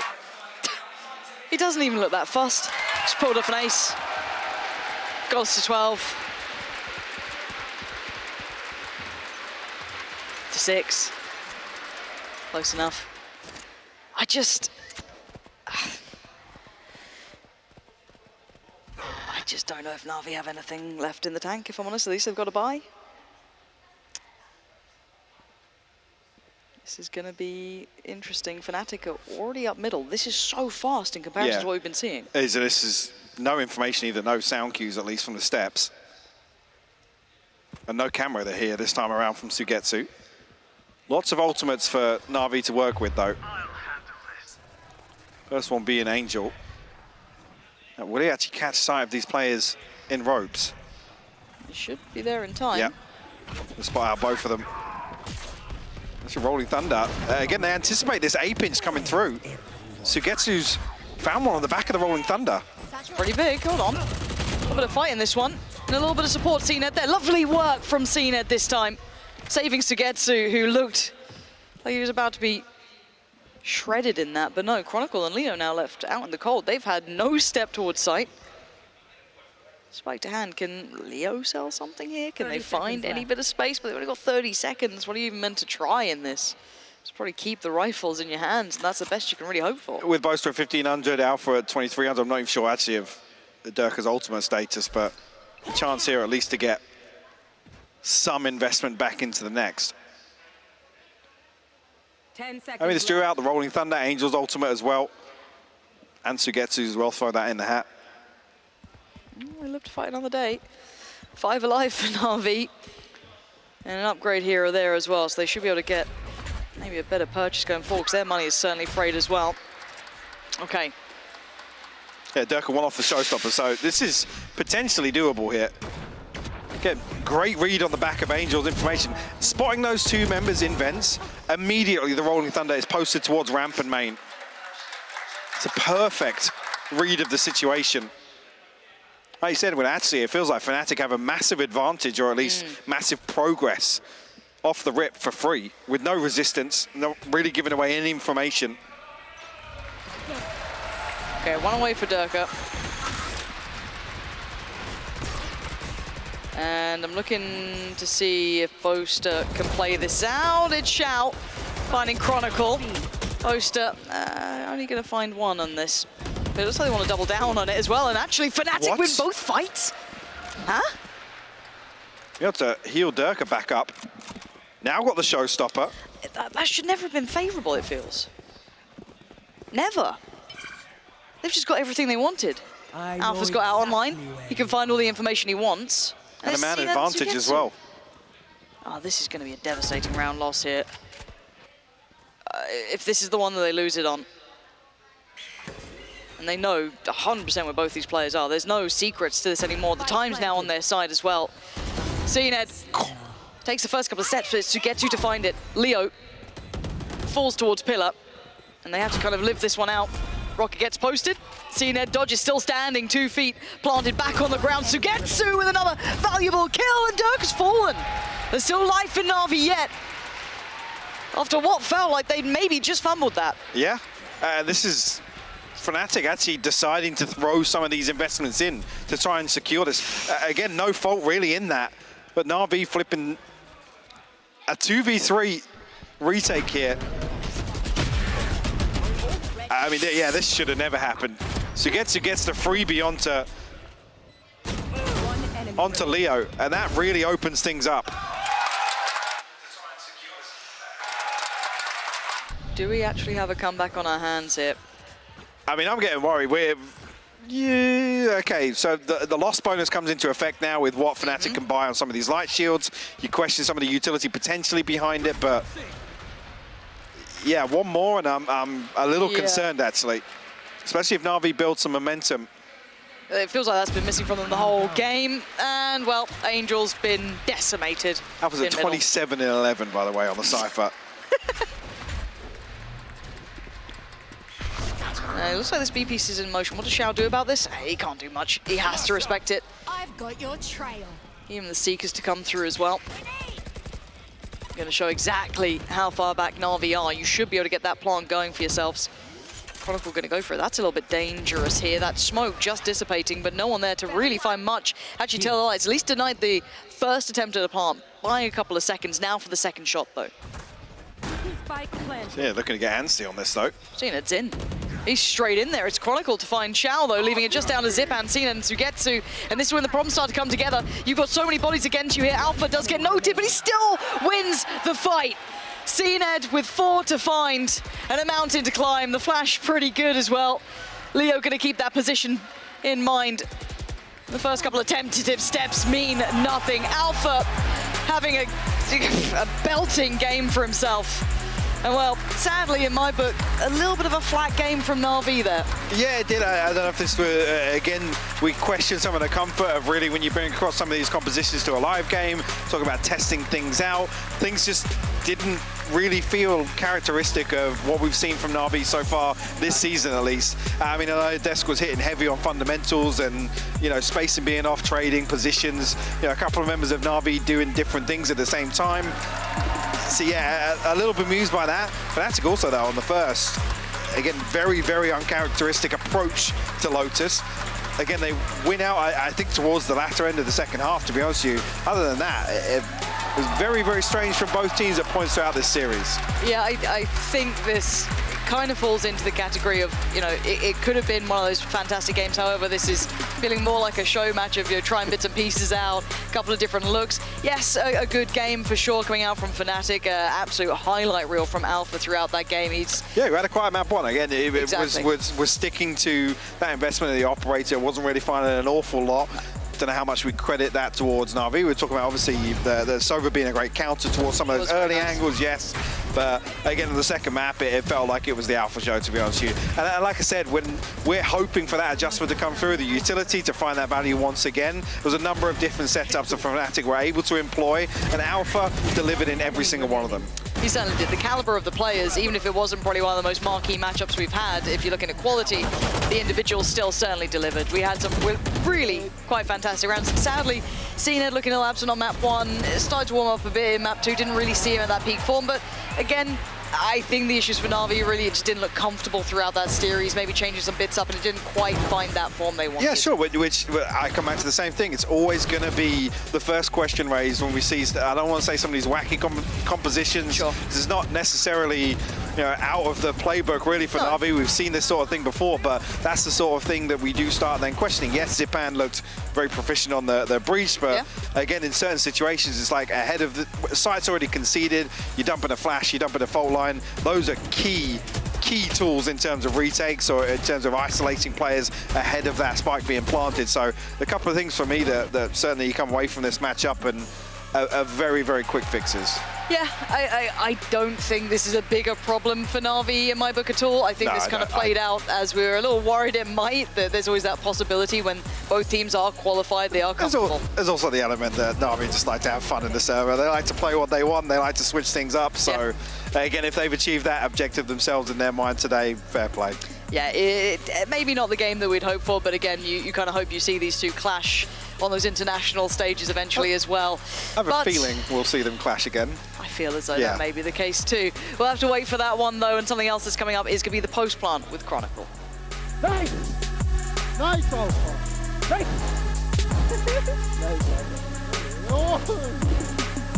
Nice! Bravo! Nice! Nice, man. Nice!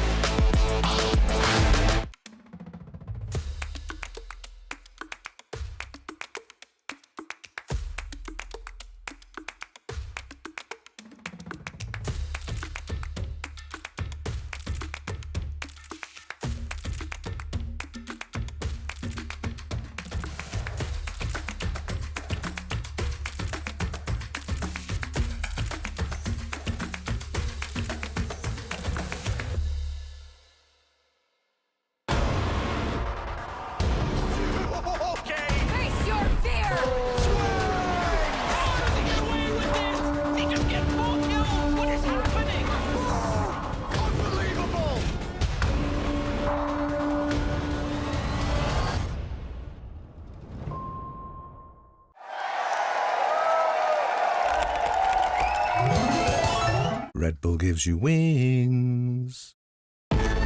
Zero distraction. Zero doubt. Zero opposition.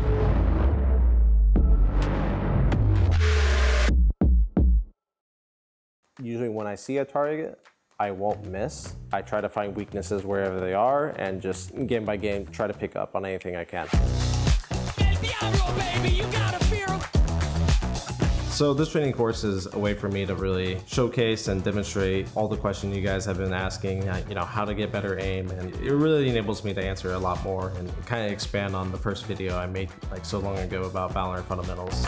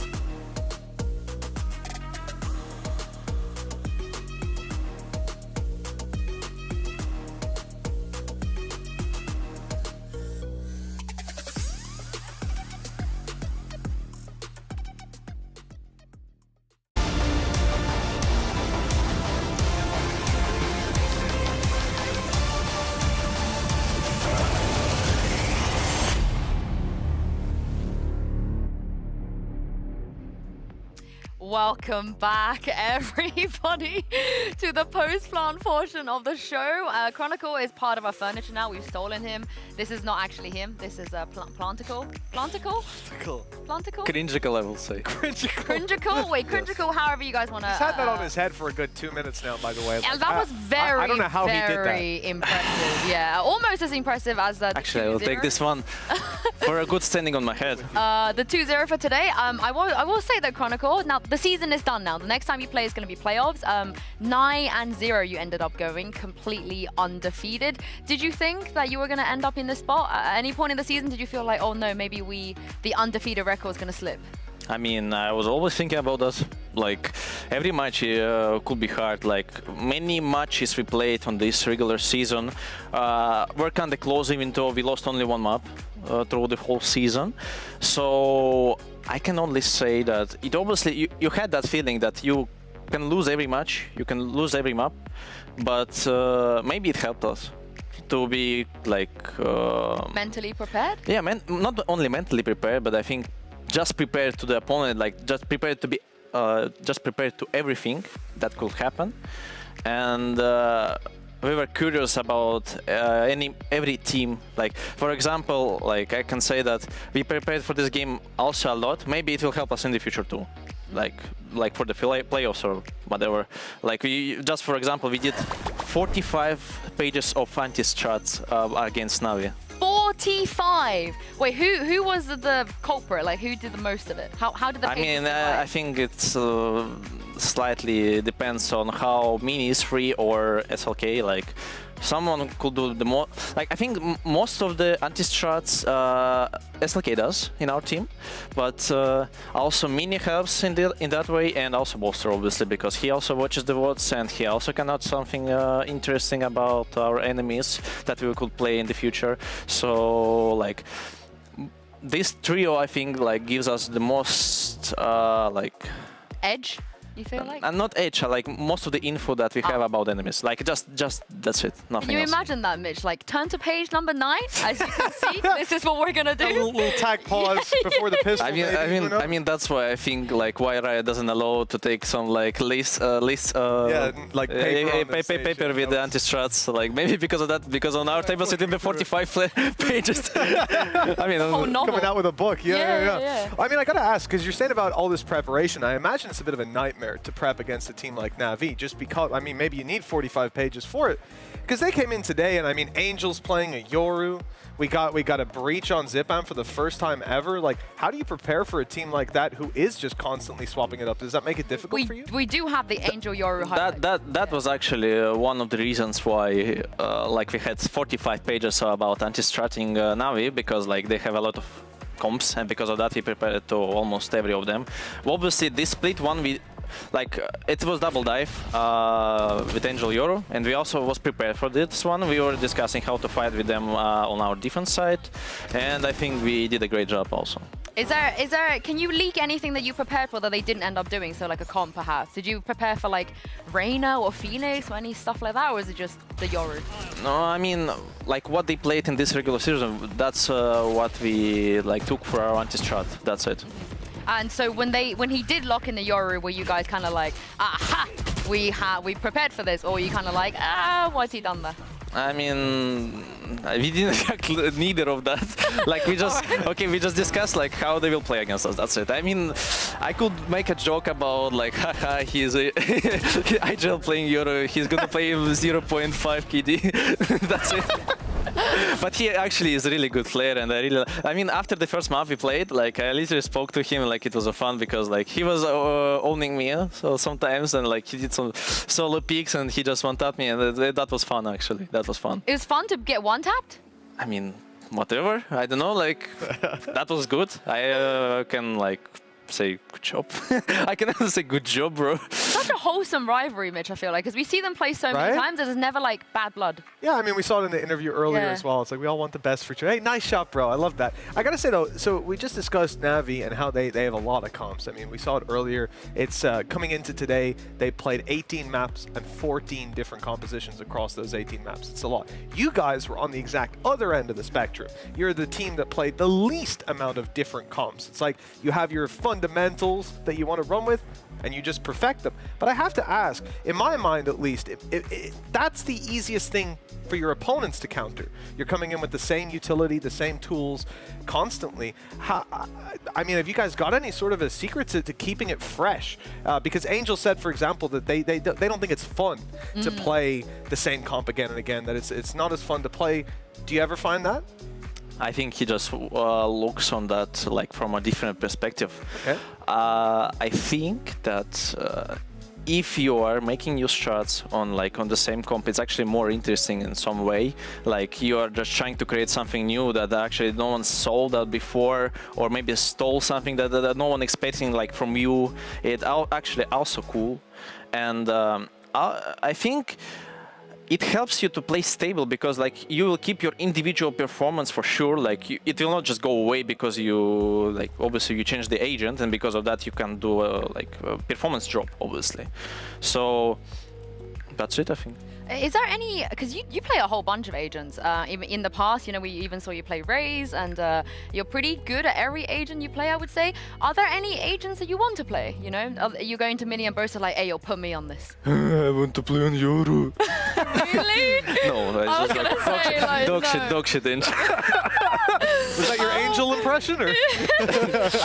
But are there any agents like just relating to this split, like I was thinking that he does some moves, but it's easy to counter sometimes, especially like if you are able to adapt. So I don't really like this agent, but it's like their vision. I think they have some really good plays with it, and I have a idea of why they're picking Yoru on so many maps, but I will not tell that. Maybe. Okay, that's what you tell us. They're just friends help. You dodged my question. Any agents that you want to play?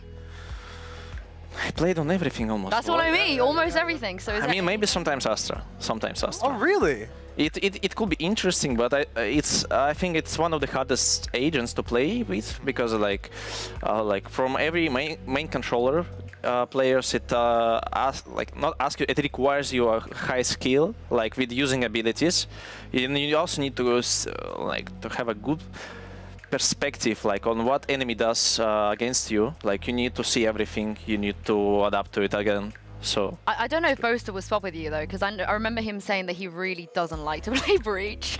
He had a really hard time playing Breach, so you might have to convince him. But today you had a great performance. Oh, is he capping? Is he capping? No, I mean, I'm just joking. I will not allow him to play in Breach. But you had a really good performance on both maps today, and this entire season you've been very consistent. I know you're the kind of person that you don't like to compare yourself to other people. You like to kind of just keep improving.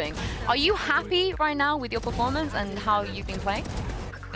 It will be, I think, a lie if I will say I'm not happy. I mean, obviously I'm doing great, and it's great. How awful will that sound? I don't know. But obviously I still have so many things to improve and so many things to prepare for playoffs. So it's gonna be a tough 1 week or 2 weeks. We'll pay the compliment for you. You're playing great. Yeah, right, one of the best players in the world. You know what? I know Yinsu just I'm leaving now. No, it's true. It's true. I know Su just said that you don't like to compare yourself to others, so I'm going to ask you to compare yourself to others. The Odin was incredible and I'm used to seeing it from you on Lotus, but I mean, I was seeing it from absolutely everybody, and I loved it. Boaster with it as well. Who's the best Odin player on Fnatic? I think it will be me. Okay. It's not just because I'm the best player in the world, but just because so many players doesn't want to play with Odin. That's it. So maybe Boaster also wants to play, but he has a kind of different role, and he also doesn't kill as much as me with That's Odin. true. That's true. I mean, only on when he have easy kills like with spraying plant. I need you to have a word with Alpha though, because he whipped out the Smite Odin. Right? Yeah, he did. Why? Just the Smite skin set, you know, the one with the he uses a Smite. I'm using Smite Odin. I'm using. Wait, Smoke. what? That was you? Yes. Why? What do you mean? I mean, Dude, I'm you have the Blast X Odin, the Prime Odin, there's The Reaver Odin? the Reaver Odin. There's so many good Odin skins. because, like as I said, it's just for troll. Okay. I mean, listen, it hurts I mean, me every time I see it. like just you need to see a Fnatic Twitter to see like best Phantom skin, best Odin skin, least favorite skin. I always put Smite. You put Smite for everything? Yeah. Like for the best skin and also the worst skin. So You no wanna one see- will actually knew my opinion on it. You want to see the world burn. You want to see the world burn. Now you guys are your first seed going to playoffs. You know, Japan is looking, you know, you're one of the strongest teams to probably make it there. I wanted to ask you about the last, I guess, like 10 to 12 months of your journey, because last year I think you had some lows, you know, some real lows. At one point we weren't even quite sure if you were going to be on a new team or the boys you got your team that you were on before, you know, you guys went separate ways, but then you come into kind of this new team, you become the first player to win 2 international trophies. Now you go undefeated in regular season, and now I feel like we're on an all-time high of your kind of timeline. Does that feel the same to you as well? How do you feel looking back on what you went through last year? Oh, I don't really understand the question. I mean, I'll rephrase. if you're just comparing it to the last year, obviously. Well, I mean, you had a really tough time, right? You had to go through a lot of tough time to get to the good times. So now you are at the good time. Can you look back on it and, you know, talk us through? I mean, obviously the last year was awful. Yeah. Like in every way, like in the real life, in game. But I had like kind of some lights in it. Like for example, my wife. Like she helped me to go through everything that year, and she helps her right now, obviously. So like only respect to her and all the love. And also like about in game, it was also awful because like we had so many changes. Like I will not say that it like roster changes, but we had so many role changes. We didn't adapt to meta really. Well, I think, and obviously it affected us really much, and I can only say that obviously this year is like I don't know, a gift for me to show one more time that like of what I'm capable of, and that's it. I mean, I don't really want to say something more because like it's still like we didn't finish it yet. Like we have a lot to play. Like nothing else. Well, it's nice for us to see you back at top. I think we always believe, like I think we believe every one of the Gambit boys can make it back to the top again. You know, and obviously also the world, like literally. I just hate that thing that happened like with the war. It's just annoying. yeah, I mean, a lot of players went through some tough times, but the good thing is that you're here. You're going to go to playoffs with a really, really nice chance. And I also feel like we're going to talk about your individual performance again. I feel like this is just like a chronicle, like a simp segment, but we have a leaderboard right now of the average assist. This is the average assist, I believe, per map. Right now, you are #1. I will say Weber hasn't played nearly as many maps as the rest of the people on this list, but must be nice for you as well to be up there. Ahead of Redgar. I mean, it's actually good because I think for support players it's actually harder to get assist than controller. And you can see, I think top players of this list should be like Omen mainers, because like they can easily throw the smoke, get assist while everyone tries to execute from there. And it's a great achievement, but it doesn't really show anything good, I think, because like some assists are actually not really. I will not count some assists like as a real assist. Yeah. That's it. That's it. Yeah, especially, I mean, there's so much of it. KO knife, all this sort of stuff where you can just get the assist on the board, but I think it's the impact of those assists where you don't see it in the statistics, but you certainly see it on the server when you guys are playing. I mean, not losing a series is impressive, but you guys lost a single map, and that was Ascent to a Turkish team. And with Kamek. And with the, but look, at this point, when I hear Fnatic with a stand-in, it's just Fnatic, you know? It's like half of their games are with a stand-in, y'all still win. Like, it's frustrating to watch, I'm sure, for the others. why it's frustrating. It's actually good. You see now we are performing really well, whatever like the player will play with us or not. So the games are too fast though. I saw a really funny thread. Everyone's like, supporting Fnatic is so hard because they always 2-0. So it's like, there's not enough to watch. You never get a third map. Yeah, you never get to watch enough of them. Yeah. Yeah, and for us it's tough because after that we have a 30-minute meet and greet with so many fans over there. So you gotta come here and sit amongst the trees. I mean, spend more time doing all that than on the server, man. I mean, so many people are coming to watch us, and it's really good. But Jesus, it takes so long. But it must be amazing, right? Because we talk about, you know, the success you had before, you know, that first time being a world champion. And back then, we didn't have the crowds. We didn't have the meet and greets. You didn't get to see how much, like, your team means to some of the people at home. Like, how is it now being there with these fans? Just sidetrack. I'm really upset that Crew versus Gambit was not IRL game. Imagine. I'm so upset we had no with a full crowd and everything. Wow. I mean, I'm not sure that it will be actually good because obviously I was thinking maybe like some Spanish fans will come to this match and it will be good, but it will not be that like big. What, because Crew versus Gambit? Yeah. I don't know, man. I think just there was such a, in my mind, maybe I'm biased because it was just such a good game. It was amazing. It was amazing game, but I don't think it will have a lot of fans like coming to this match. Like I'm not sure about that. Yeah. But also the time. We already had a big fan base. Also, Crew is really popular in Latin America. But I'm not sure if they will come to Berlin to watch the match. I would have gone. I'm not sure, man. I mean, did you see the bus full of Polish people that came just to see Zeke play? Oh, there was one Polish player playing, and they drove from Poland all the way here to watch him. I mean, unlucky, really. Oh my goodness. All right, before things get a little bit out of hand, let's take a look at the bingo, updated bingo card. We started with I want to know what you think, by the way, Chronicle. We made a bingo card with thanks Sam for the production pick. But essentially, Lothar had IGL playing a duelist this week. He won that point because Angel played it. You know what's happening here, right? The mystery I'm not sure exactly what happened. Oh, anytime any of this comes true, we get a point. I mean, yeah, I understand. Yeah, we all had to pick it. So Mika, Kuka, and Lothar all have different ones. These bottom ones were mysteries, and Tom chose that all 3 British players will get a win this week. I think it's High Copium. I think it's High Copium. High Copium? Yeah, I think so too. Wait, from which British player? Because your host has already won. Oh, so which one's going to lose? So what's the hard? You don't like Solkas? It's Weber or Solkas, yeah. I mean, I believe in Liquid. Sorry, say Weber. No more, say no more. But the who's the first? Weber from Actually, I forgot that he is. See, not so hard copium anymore. Maybe, yeah. Not so hard copium anymore. But also, I want to reveal that the Giga mystery pick was from Ulysses, the Spanish caster on the Spanish stream, and he chose that Angel would die first 7 times in one best of 3.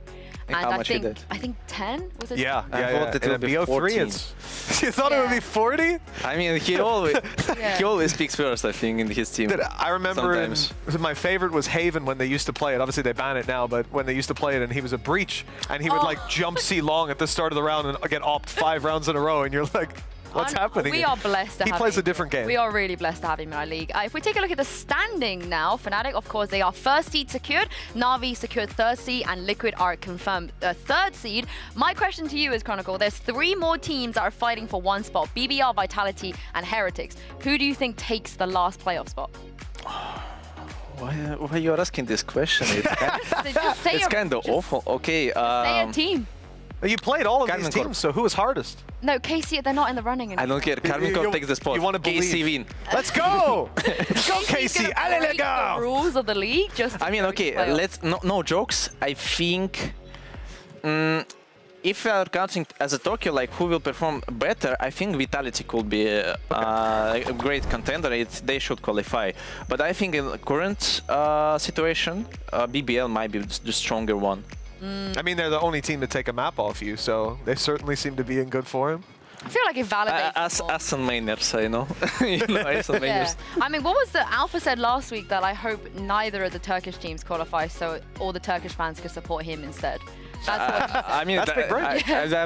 I should be scared to say like that when I'm on the play, like if I will be instead of Alpha. So yeah, I mean, I feel like Alpha could get away with saying that, you know, they're not going to be mad at him. I think he's crazy. He's crazy. Actually, what was it he said last week? That he thinks he's the most mature player on the team. Do you agree? Mature? Yeah, like oldest. I mean, the oldest. Mentally old. Yeah. Do you agree? It doesn't look I will be silent this time. If I speak, I'm in trouble. Okay, he's the maturest, like, of all time. Like, he's mature than Angel, I think. Yeah. Oh, really? Believe More me, believe mature me. than Angel. Okay. 36-year-old man stuck in a 17-year-old man's body. Sure. Okay, we got confirmation 2 weeks in a row now that Alpha is the most mature player. Wow, on Fnatic. I'm impressed. I'm surprised. Yeah, I feel like that's just a fact now. That's not even an opinion. I can't debate it. But we have a few more games coming up this week. If we take a look at tomorrow's schedule, we got 2 best of 3s, and the ones that happen tomorrow are not just seeding games like it was today, because Heretics versus Vitality is a huge game, and then K-Corp versus Giants. Do you want to predict who you think is going to win? Second game. I will just instantly predict on second game. I'm not sure how Giants are preparing for this game. So it might be a good way for Karmine Corp to win another match. Just for their fans. And the first one, who was there? Heretics Vitality. Heretics Vitality. So again, as I said, like I'm rooting for Vitality this time. I think they will do a great job. I hope. You're not here with us tomorrow, so what about you? I would have to say Vitality to start with, and then You want Heretics to win though because of your bingo card. Because of my bingo card, sure, but the permutations, remember, I was with Vitality. So, yeah, I think Vitality will take it. I think I agree with you. I think KC have a good opportunity. They're super motivated as well. Usually at this stage of the game, I would look at it and say, KC have nothing to play for, and Giants are playing for their spot, right? If they lose that game, they're screwed. But if they win, maybe they can make it to playoffs. Wait, Giants are already qualified to playoffs. Oh, Giants are already through. Oh, so I just, as I said, like for Giants, it might be no reason. It might be no reason to play. Oh no, they better. have a reason. Either they play against you in the next round or Navi. I mean, they still have a I don't think it's actually a real good reason for them. Like, you know, both are tough. Like, and it just like depends on if they want to prepare for the next matches against us, if they will meet us, obviously, or if they want to win another game just for the score. I mean, I don't see any reason for them to do that. But obviously, they can just play their own default, and they might win, or even just only with that. I feel like maybe it's just me, but I think most teams want to dodge you. I think most teams don't want to play you.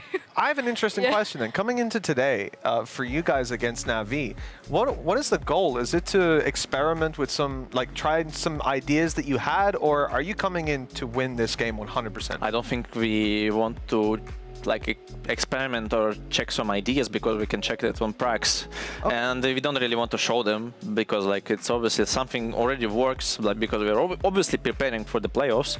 So we already have something, and we don't really want to show it. So we just played our defaults, how we played for the whole regular season.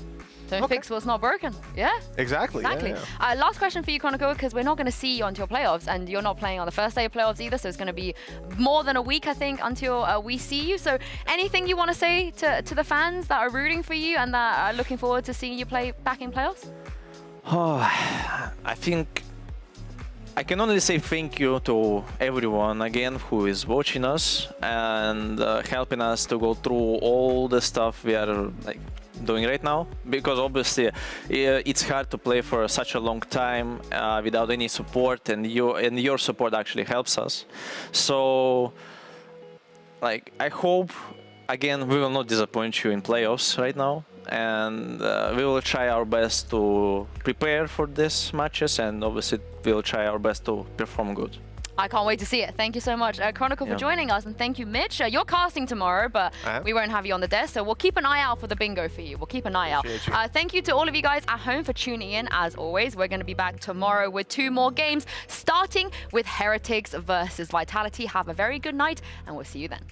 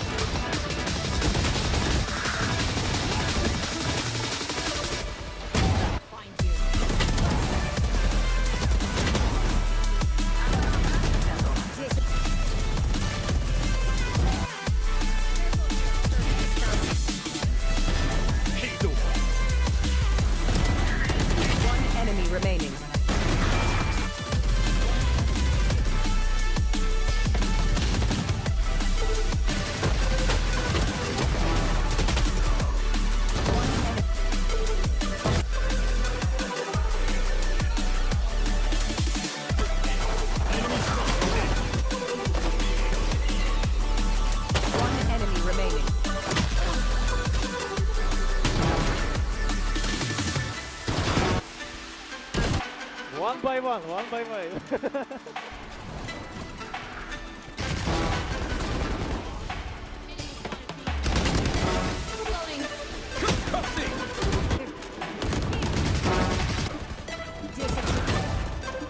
Остался один.